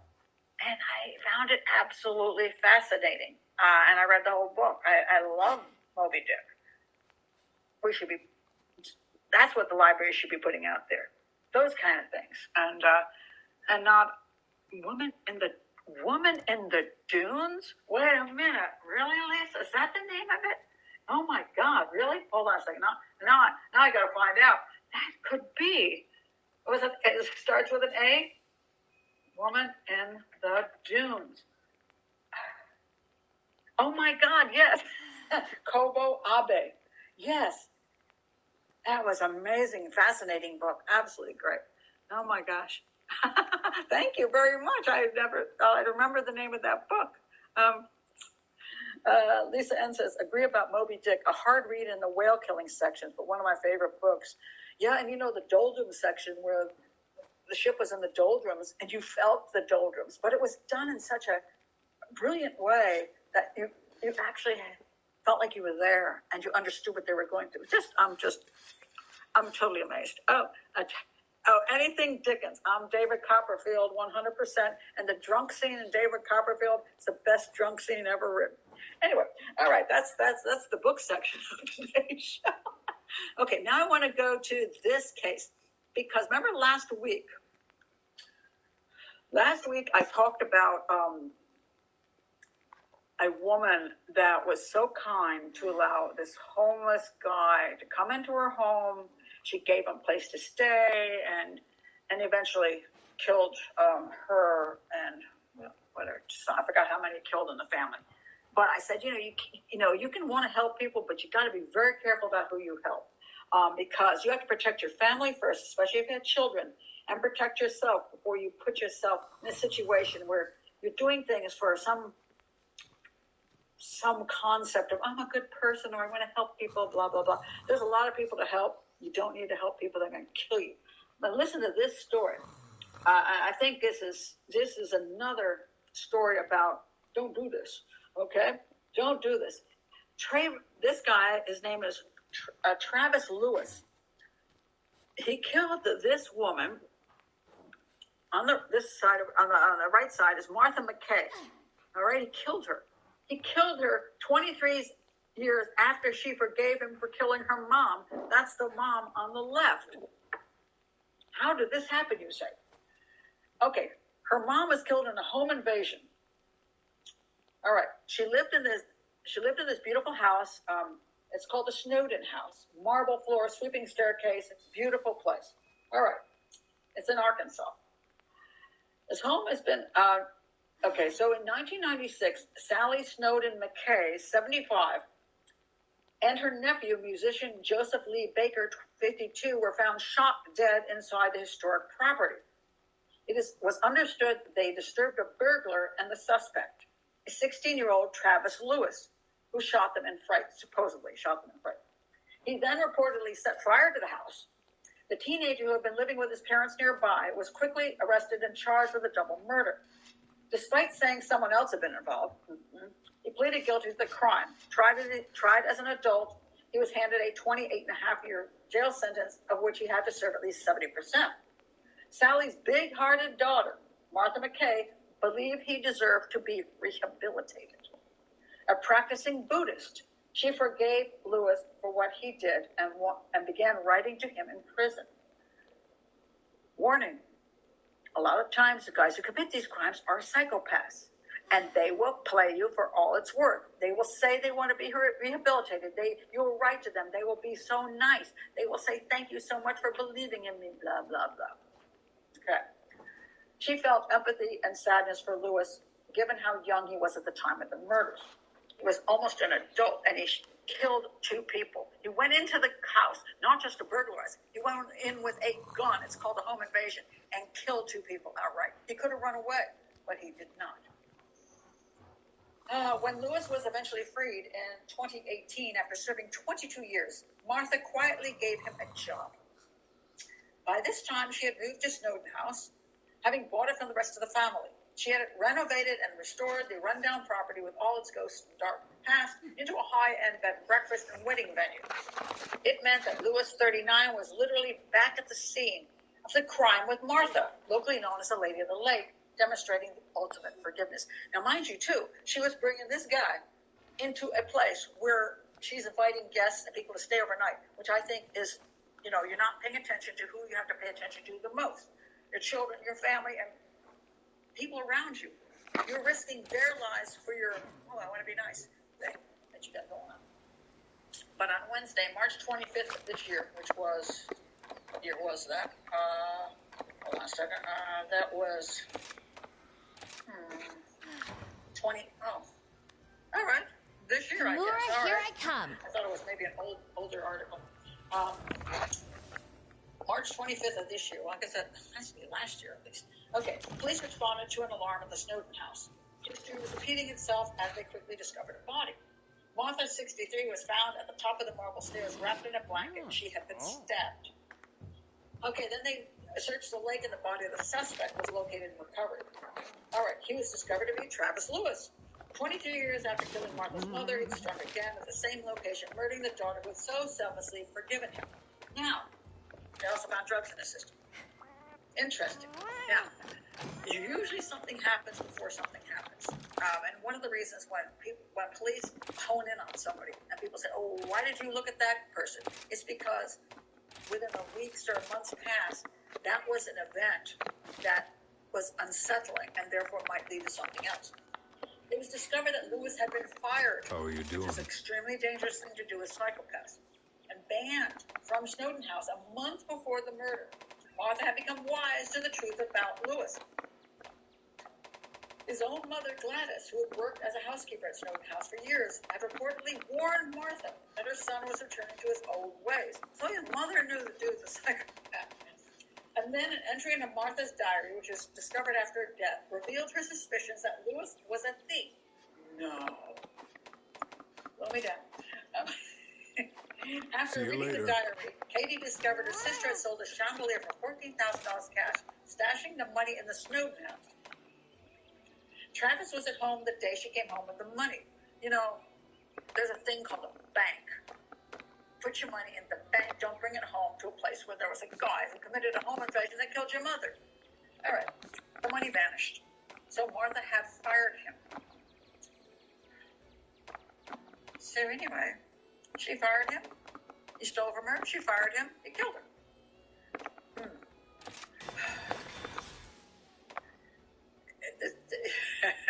You know, I like kind hearts. I do. But your kind heart has so many ways that you can express yourself without getting yourself killed and without getting your family killed and without getting your friends killed. Now, sometimes you can't prevent it no matter what you do. But please, don't fall for stuff. You know, a person who commits a crime like that is likely psychopathic and likely is not rehabilitatable. Now, he may come out and decide it's not worth doing that crime again because he got caught, but that'll be the only reason. And if you bring somebody in and they see you as a sucker, I mean, you just never know. And I feel sorry for her. She tried to be a nice human being. And boy, yeah. And this is very true. I've practiced forgiveness without forgetting.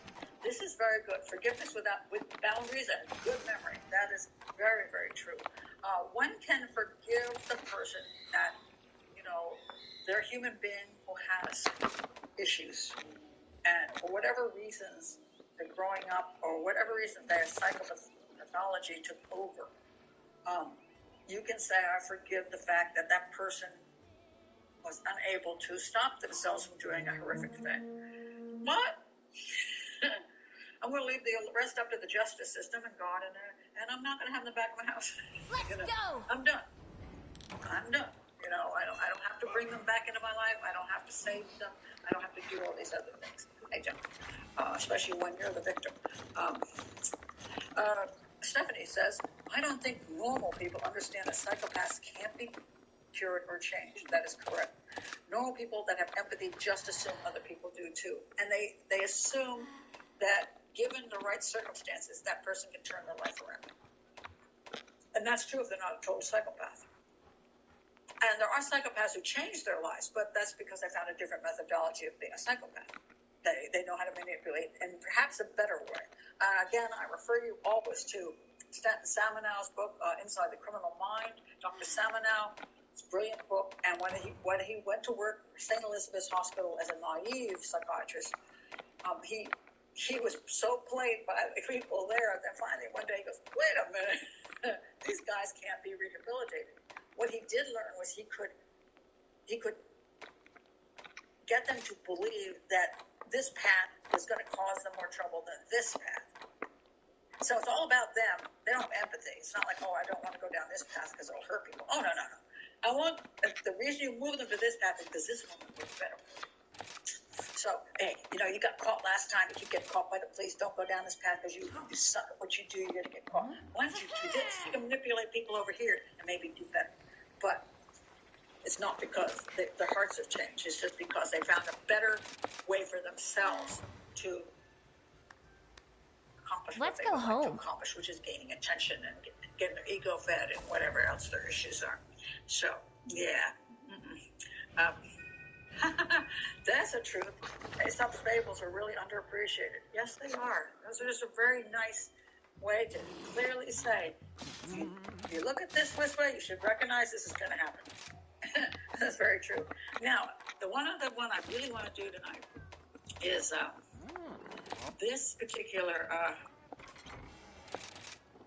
Let me just say one nice thing about this guy, because I don't usually talk about people who think a killer, and I give them sort of a possibly they're doing something good. So I'm just going to say this for the sake of saying this. He served 36 years. He's in Baltimore. he served 34 years for killing another teen. Now he mentors Baltimore youth to avoid his mistakes. One reason I give this guy, give him a little bit of a break here, is that when he was, he actually says, when he was 16 years old, he took his mother's car one night. He was already going down the drugs and criminal route. Drove up to a pair of teenagers, jumped out, chased them in an attempted robbery, and one of them was shot in the back. He and 2 others were arrested for the death. Okay, so he went to prison for a long time. One of the things he said, which I do like, unless he's been told to say this, is, I can't bring back my victim. And he does say victim. But I can try to do everything possible to give the rest of my life some meaning. Although I'd rather give the rest of my life to giving his death some meaning. I prefer that. But he works with a group called New Vision, and he tries to keep young people from going to prison by teaching them not to end up there. And one of the things that he does say over and over again, he says that Wallace's death was his awakening moment. Although he didn't know Wallace, that was his victim. Or her, oh no, sorry, this is somebody else. He said that when this other woman, girl who was killed, he realized when he was in prison, he's like, wait a minute, look what's happening to her family and the whole community. He realized the ripple of destruction his actions had caused. So he knew that not only had he killed this kid, but he destroyed the kid's family and a lot of the community as well. He says, I've always been conscious of the act of my crime, which I appreciate him saying crime. But I didn't understand the layers of my crime. And I liked that. So he started studying in the prison library. He joined a program called Project Turnaround. And he now is 67 years old, and he's now been let out of prison. But I will say this. Let's go! He, at least he seems to recognize that he says, had I not stolen my mother's car, Irvin wouldn't have died and Earl wouldn't be in prison. Lives were wasted because I made a poor decision and committed a crime. And at least he admits that he committed a crime, he did something bad, and now, again, I don't know that he's Thanks for the meal. A reformed psychopath who's just playing us, or whether he was very young at that age and got into some bad stuff. He wasn't quite a psychopath. But at least I like what he's saying, okay? And he's trying to help people at this point in a way that he has the ability to help them, not just for attention or to write a book or to get on television. So I just thought I'd say that because I usually am pretty harsh with anybody who's in prison. This is the last one I want to talk about today is this, not him. I'm going to skip him. Where is it? No, it's this guy. Where'd he go? Oh, there he is. This guy, because somebody just asked me to talk about this one because this guy's up for getting out of prison. He's on death row, and the question is he guilty or isn't he guilty?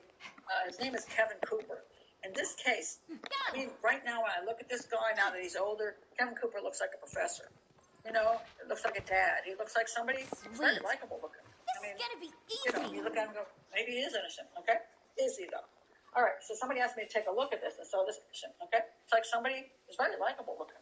I mean, you look at him and go, maybe he is innocent, okay? Is he, though?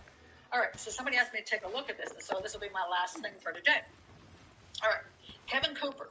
He's an African-American man currently on death row at San Quentin. Maybe it was somebody else that we these days on certain YouTube channels.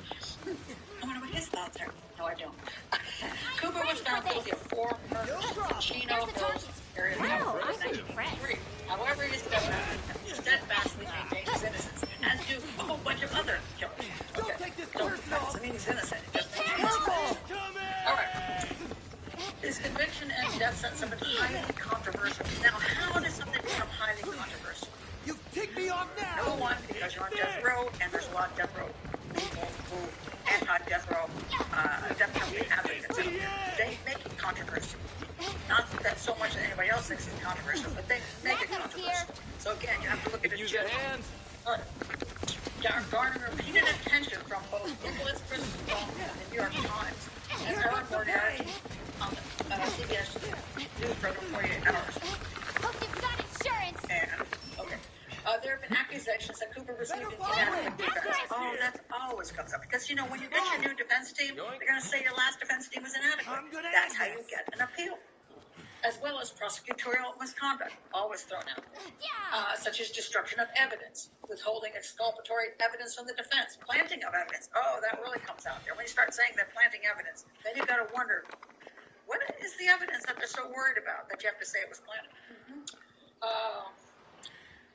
Brainwashing to witnesses and perjured testimony by the sheriff's department. Basically, everything. They just threw everything. All right. There have been practical questions raised about how Cooper, at 155 pounds and allegedly acted alone, could have overpowered a 6'2" ex-military policeman and his athletic wife, both of whom had loaded firearms close at hand, or perhaps not close enough at hand. All right, because no matter who attacked them, they didn't have those firearms in their hands. Otherwise, they would have shot some people. It is also been questioned as to why a single perpetrator would use 3 or 4 different weapons. All right, that's true. I get that point. To commit the murders, and why none of the victims were able to run away when others were being attacked. There's always good reasons for that. And usually it's because you make sure you threaten the first one, and you have the other ones either lay down on the ground or whatever you do to be able to control the scene. All right, and then sometimes what you do is you start with kill the guy first. And once he's out of the way, there's just a wife and some kids. They're easy to control. All right. This one's gonna hit Now, so there's these, 2007, 2 judges of the United States Court of Appeals wrote that they have repeatedly found that the evidence of Cooper's guilt was overwhelming. This ain't over yet. The test for which he asked to show his innocence once and for all showed nothing of the sort. So it's like they keep presenting stuff, and it's like, yeah, there's so much evidence here. Now, however, there's a guy that comes out of the woodwork here, and his name is William A. Fletcher. He's a distinguished federal appeals court judge. Declared that the San Bernardino Sheriff's Department framed this guy, Cooper. Now, if you look up William Fletcher, you got to be careful who you're looking at. He is a judge who has gone on the anti-death penalty thing. He's a very progressive person, and most of his stuff is highly progressive, and therefore he's also aligned himself with anti-death penalty, which is his right. But you just got to know where he's coming from. Is he there because he thinks Cooper is innocent, or is he there because he's anti-death penalty and he'll take every single case and try to prove the guy's innocent? All right, so he had a dissenting opinion. And then he said the state of California may be about to execute an innocent man. All right. And I think tampered with evidence, yada, yada, yada. Okay. Who is Kevin Cooper? I mean, let me show you the picture of the guy again when he's looking nice anyway. I don't know what he looked like at the time. I'm going to say he probably didn't look as really nice as that. But anyway, he was, at 6 months, he was adopted, and he was subjected to physical abuse. He ran away from home numerous times, and he was sent to juvenile custody situations as an adolescent. So, tough life. He had a criminal record, including, hold up.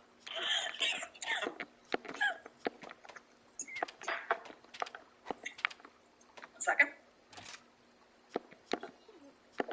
There'll be dust in the air. All right. His criminal past was stealing and burglary. He was sentenced to 1 to 2 year prison term for burglarizing a home in Pittsburgh, Pennsylvania. Now listen to this.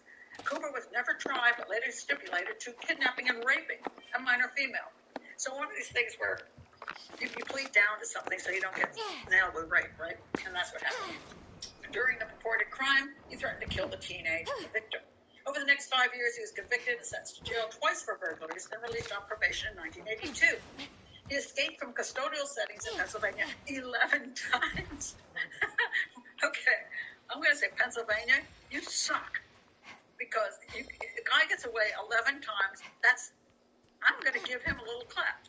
Because you couldn't control your people.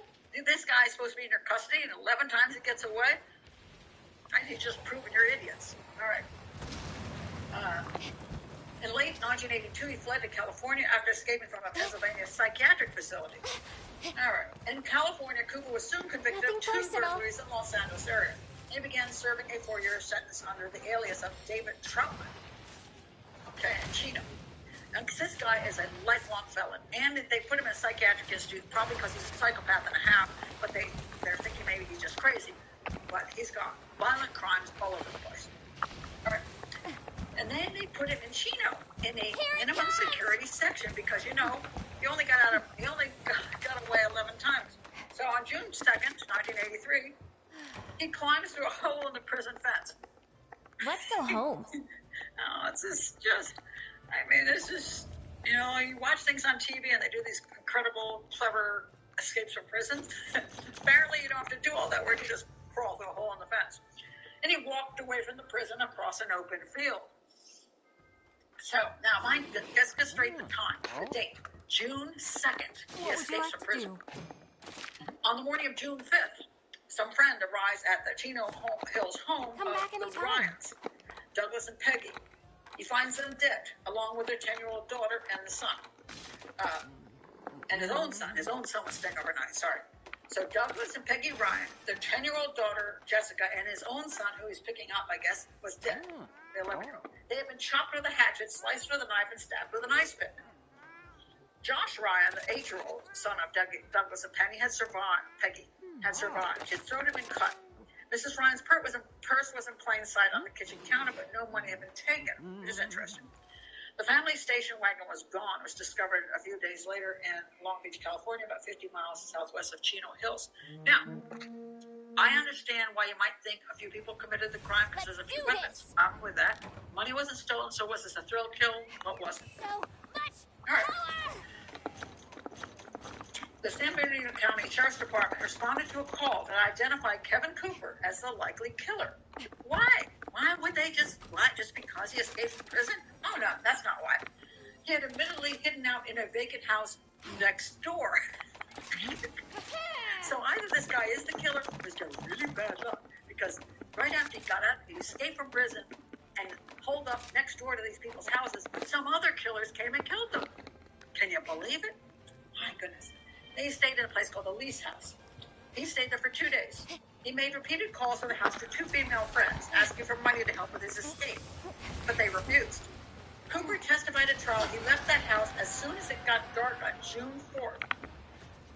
Wait a minute, when did they get killed? Let's see.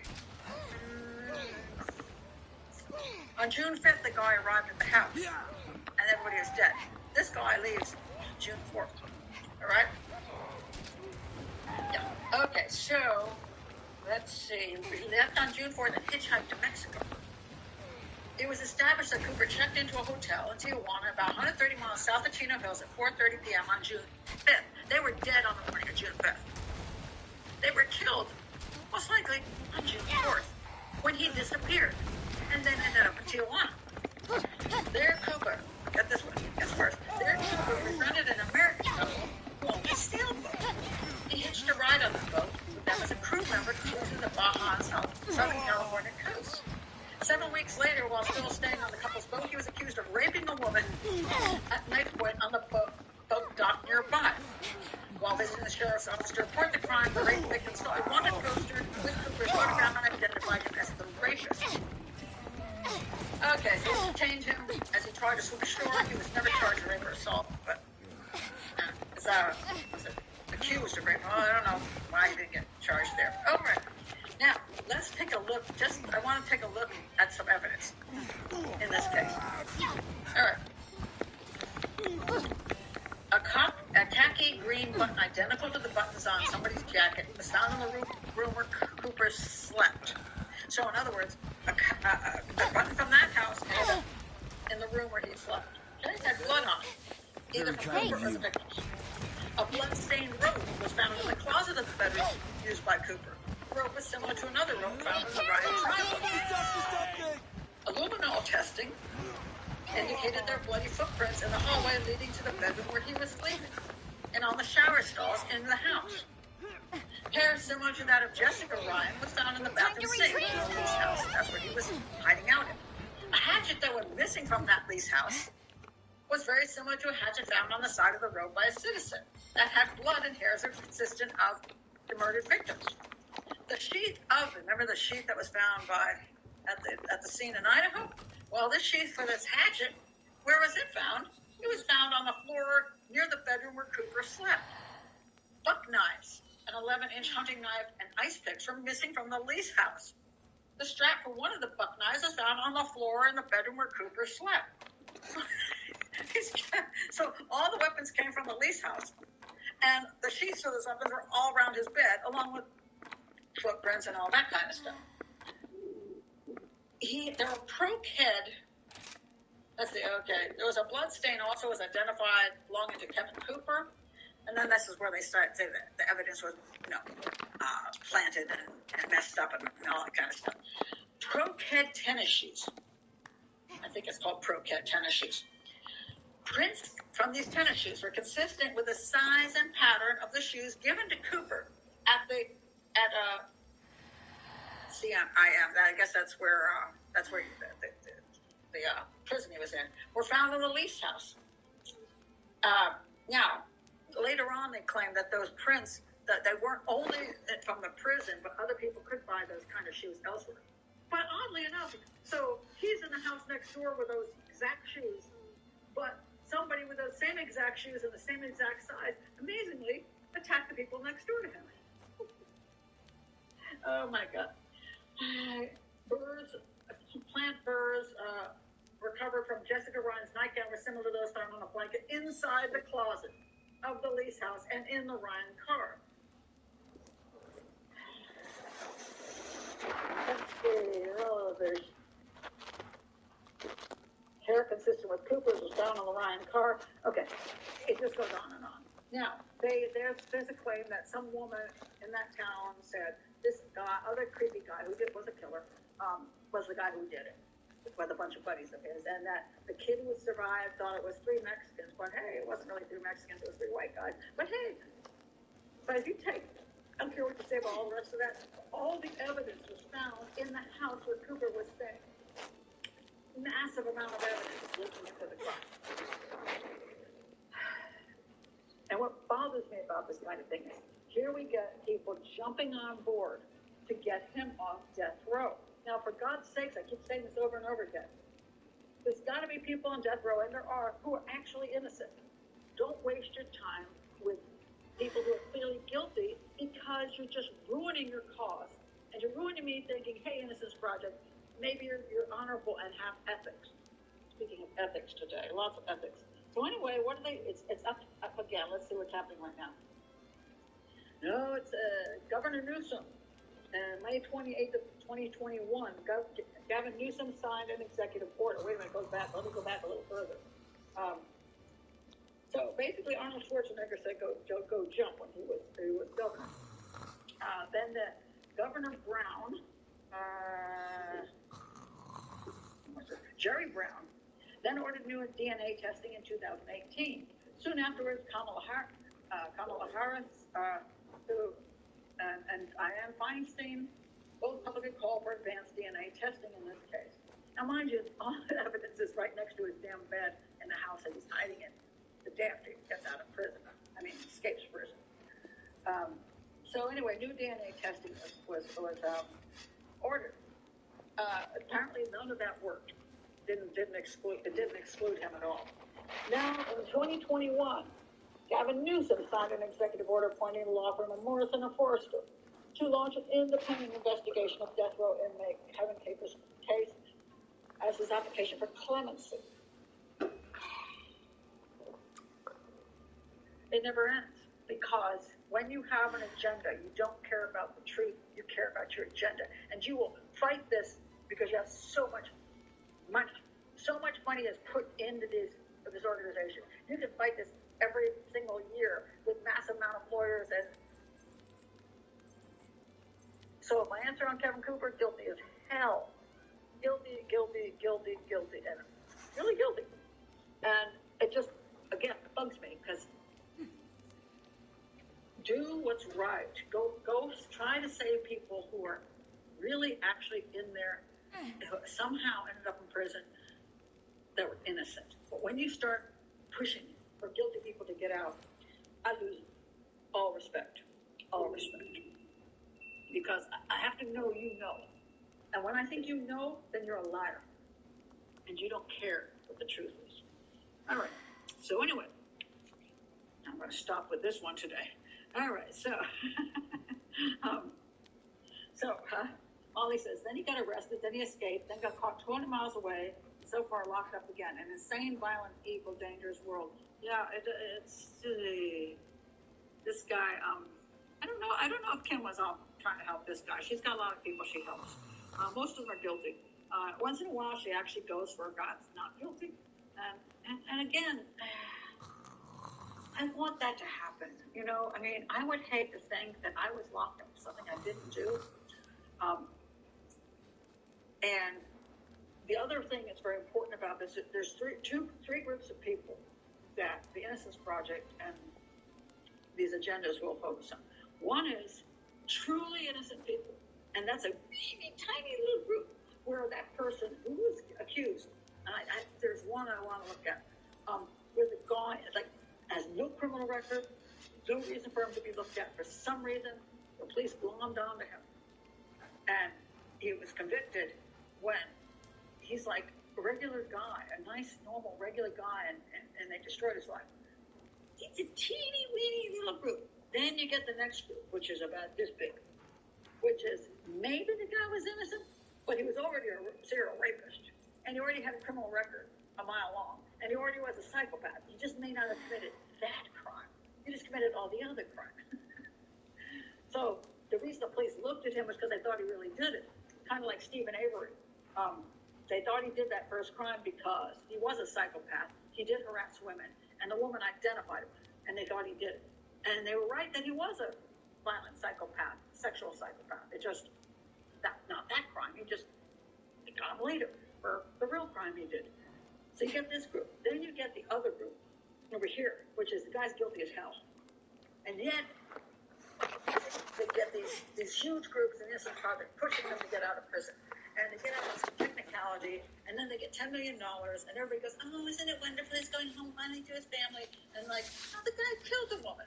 The guy's and he's got a rap sheet a mile long, and he's an absolute scumbag. And if I go back and look at the appeals, the evidence was overwhelming. They just found some technicality, and they because they control the media, they push all of that down and make it look like he was this innocent fellow who was just, just walking home from his job. We're home to his wife and 2 children, and he just got grabbed up.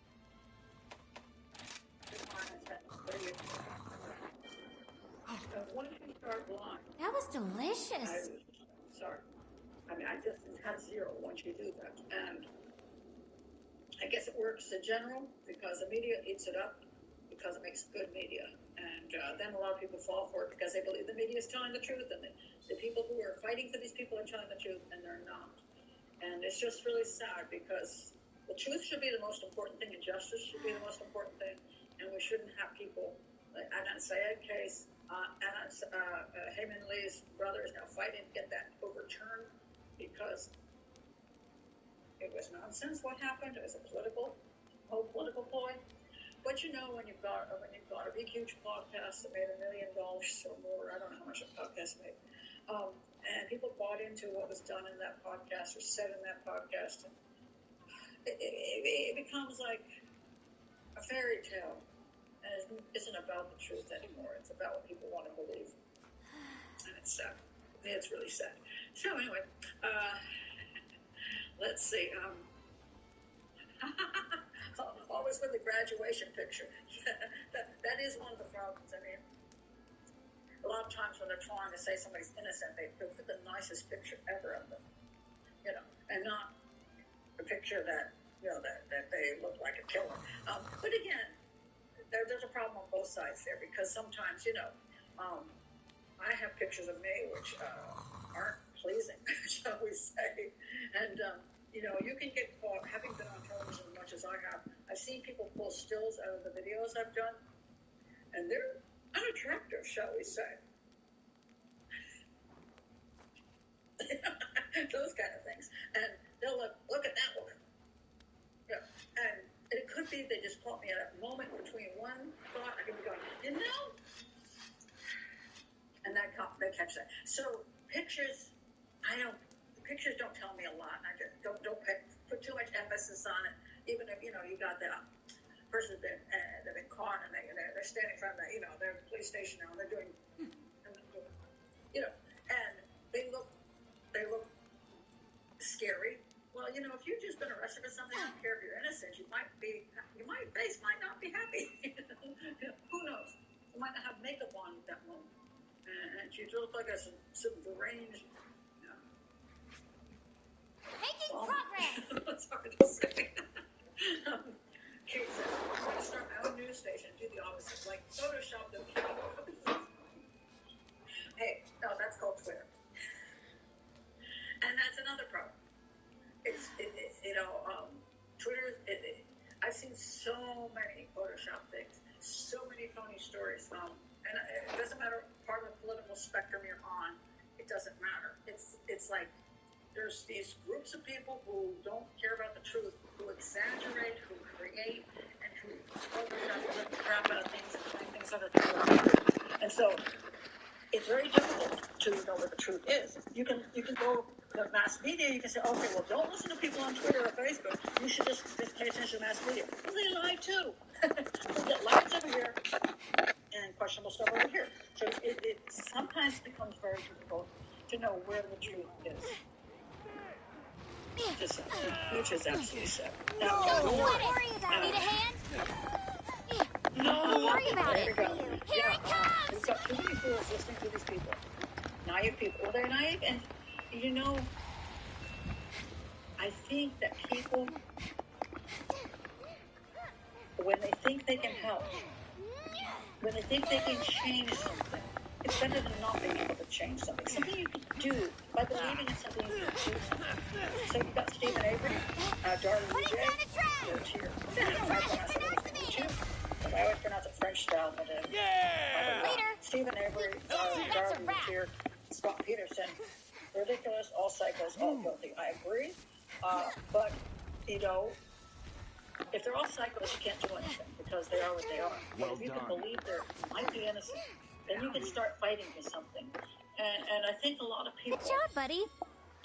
They want to have meaning in their life. They want to feel they can do something.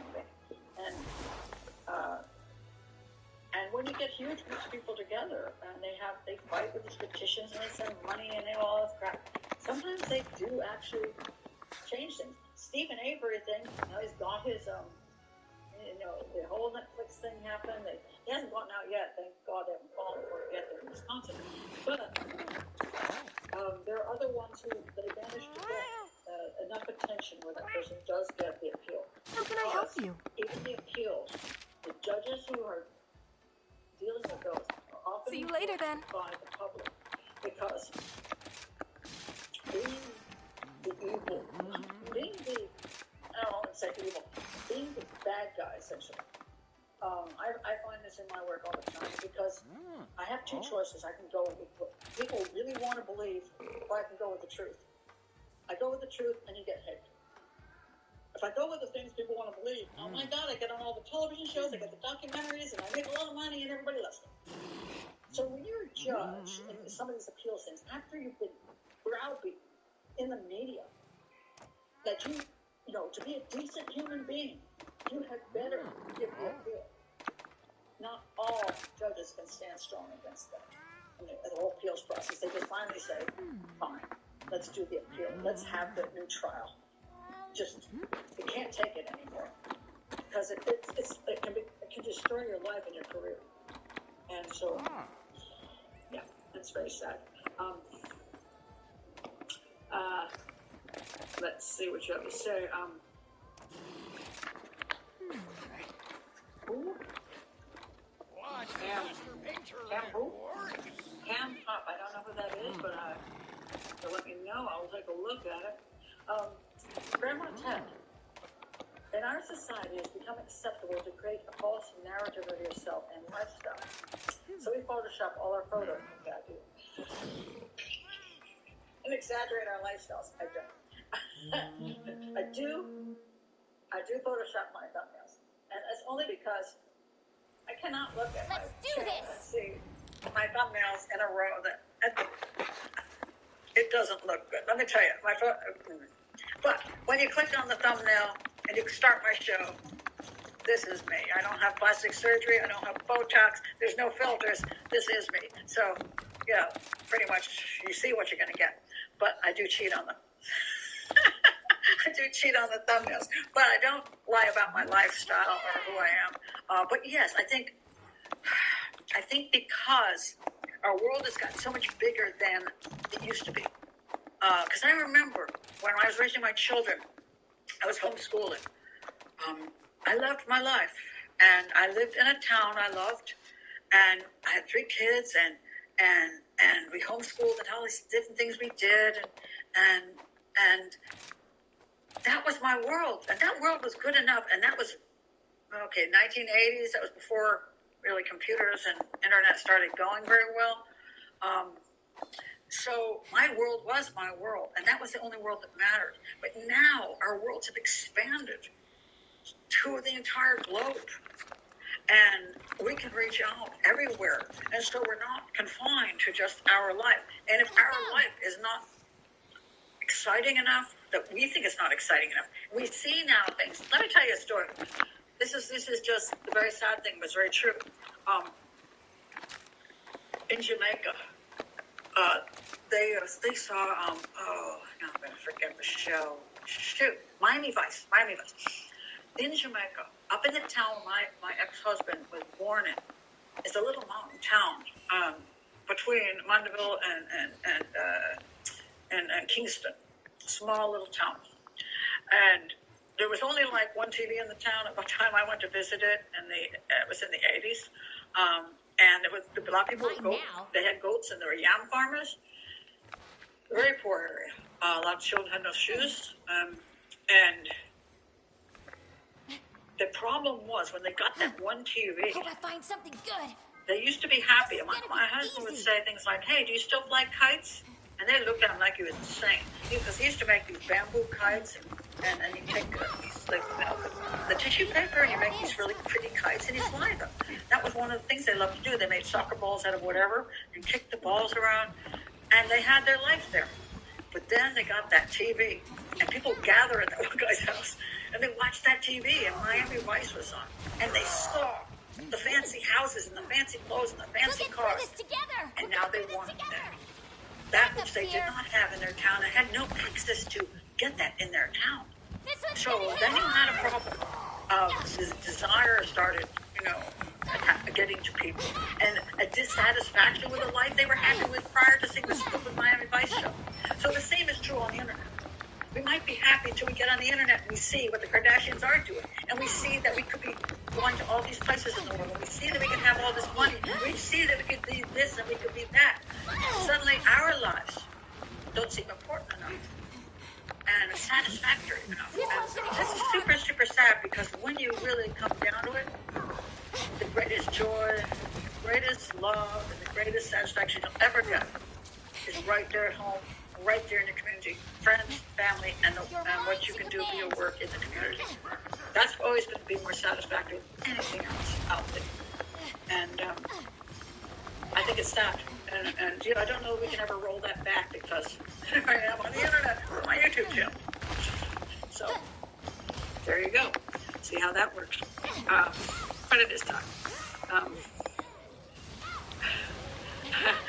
Kate says, I don't have the energy to pretend to be someone else. I barely have the energy for the life I have. Well, there's that. It's a lot of work to be way more, not even more. See, that's the thing. You're not even being more, you're just being different. And it is a lot of work. Not so fun. But I'm glad you think that. This group is proof how the internet can be used to enhance your life. And yes, I do love the internet myself, obviously.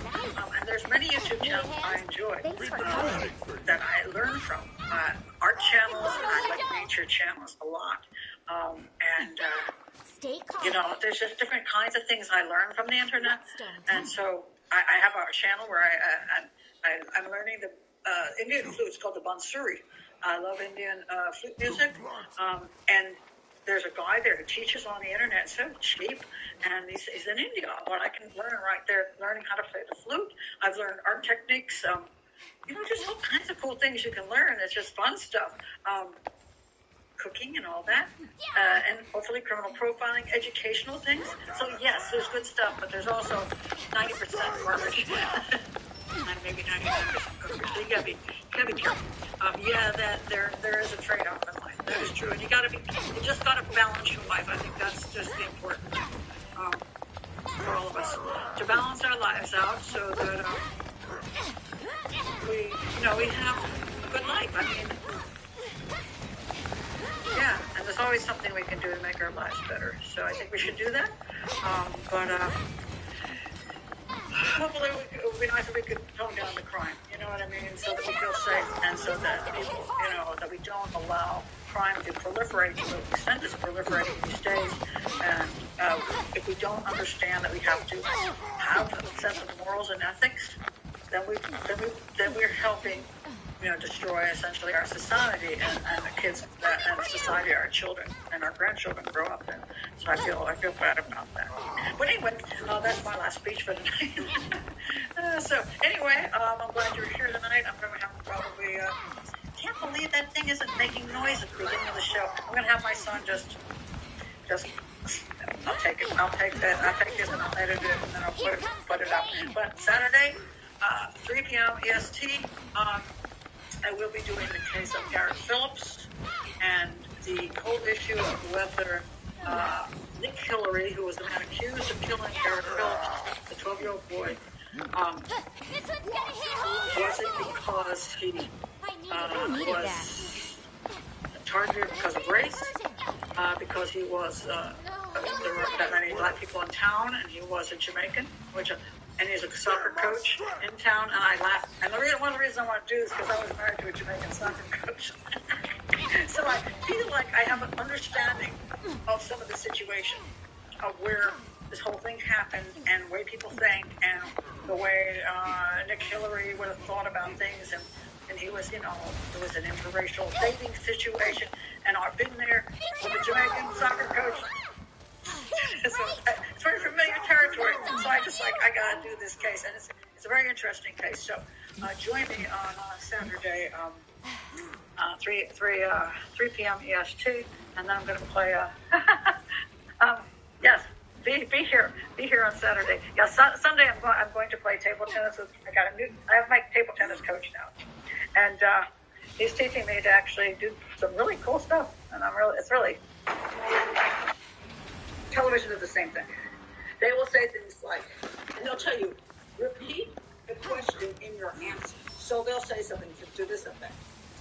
So Stephen, people say that you tortured and killed your cat on purpose. Is this true? He goes, let's move. People say I tortured and killed my cat on purpose, but that's not so. It was an accident. Or, I don't remember what he actually said in the show. I'm just giving you an example of how the television people will lead somebody into it. And sometimes they'll ask the question 5 times because they don't like the way the first one came out. So they'll say, okay, we're going to ask that again. And then they ask it again, and you answer it again. Then they ask it again, you answer it again. Then they take what they want and put it in the show. It doesn't turn out the way they like it. It doesn't go in the show. So, at any rate, this guy, Very kind of you. not Gregory Allen, was known to be kind of a really creepy dude. Creepy dude. Now, this is what actually happened. Okay, first I want to say he had cold-blooded tortures in front of other people. By the way, this was in front of other people, and he admits he did it. He just doesn't admit it was as bad as it sounded, and then he poured the oil on it and threw it in the fire to watch it down. And he's like, oh, it just accidentally caught on fire.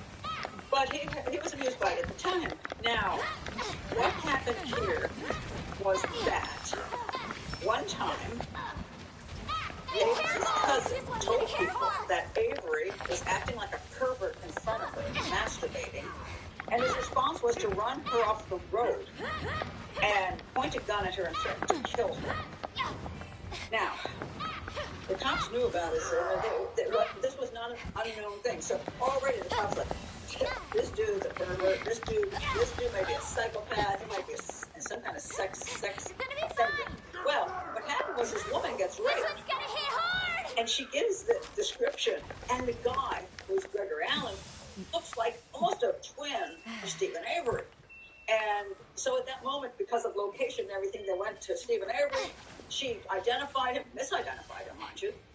And there, at the time, people will talk about DNA, but at the time, DNA wasn't as good as it is today. So it wasn't very useful. Now. So he went to prison. Yes, it's true, for many years. And then eventually his DNA was put into something, like the DNA bank or whatever, and it hit Gregory Allen. And it's like, oops. And you look at Gregory Allen, and then you look at Stephen Avery, and go, whoa, that's not too cool. They look pretty much alike. And oh my God, the woman identified him. The police thought it was him. The police weren't out to get him. The police really thought it was him. Now, I'm not saying it was the right thing that he got convicted. It was not. And then he had a civil case after he was let out. He had this civil case where he was, really going to make a lot of money off of this whole issue. Now, so he comes out, and then Teresa Hallback disappears. Now, it's not like there was another sexual homicide in town, and nothing was linked to Stephen Avery. Nothing at all. It's just like, oh, hey, we don't like Stephen Avery, and this woman got killed down by the river. We'll go pin it on Stephen Avery. That would have been possible. You could say, I think there's something fishy about that. No, the woman had received a call from Stephen Avery asking her to come to his house to photograph vehicles, and then she disappeared. She was gone. So at that point, the police weren't focusing in on him for no reason. They actually literally had to go to his house to talk to him because that's the last place she was seen. And somebody said, if he knew the police would look at him, he wouldn't be that stupid.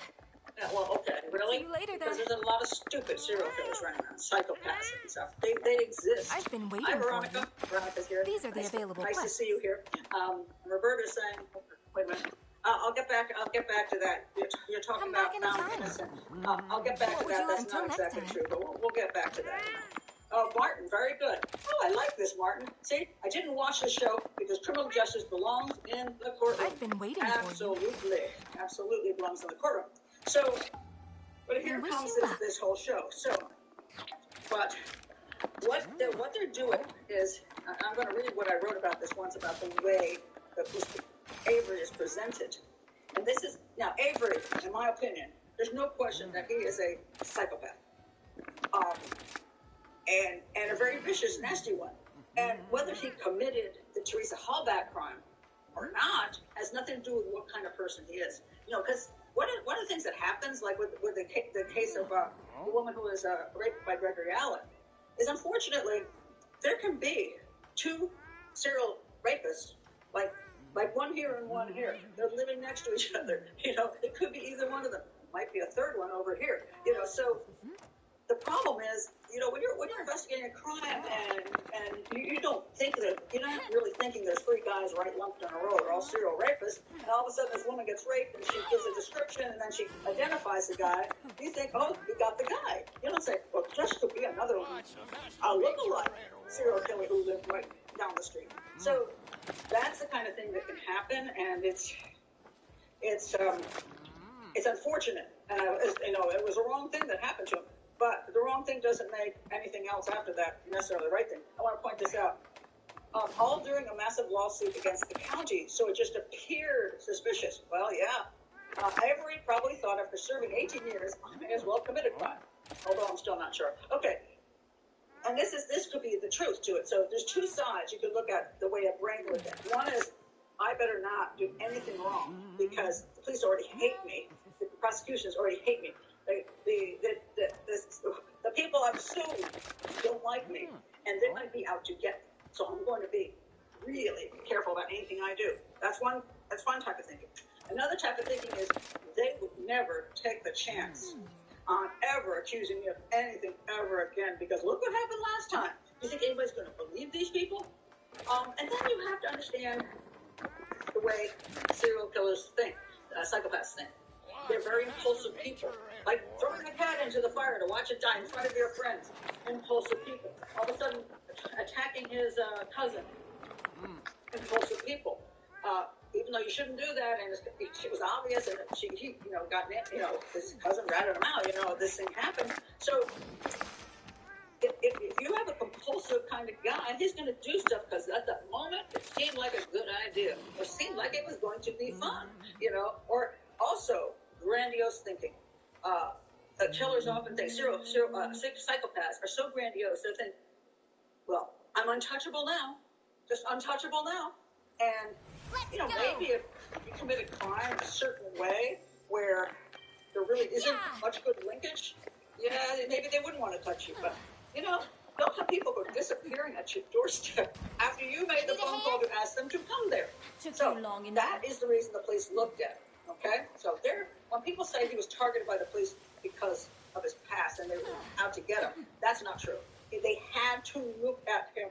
So at any rate, he did. He brought her to his house. I want to point out some of the other things that he said.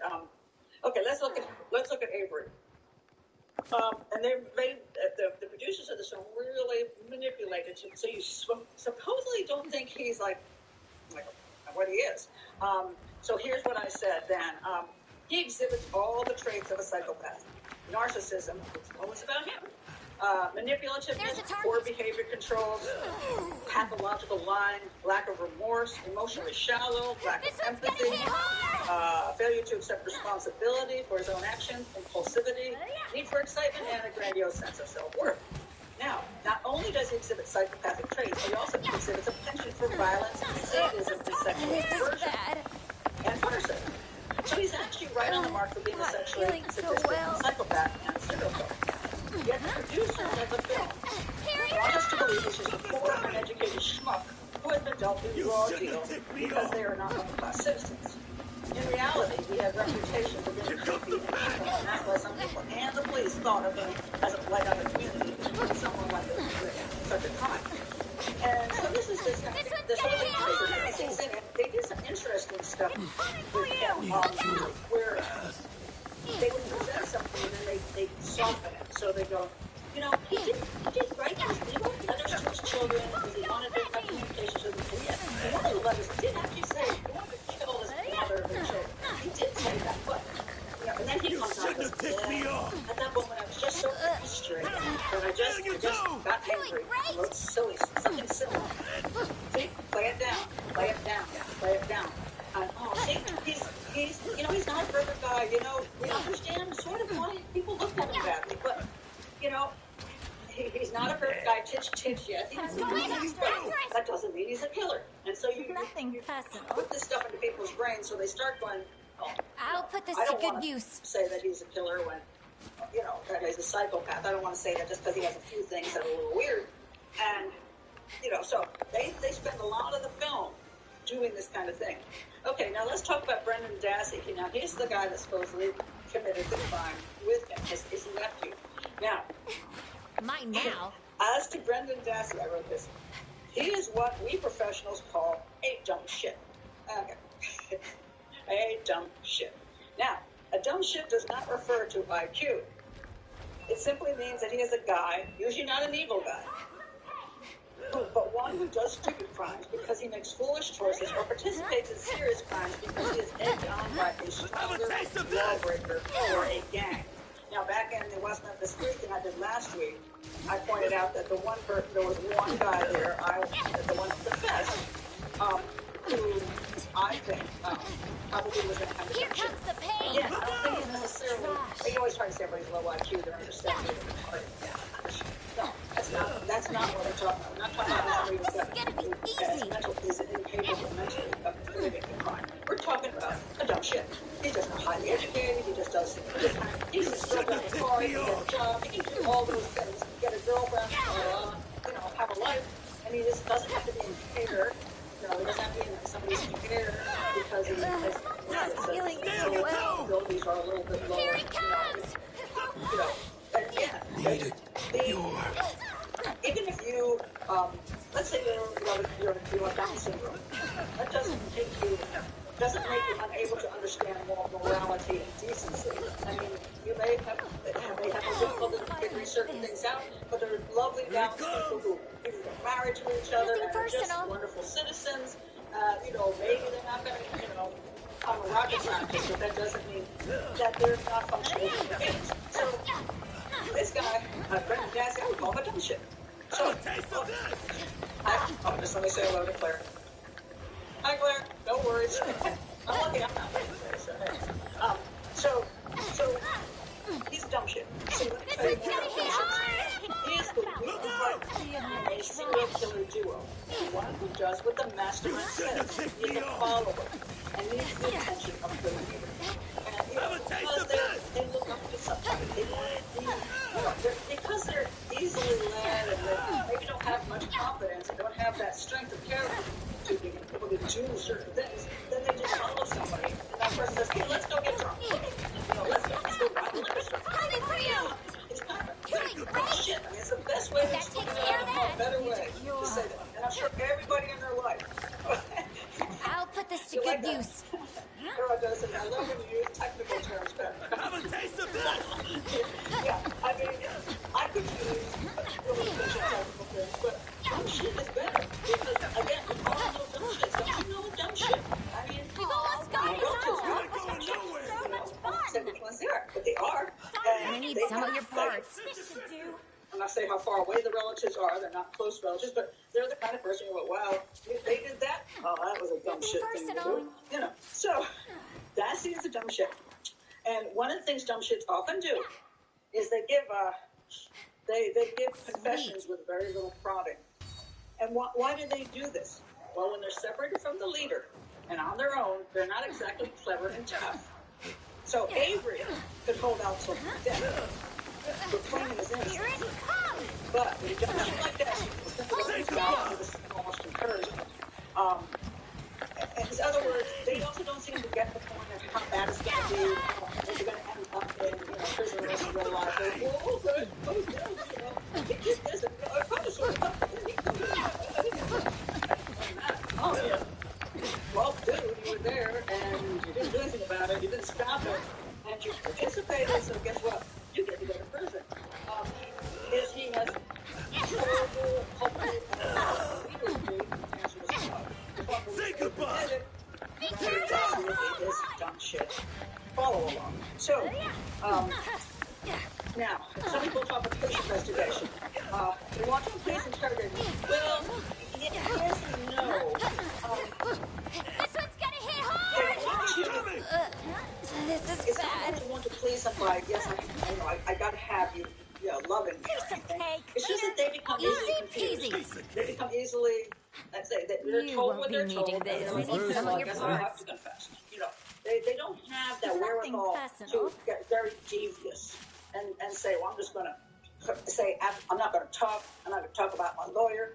So they often confess, and they not only confess to the interrogators, they, like Dassey confessed to his mother, and a bunch of times, as did the guy, and he was talking West Memphis 3, one who confessed over and over again. Somebody tell me his name, I'm blanking on it. Wow. But it's not just once. It's like, okay, well, I did do it. Okay, I was there. And it's like, doesn't mean they're lying, mind you. They're usually not that good at lying. So they usually are confessing to something that really didn't happen. But now, just to say this about the police interrogation, I will say this. While the interrogators of Dassey didn't do the best job I have ever seen, and occasionally gave information and led Dassey, they did not coerce his confession or terrify him into giving statements. Dassey told of his experience over and over, even to his mother, and his description, while likely containing some errors, was pretty much the truth.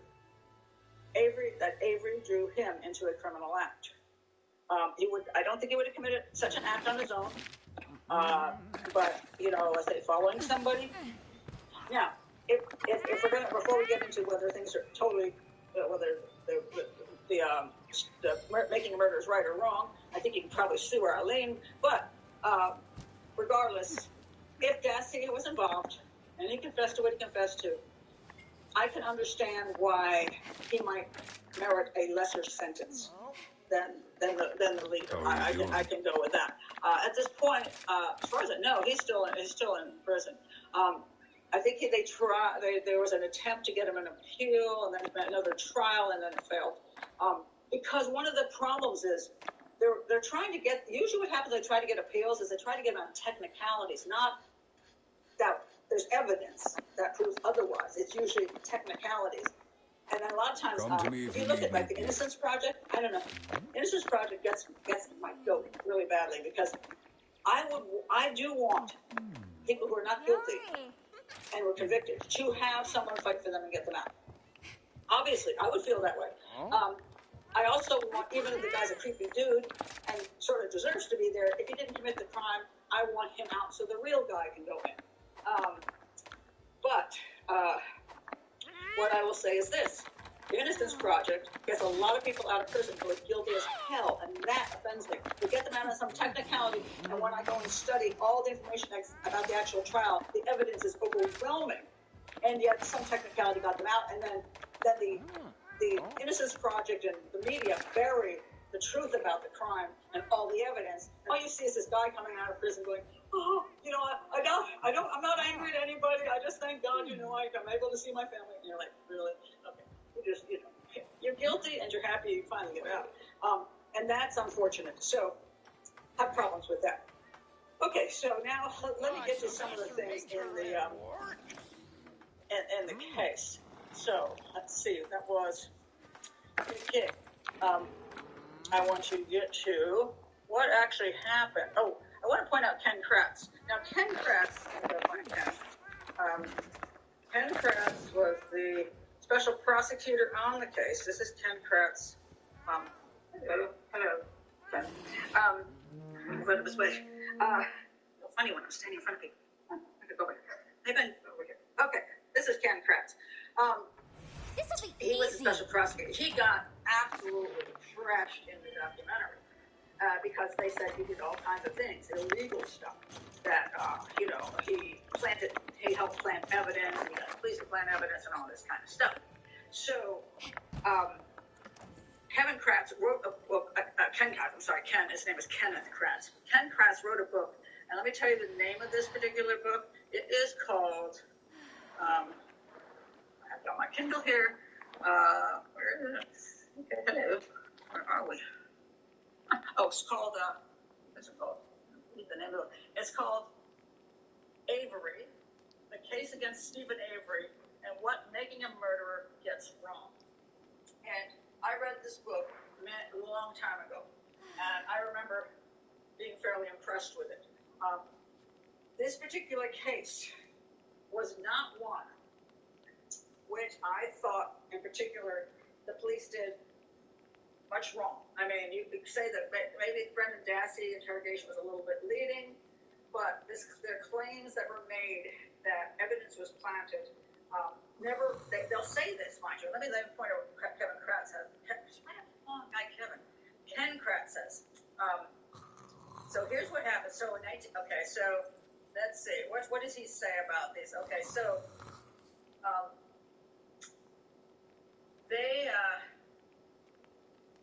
where is it here? Okay, so let me just review basic what happened. Holbach's remains were found in a burn pit on Avery's property in Manitowoc County in Wisconsin. Now, mind you, he called to have her come and photograph cars. That's what she did. She photographed cars. Let me get Teresa here so everybody remembers it. One of the reasons Kevin said, Ken said that he wrote this book was that she was being forgotten. And I'll move over here now. This is Teresa Holbach. And see, what she would do is go around taking pictures for, you want to sell your auto, she'd come and take a picture and, put it in the magazine and buy your car. And of course, it's, kind of an unsafe thing for young women to do because you're going onto people's properties, you do not know who they are. And if the guy is home and you're there alone, it's not really a real super safe thing to do, unfortunately. I feel really bad that she participated in this. And she actually had an experience with Stephen Avery prior where she came to his house, he answered the door in a towel, and he creeped her out. And so she really didn't really want to go back to his house, but for whatever reason, they convinced themselves. People convince themselves, okay, I'm overdoing this, I'll just go ahead and do my job. And so she went onto his property to take the pictures. And he claimed she claimed she didn't show up. And then he claimed that, she showed up, but then she left. So he changed his story, so that was all suspicious there. Now, for you who don't know, what happened to Teresa? Well, here's what happened. They found, so here, the freelance photographer, oh, wait a minute, let me go back here. Okay. Hallbach's remains were found in a burn pit on the Avery property in Manitowoc County. The freelance photographer for Auto Trader magazine had visited the Avery salvage yard to photograph a vehicle for a magazine on the day she was last seen. Avery and his nephew, Brendan Dassey, were later arrested and convicted of Hallbach's murder. They're serving life sentences. Now, the docuseries shows how prosecutors laid out their case. Here's the basic case. I'll put it right here now. Hallbach's Toyota, which had blood in it, including Avery's, was found on the Avery's family lot. Now, mind you, it's also like hidden. It was like stuff was thrown on top of it to try to hide it, like branches. This is gonna be easy. Avery's DNA was found on the hood of the vehicle. Tissues and bone fragments that matched Hallbach's DNA were found outside Avery's mobile home. And then Avery, the 16-year-old nephew, Brendan Dassey, confessed that he had assisted his uncle in raping and killing her. And then Avery was accused of burning her body after she was killed. Now, there was a darn good amount of physical evidence that she, well, there was no question that her body was burned in that pit on the property, that her DNA was there, and there was also burned stuff that was in the pit. I'll explain that a little bit. That also matched her. And then there was even more. There was the key from the car was found in his house, and I'll go over why that's a contentious issue. But anyway, there was a lot of physical evidence. So essentially, they found her car, they found the remains of her body, they found DNA, his and hers, and they found the key. So she goes to, he calls her and says, come to my house to photograph things. His story changes. Then she vanishes immediately from his house. Doesn't go anyplace else. And her car's found on his property. And there's a fire burning all night long in the burn pit. And DNA evidence and clothing evidence, whatever, is in that burn pit too. So, okay, he didn't do it? Okay, so I'm going to now explain to you the basics of why, to me, it's very hard to say, this good guy didn't do it. All right, this is just basic profiling, crime analysis. I'm not going to get, this one of these cases where I could go into massive details, but it will be a long show, and I'm not going to do that. I'm just pointing out the things that make sense, that are very obvious. Let's look at them. All right, so where the victim's body is found. The body was found on Avery's property. This is why the police went to Avery and talked to him. He wasn't targeted. You have the corpse of a murdered individual on your property, you're going to become a person of interest. I mean, why was the body on the property? Now, mind you, just like what happened with the West Memphis 3 movie, Paradise Lost, after they went after one suspect. So first they say the boys are innocent, and then they say one of the fathers killed the boys. And now they go, one of the other fathers killed the boys. They keep changing their suspects because they're trying to come up with reasons why somebody else would have done this. So one of the problems you have is, if her body's on his property, who else would have? Why was her body on his property? Now you can say a couple of things about that. You could say, well, which I'm sure OJ did try, by the way. I'll explain about the key on the forced search thing. Yes. All right. So there's only 2 reasons. Well, there'll be 3 reasons. Let me go with all the possibilities. One is Stephen Avery called her to the house, killed her, and that's why her body's on his property. That is probably the most reasonable and rational explanation. The second one, which people try to push around, is somebody else snuck onto his property. After he finished with her, somebody else snuck on his property, killed her, and burned her body on his property while he was home. He's there all night long, and they're having a fire burning up her body and whatever. And somehow, then they plant evidence. Oh, or the police are involved. So then maybe the police are involved, so they get the police to come in and plant evidence. No, look, it's pretty tricky. All right, but at any rate, only a few. This is true. Well, she burnt the body all night long, Roberta. Only a few burnt bones are found, not a body. True. But the remains of a corpse is what I was pointing out. And that was DNA to be her. So it's not a question of who it was. All right. The next thing you look at, not only where the body is found, but the last place the victim was seen. That was on Avery's property. Anyone who lives on the Avery's property is going to become a person of interest, and this includes Stephen Avery. Now, what they're trying to do is say his cousin's brothers now are, they've come up now as possibilities, and I think the guy who married, there's some other guy, somebody family had to have done it, behind Stephen Avery's back, even though he's home the whole time, but. I mean, the last person to have contact with the victim was, this is the next one. The last person to have contact with the victim. That would be Stephen Avery. The police are obviously going to investigate the last person who was in contact with the victim or was with the victim. So there is nobody else that was ever seen with Teresa. Nobody. So she didn't go to somebody else's house. She wasn't seen with somebody else. She was seen, it was Stephen Avery's home, his home, his property, and he was the last person to see her. Also, where does the physical evidence of the crime exist? Well, that would be in Avery's fire pit, in the Avery burn barrel, in Stephen Avery's house, and in the victim's car on Avery's property. All the physical evidence implicates Stephen Avery. His DNA in the car, the victim's body parts, DNA, and personal items in the fire pit and barrel, and the key and his DNA in his house. Everything connected to this crime is also connected to Stephen Avery. The DNA, the blood, the location. Everything is connected to that. Oh, yeah, I'm not even going to get into the external stuff that you're hearing from this show, which I'm not going to address all the little things that the defense attorney is going to throw around there, which is a bunch of bull. Zellner can say whatever she wants to. Zellner is a liar, and I'll say that. Zellner now says she has the phone ping leaving the property. This is they've done like 20 shows, and just like Paradise Lost, it's always like, oh look, we found this out. So and so saw that. Now they come up with a witness from way far away to say something when all the evidence is on Avery's property and connects Stephen Avery to the crime. All right, let's look at witnesses.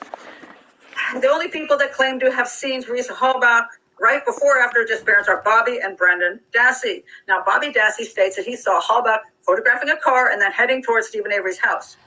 Brendan Dassey states he saw Halbach tied up in Stephen Avery's house, saw Stephen Avery kill her, and saw Stephen Avery burn her. There are no witnesses saying they saw Teresa Halbach anywhere else or with anyone else. Okay, so some people say, oh, you see, well, that proves that Bobby Dassey, Brendan's brother, is now one of the suspects they've unearthed because he did see her, okay, on the property. So, okay, let's say he went in and did this. Why is Stephen Avery's blood every place? Why is the key in Stephen's? Why did Stephen Avery, when somebody's burning something in his barrel all night long, not notice any of this? It's just nonsense. And no, this is not true. Avery's blood from the false imprisonment tampered with? No, it was not tampered with. It was proven it was not tampered with. The violent evidence, that was a whole big charade put on by by Zellner and the media, and in this case, the producers. There's nothing in that vial. There was no tampering. It's just absolute garbage.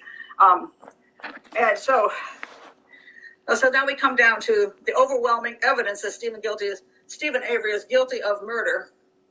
And here's what I look at. Okay, so basically he's framed, right? This is what people are going to say. He was framed. Now, this is what you have to come up with for framing him. Someone knowing or getting lucky that Halbach was coming out to Avery's property on that day. Someone getting lucky that there were two witnesses to say she was with or near Stephen Avery that day. Someone getting lucky that a witness can describe the crime in detail so that most of it matches the evidence. Someone has to kill Halbach for some reason and burn her body on the property right under the nose of Stephen Avery, or bring her burned body parts, this did not happen, by the way, to the property and mix them in with the stuff Stephen Avery had already burnt. Someone had to hide the victim's car on the Avery property. Someone had to hide the victim's car key in Stephen Avery's house, or someone had to plant Stephen Avery's DNA in the victim's car and on the key. And this is, now people talk about the key. The key was for her car. Now, if Stephen Avery killed her and hit her car, one of the reasons you're going to keep the key is because you're thinking to yourself, I might need to move that car. Maybe I don't have enough time tonight, but I might need to move that car at some point. He brings that in. Now, if he's got blood that's on the key, he sees his blood on there, he might very easily wipe the key off. So and they say, well, why isn't her DNA on there. Well, if he wiped the key off, that may be the reason. He wiped off the blood, and then he still handled the key after that. So only his DNA would be on the key, not the blood, but also it's just handling it. Now, it took a number of searches. Supposedly, the key was hidden in a piece of furniture, like in between some wood on the furniture.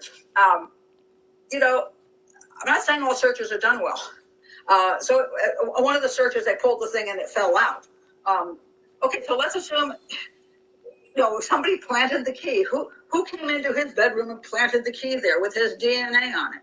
Who went and planted blood in the car? I mean, none of this makes any sense. This is just nonsense. Now, and here's the other possibility. So either law enforcement found out Halbach was going out to Stephen Avery's house, and just as she was leaving, they kidnapped her, killed her, burned her up, and spread all the evidence and DNA around Avery's property or house. Does anybody really think, because law enforcement was mad about this money he was getting, that they would go and happen to find out about this girl going to the house and follow her and do all of this stuff? Oh, this is something Hollywood movies are made out of, but not real life. And then, of course, they got a guy to confess and blah, blah, blah. Or someone else saw the opportunity to kill Halbach, killed her, burned her up somewhere, spread her cremains, as I put it, and personal items around the Avery property. And then law enforcement saw a great opportunity and jumped on board by planting Avery's DNA in the key. Or maybe Stephen Avery is just guilty as hell and all the evidence proves it. I stand there. I stand with the simple fact that Stephen Avery is a sexual psychopath. He is what he is. He may not have committed the first crime, but doesn't mean he didn't commit the second crime. And the simple fact is there was overwhelming physical evidence and there was witness evidence. And he also changed his story. And it was on his property. And he made the phone call to bring her out. So it would have to be just extraordinarily fortuitous and all these people doing all this stuff. It's just so nonsensical. And there are questions about why is there not more blood here? Why is there not more blood there? Blah, blah, blah. Evidence is a weird thing. First of all, you have to get exactly where things actually happen. Sometimes you don't get the entire true story of where things happened or who cleaned what or whether the person was attacked here or attacked there. And sometimes there's, a lot of times when you go to trial, there are those little inconsistencies which you have trouble explaining because you just don't know. Simple fact is you weren't there and you don't know. And people don't always tell the entire truth. They tell parts of truth. And so then people are like, wow, but they said that one wrong. Well, yeah, but if everything else points there, every single other thing points there, then that's a problem. Okay, yes, this is true. People confess to crimes they haven't done. Dassey thought he was going home to watch TV if he told them he killed her. But he told them enough stuff that matched the crime. And if Stephen Avery is guilty and he did it with somebody, and the guy who he did it with confesses to enough of the crime that it makes sense and it matches the evidence, then probably Brendan Dassey was there. I don't think somebody else was there. Now, what'll happen is, and this is the kind of nonsense that happens, you get, for example, the brother who became, let's find this one. Is it this dude? Yeah, I think this is the brother, Bobby Dassey. Okay, so let me tell you about some of the supposed other suspects. As I pulled up this little thing on who the other suspects are supposed to be. So what happens is, which is interesting, Bobby Dassey becomes a person of interest at the end of season 2. So they go through this 2 entire seasons and suddenly they come up with, oh yes, it's Bobby Dassey. Because, guess why? Because the dude looked at pornography. Pornography. Hundreds of videos of pornography. Do you want to know? Okay, I'm going to just go down the block and look how many people watch Pornhub. And if there's anybody over here who says, oh, I've never heard of Pornhub, or nobody, I don't know anybody who's done Pornhub, well, you have a very clean life and you know clean people, clean lives. Pornhub is a free site. Tons of people go to Pornhub. And then if they get sucked in, they might want to go to a fancier site, which I pay a little bit of money for. But they can go to Pornhub. Now, the other thing she says is hundreds of videos of pornography, which I say you might as well arrest half the dang United States. Not that I approve of pornography on the internet and from Pornhub. I don't necessarily approve of it, but it is there, okay? And many, many normal people watch that. We know someone, don't we? Ooh, okay, so, and then they said, and hundreds of videos of pornography and violence toward women. Now, this is a really tricky thing. When they group those things together, hundreds of videos of pornography and violence toward women. What is it? Is it like 300 videos of pornography and 3 of them had, I don't know, some kind of S&M thing? Somebody was tied up, some dominance thing? Because there's a crap load of that on Pornhub and other sites as well. So maybe some guy has that fantasy. Doesn't mean he's actually going to go out and rape and murder somebody. So that's their evidence? Okay, so let's see. Is there any other things that... Let's see.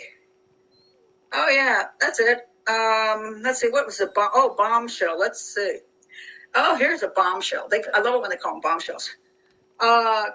In April 2021, this is like 6 years after the case, 6 years after the first part of the movie, she dropped some bombshell revelations on Twitter. Ooh, a new witness came forward and alleged he saw Bobby with an unidentified 50-year-old man pushing a Toyota RAV4, the same model Hallback was driving, onto Stephen Avery's property. Who was that person who 6 years later wants to claim that he saw Bobby doing that? Really? You can claim anything you damn well please. It doesn't mean a damn thing. So that's the kind of nonsense stuff. So there was, the only thing is he saw her on the property taking pictures. But that's it. That's it. There's nothing else that makes that there's any kind of proof of anything. So this is the kind of stuff we saw with Paradise Lost and West Memphis 3. Okay, we're going to have to come up with somebody. So we're going to come up with one of the fathers. Now, what was the evidence with one of the fathers? He had a knife. And now, later on, it's the other father because there was a piece of hair on the boy's shoe that he could have gotten at home. It could have just been something they picked up in the house. But that piece of evidence now proves that now the other father did it. So first they just tried to destroy the life of the one father by saying he killed his own child and the 2 other children. Then they went after the other father and said that he killed the kid. You know, neither one of those had any evidence. Bobby Dassey, there's 0 evidence saying Bobby Dassey did anything. There's just none. There's none. So they keep. I think there's also some guy who was in prison who supposedly confessed he did it, and that all disappeared too. So in all these years since this case has been out, they haven't got anybody. They just point fingers at people and ruin their lives. You know, so Bobby Dassey, who probably had nothing to do with anything, maybe I don't know if he's a very great guy. Maybe he's a creepy dude. I don't know. But if there's no evidence, now this is what's funny about these shows. This is what just drives me crazy.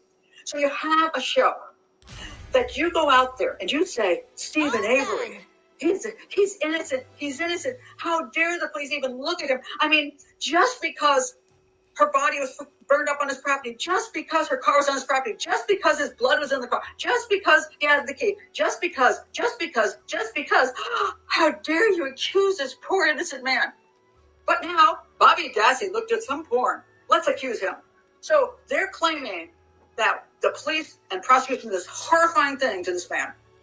But Hollywood, Netflix, has no problem destroying somebody else's life with absolutely 0 evidence. So little evidence that if you compare the evidence of Stephen Avery and the evidence of Bobby Dassey, we're looking like this. This guy's got massive, so I think it goes this way. Which way does it go? That's weighted. Okay, I'm going the wrong way. Weighted evidence. Okay, Bobby Dassey, nothing. Him, tons of crap. Okay?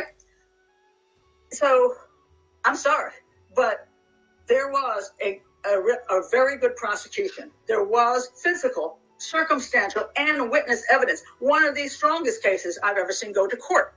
Now, yes, there are moments where you say, okay, why didn't they find this here and that there? But, you don't always know exactly how much of blood there is and in what location it actually occurred in. And say people don't tell the exact truth, but the simple fact is that there's no way somebody else came on his property and set him up like that. Actually, it's a burn barrel. It was burning over all night. I mean, this is his property. I mean, this is this guy's property. It's Stephen Avery's property. He would know if they're burning. Why were they burning out in the burn barrel? He would know something. He would, the fact that he knows nothing yet, the key shows up in his house, blood shows up here, and all. It's ridiculous. I mean, I'm sorry. It is overwhelming, physical, circumstantial, behavioral, and witness evidence. That's a heck of a lot of stuff. Just a heck of a lot. And it is this Hollywood crap where you come up and you present everything in such a way with the dramatic music and these whatever editing you want to do, and you put things out there like, oh, this vial, it looks like the vial might have been tampered with. And then they go through these phony, fake, whatever they're doing to show how it could have been tampered with. Then they leave the audience thinking it was tampered with, when the actual evidence is it wasn't tampered with. And then the other thing they do is, if there is, for example, 9 pieces of evidence pointing toward him, they will make sure to not show those 9 pieces of evidence. They'll only show other stuff. They will leave out so much information so that you think that evidence doesn't exist.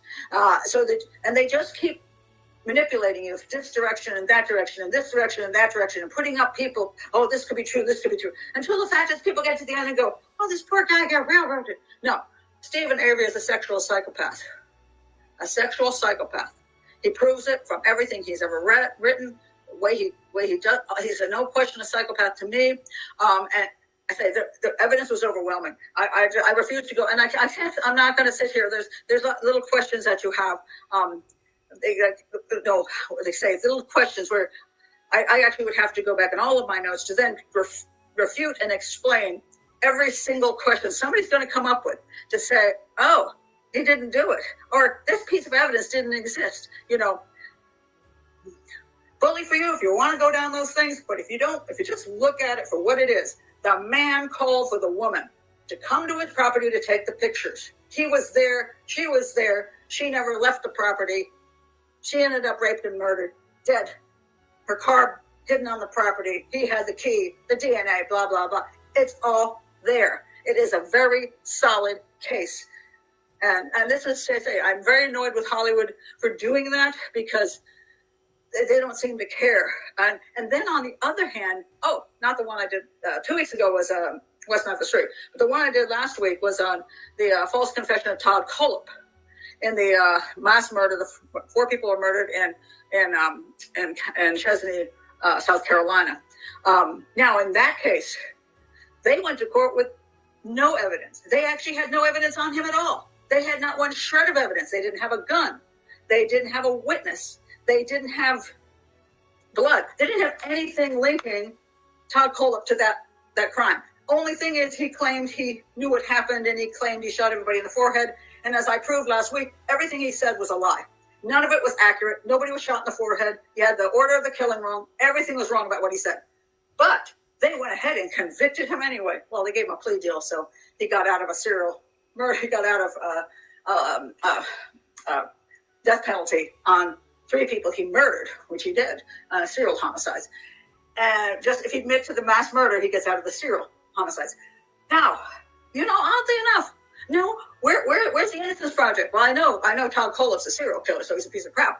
But where's the Innocence Project coming in and saying, wait a minute, you were crooked. The prosecution and the police there were crooked when they made these claims that weren't true and prosecuted the guy based on a false confession that they knew was a false confession.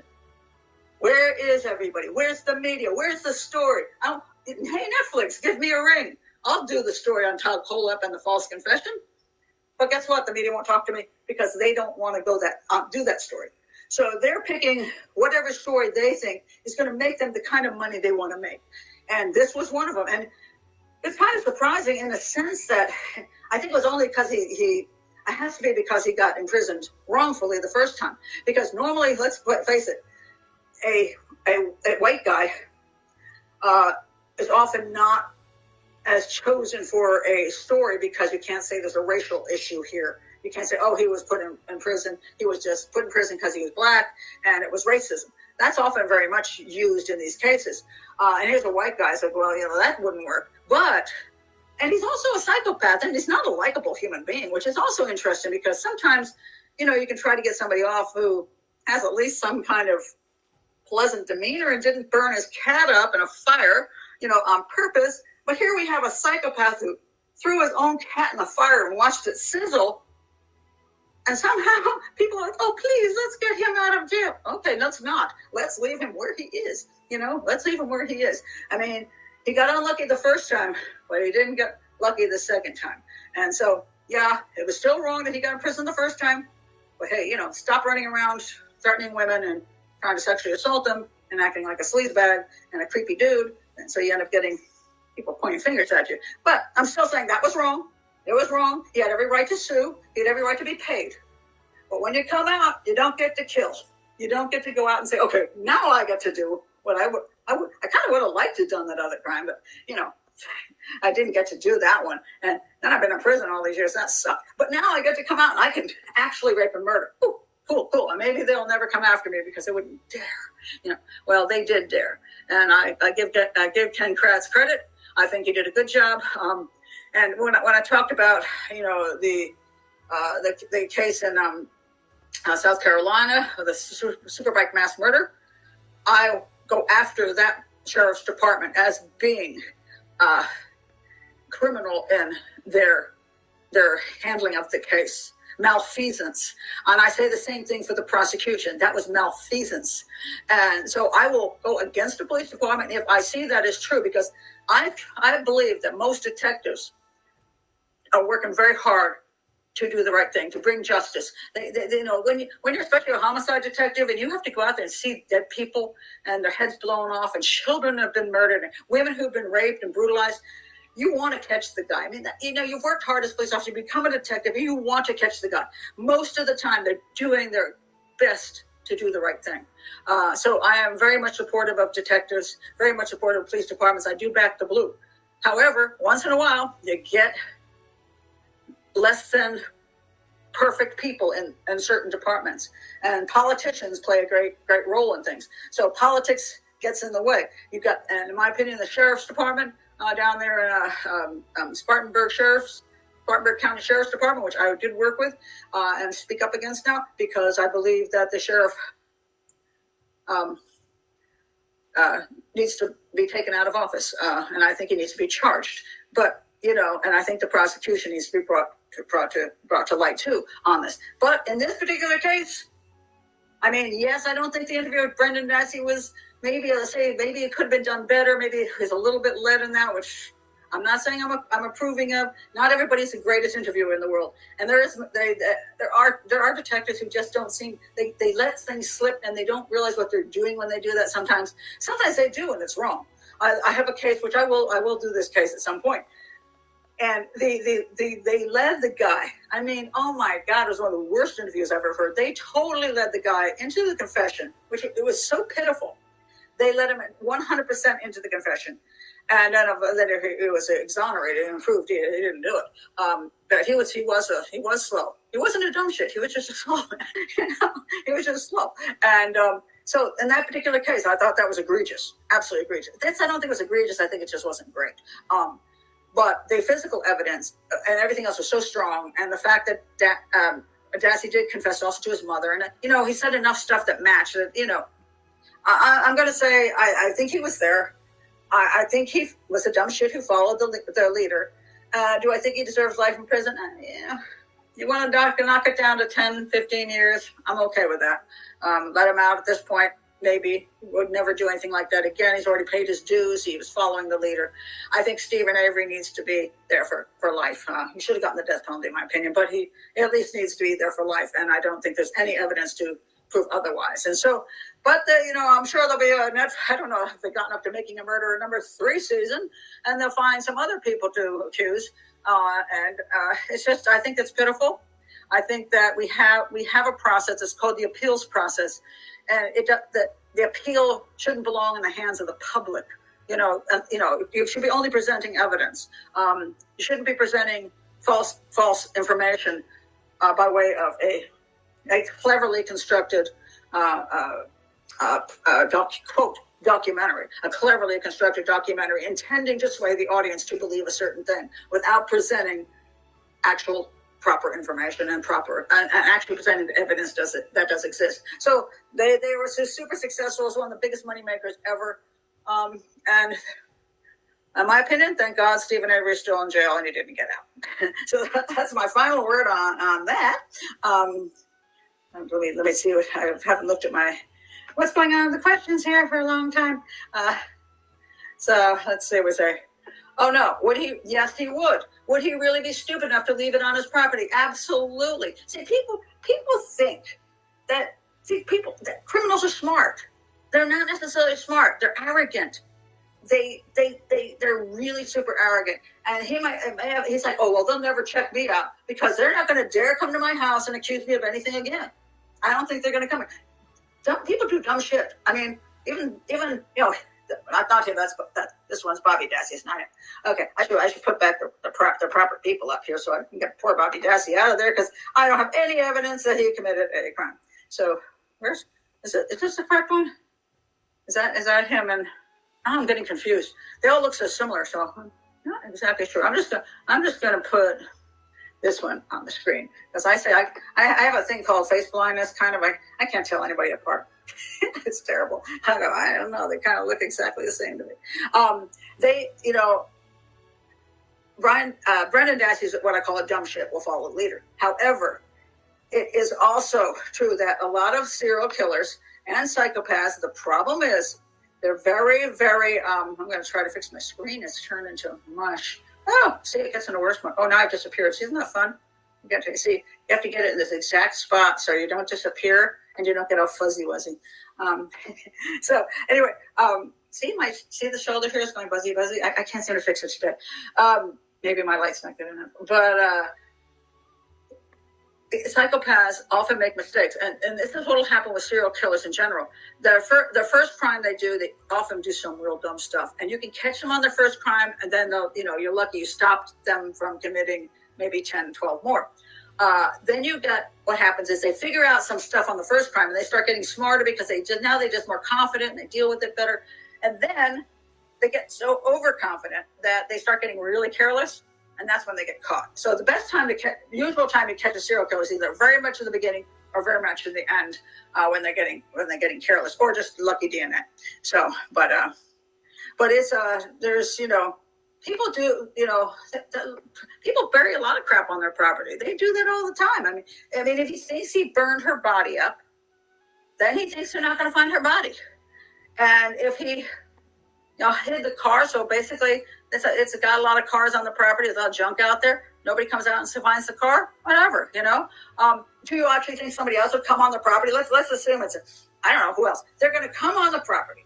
They're going to kill her. Then they're going to walk on somebody else's property and put the car down there, and then they're going to stand there over a burn barrel in somebody else's property. Let's say then Stephen Avery walks out and goes, "What the hell is that? Damn, is that a body in the burn barrel?"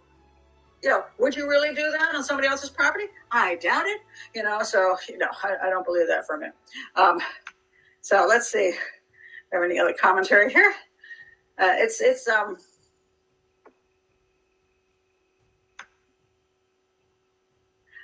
see. Oh, well, this is true. And there's a bunch of, Kelly points this out quite correctly, there's a bunch of YouTubers who have zero education in law or investigative work and think they know more than law enforcement, doctors, etc.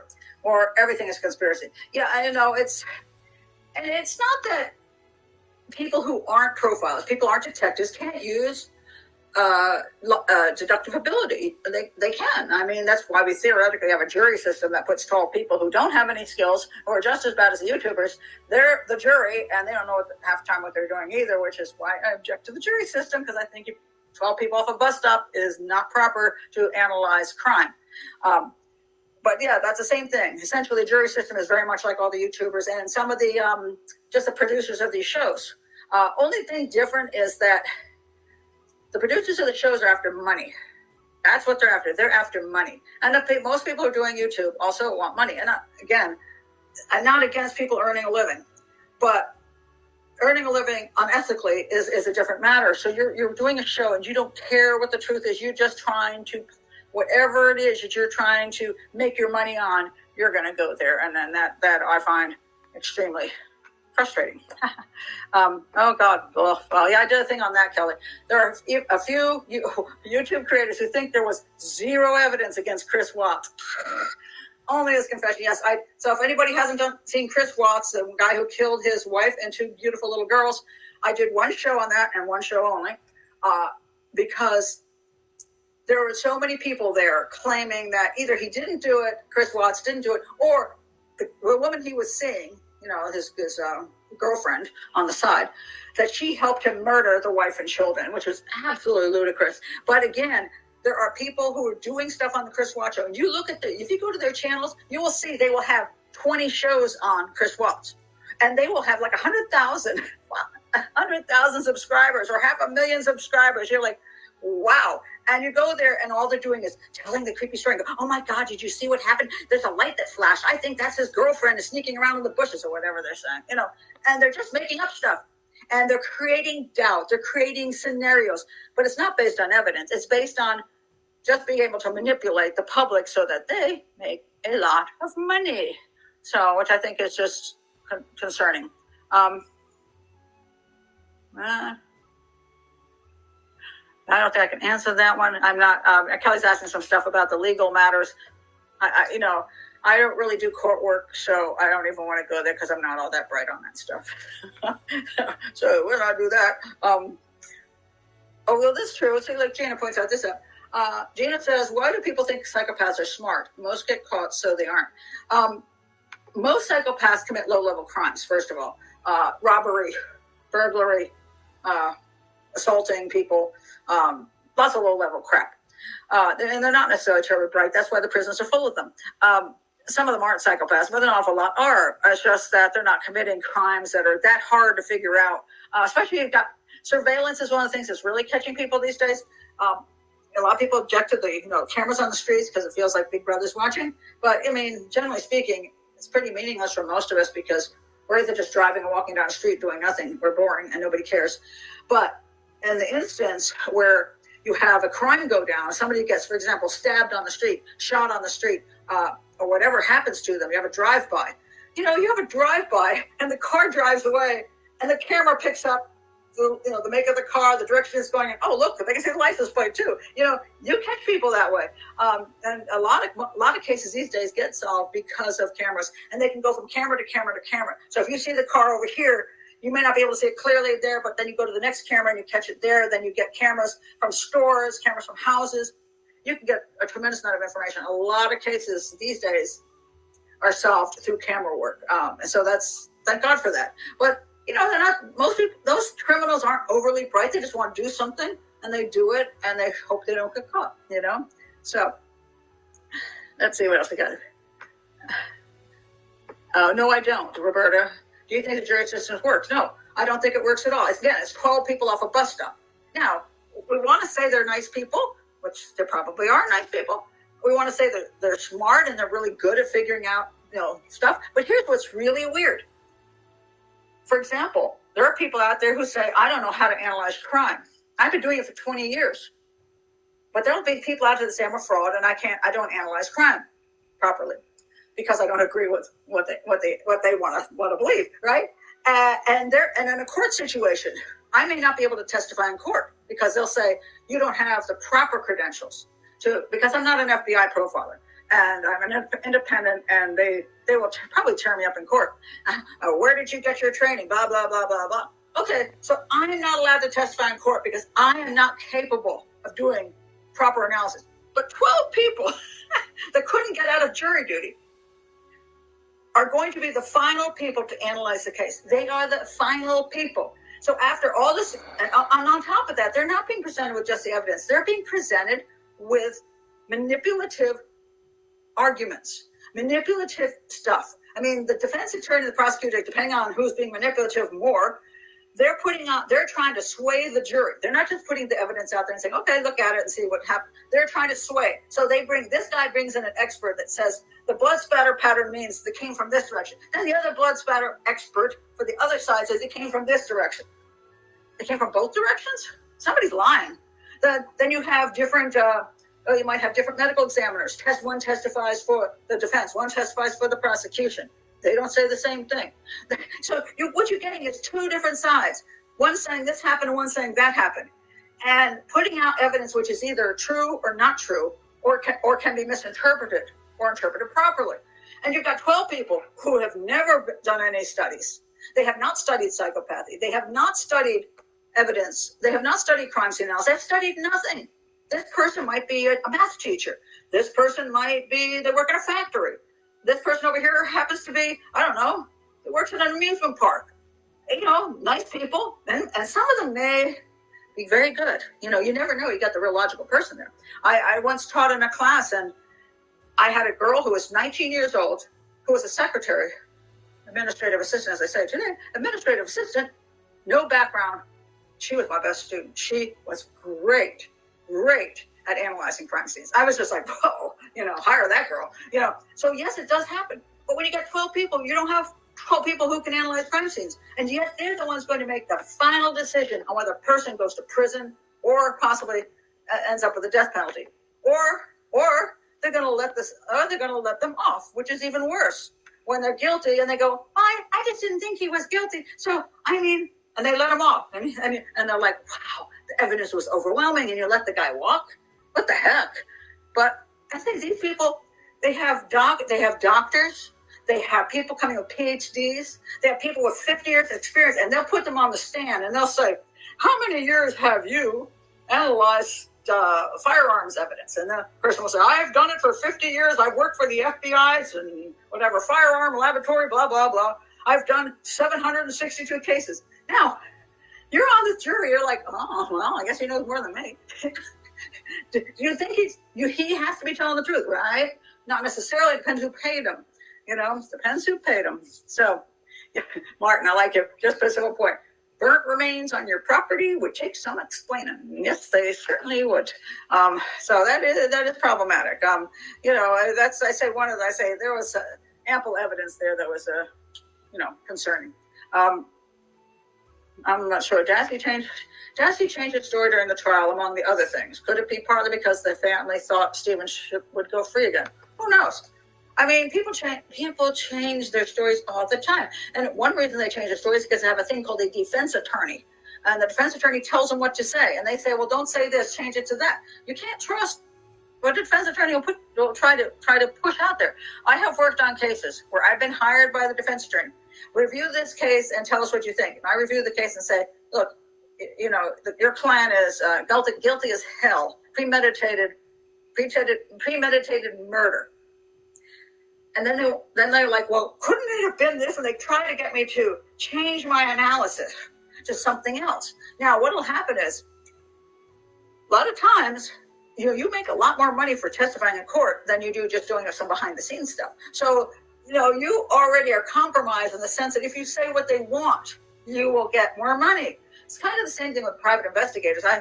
Some private investigators do a fine job, but then there are private investigators who the family will come up with some ludicrous idea.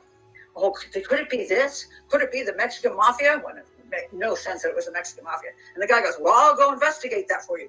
And 50 hours later, after he's charged $50 to $100 an hour, he's soaked these people for a huge amount of money.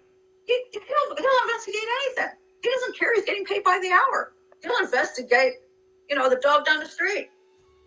He's making money. So it's a real problem with people paying you for what you think, and having what you think be something that could be something you can buy. You can buy that. So, oh yeah.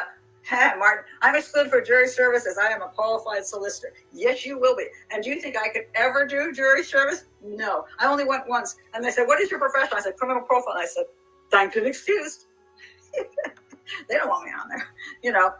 They want to make sure that they can manipulate people. So they're going to try to be, yeah, I like being excluded. Me too. I mean, I personally don't want to be on a jury, not in this country, actually, here's what works, which is really interesting. So the last time I was asked to go to do jury duty, I sent back on the letter reasons why you can't do jury duty. And I said, I don't believe in the jury system. I think that the other jurors are idiots. And they let me go. I was like, okay, well, that worked. So that was kind of cool. So anyway, Okay, so we're coming to the end. I'm going to say goodbye to everybody. Appreciate you being here. It's always nice to have you around. Again, please do like the video. If you haven't already run away, please do subscribe. And at the end, I'll show you some of the books that I have out there, which you can buy usually at Amazon, unless it's Madeline McCann's story, in which case you got to go to Smashwords. So anyway, thank you for being here. It's been great as usual. Bye, and thank you. I'll see you next week.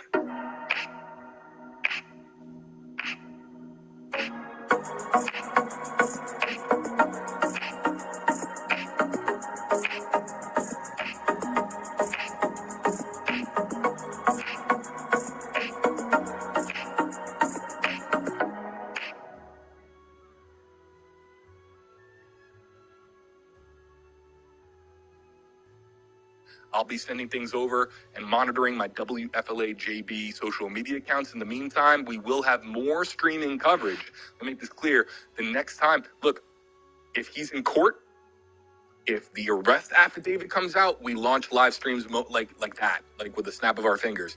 We get on live stream and we break things down and we bring you to these various locations through the live streaming technology that we have here at WFLA. So we will have more live streams on this story in the days and weeks ahead. So if there's something big, massive, breaking, developing, happening on this story, you can come back to wherever you are watching us right now and we'll have continuing coverage. The very latest on this story on WFLA.com, the WFLA app.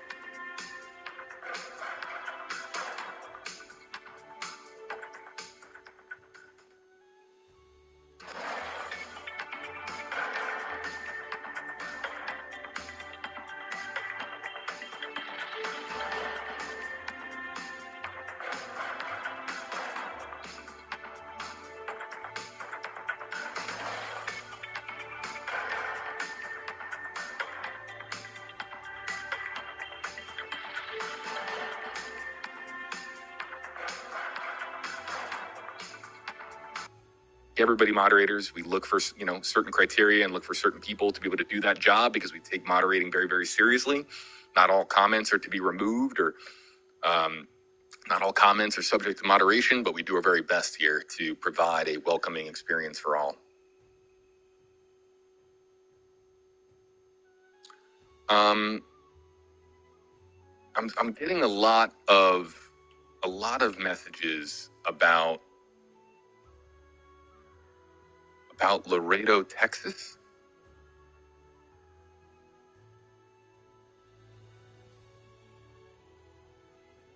And I'm not seeing. Can somebody please specify what they're talking about as far as which news story out of Laredo? I'm unfamiliar with that news story. Can't do it all, folks. We try, of course, to bring you stories from across the country, and but that one I'm unfamiliar with. So if our audience could please help us out, but I've seen multiple comments about Laredo, Texas, from like Ageless Beauty here. #KJB, any updates on what's happening in Laredo, Texas? I do not. You have to specify about which comment, or excuse me, which story that you're talking about.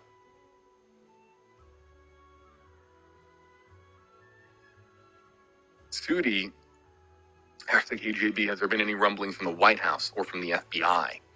I'll keep an eye on our comment section, excuse me, our feed grid here to see, look, when there's multiple instances of violence, including in our nation's capital today with 4 people shot in Washington, D.C., it's not out of the ordinary for the White House press secretary to field a question about, a random spike in violent incidents. And so if that press conference has become available to us, we can go check in if our commenters would like.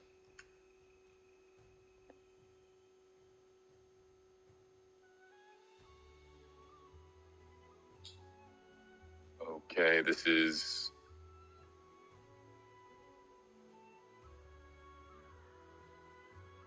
Stand by, folks.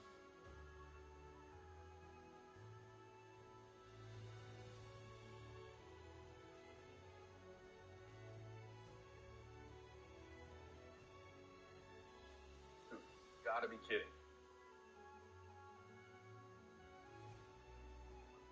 Okay. News coming in now of a 6th story that we're going to try to be bringing you on this live stream.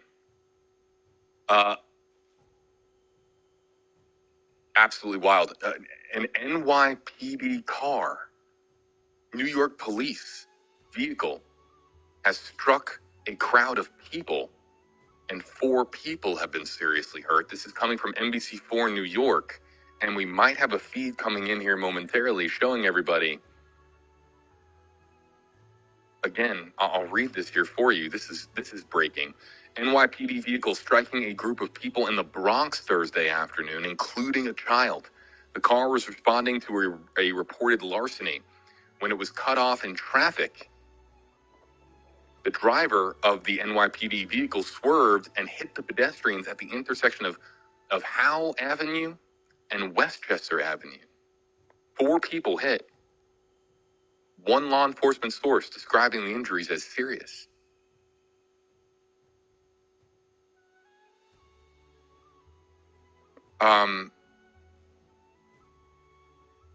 This is absolutely first and foremost just a terrible story involving an NYPD, a law enforcement vehicle, going into a crowd of people and a child among the 4 injured. But if you're sitting at home in disbelief, let me assure you, you are not alone, because I'm sitting here in disbelief too. This is now a total of 6 news stories that we are following involving injuries or look, Lexington, Kentucky was not. Thankfully, there were no injuries reported there, but that was originally reported to be, and it still is, a shooting that occurred. Shots fired in Lexington, Kentucky. Very grateful to hear that it is not serious over there. That's the least serious of the 6 that we're covering. But this is now another one coming into the newsroom. And now I'm getting more details from people about what's going on in Laredo. I think I have seen that report. I don't have any feeds for it, but I have been told that a feed is incoming from New York City, from the Bronx, showing the scene where a NYPD vehicle went into a crowd of people. And again, let me break this down, because they say that the car and the driver of the NYPD vehicle was responding to a report of larceny when it was cut off in traffic. So we, this is why, and we don't know the situation, but this is new as of just a couple of minutes ago. But this is also why tactically we see such deliberate actions by responding law enforcement vehicles, because in responding to certain situations, it's so easy for a responding vehicle to encounter a situation where the public is in harm's way. We had a situation here in the Tampa Bay area recently where and you might have been on the live stream with us here a short time ago, folks. I forget what day it was, but we had the video. Might have been Tuesday. We had the video of a vehicle, a stolen Maserati being driven by a group of teenagers. The police attempt to pull over that Maserati, and the Maserati ends up going 123 miles per hour, speeding away from law enforcement, who keep their distance because they have a helicopter in the air. But this is just some of the decision making that goes into real-time responses when it comes to the tactics of a developing situation. So we'll get more information, I'm sure, about this car and how exactly it was cut off in traffic and how it swerved into pedestrians, but it did so at the intersection of Howe and Westchester Aves in the Bronx. Again, I'm just looking over here. I'm waiting for that feed to come in so I can bring it to you, folks. But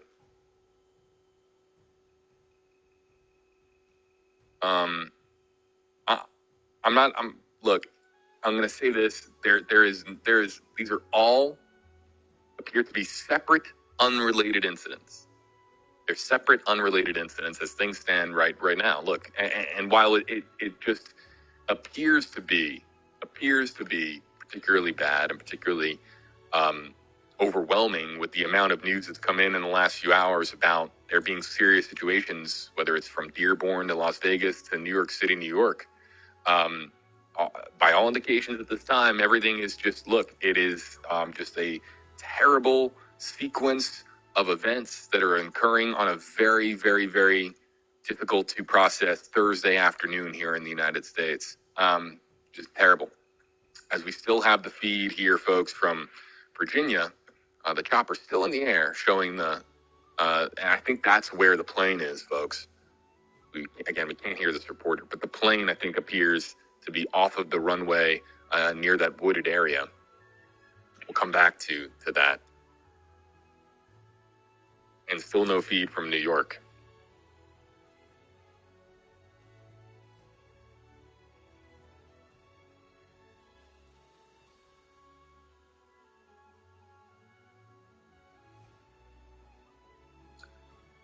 Let's see.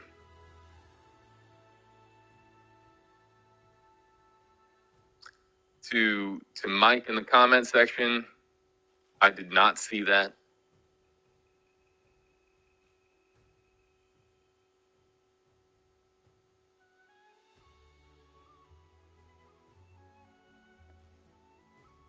But I'm looking it up.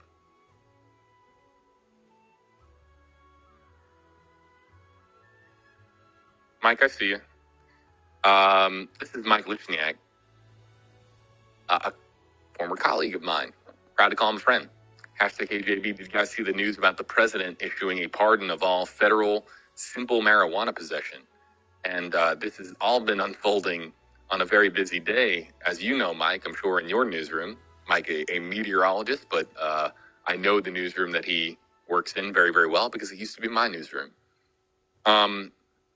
And I'll read this as follows. President Joe Biden Thursday granting a pardon to all people convicted of simple marijuana possession under federal law in what amounts to the most extensive White House action taken to date on U.S. drug policy. This coming from Politico.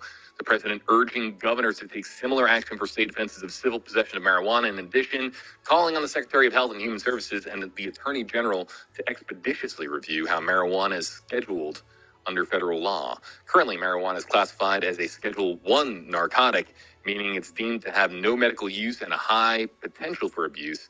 Heroin and LSD are other Schedule 1 drugs.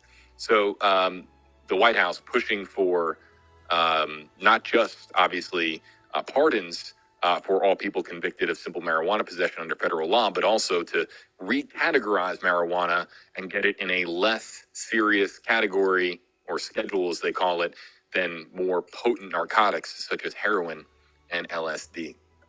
Mike, thanks. I'll text you after the stream, man. I hope you're good, bud.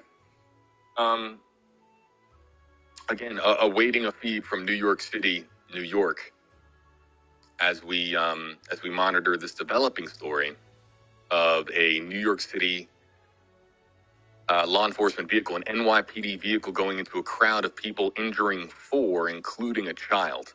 The feed of the scene, as we've been told, is coming into our newsroom shortly, and as soon as we have it, we will, of course, pass it along to you and bring it up here live on screen.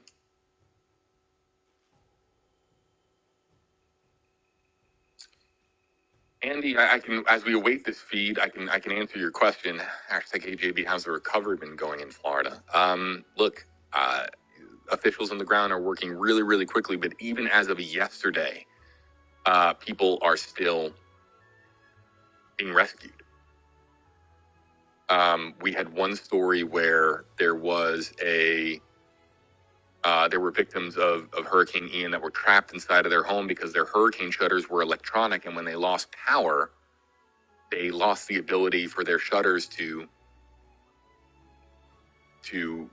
be released and for them to be able to get out of their home. So as far as recovery, we're still getting into recovery.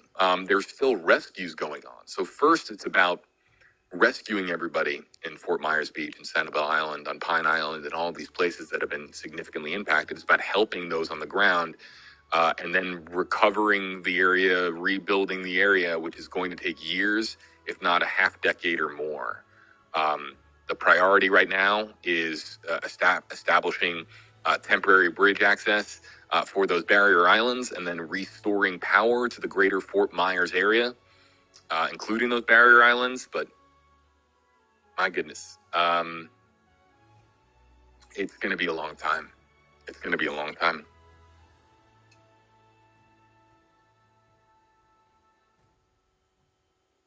Yeah, Duty Ron. I see Duty Ron, of course, retired New York law enforcement, joining us, and a friend of ours here on the stream, saying from NBC4, yeah, NYPD vehicle struck 4 people in the Bronx, responding to a larceny report, cut off the operator of that vehicle, swerved, hit pedestrians at the intersection of Howe and Westchester Avenues. I do not, of course, I grew up in New York City. I grew up in Queens. I don't know the Bronx well enough to know this particular intersection. But to think that there is an intersection where a NYPD vehicle swerved into a group of people, your heart sinks. Ron, I'm sure it's the same. If, for you, I mean, you're just thinking about how terrible of a scene that must be, how terrible of a situation that must be. And I'm sure, I'm very curious to know how it all happened at this intersection. It could have been anybody. It could have been, with that type of situation, with a law enforcement response, Ron and others, I'm sure that it could have been a similar situation where somebody else on the road, not even the NYPD vehicle, a vehicle is swerving to get out of the way of traffic and goes into, pedestrians. The vehicle versus pedestrian accidents are obviously extraordinarily more common in a place like New York City rather than your average run-of-the-mill town in the United States. So while you just hate to hear about this, especially involving a child, a group of 4 injured, including a child, your heart just sinks, and we hope to have that feed for you from NBC4 New York momentarily.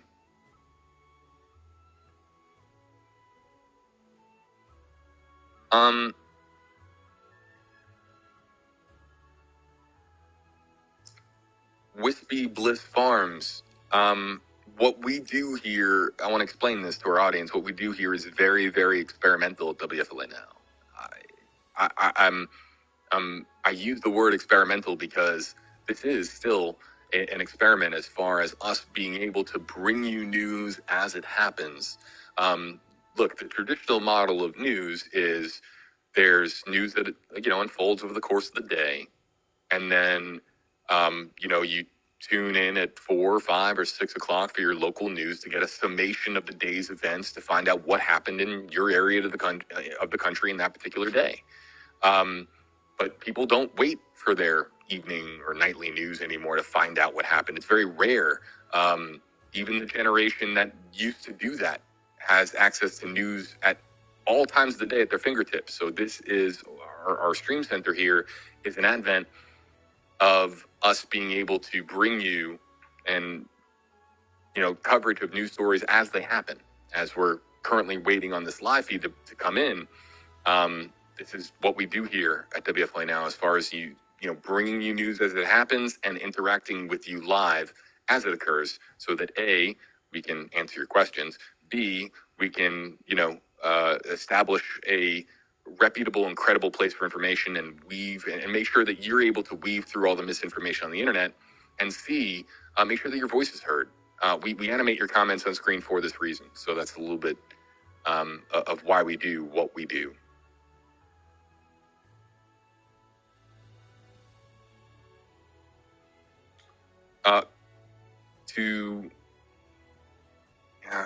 There's a lot of news happening. This is another one. But if I have access in my system to any news, the Stockton, California serial killings. Yeah, I'm going to be very honest with our audience. I'm familiar with this story. Clown is asking. Oh, Clownfish in the profile picture. Clown is asking about this story. I do not know enough about it to confidently report on it at this time. I'm familiar enough with it to know its existence, but as far as as far as the story itself, I will read this from what I have in our system. It's a serial killer seeming to be quote unquote on a mission throughout the fatal shooting of 6 men and the wounding of 1 woman dating back to last year.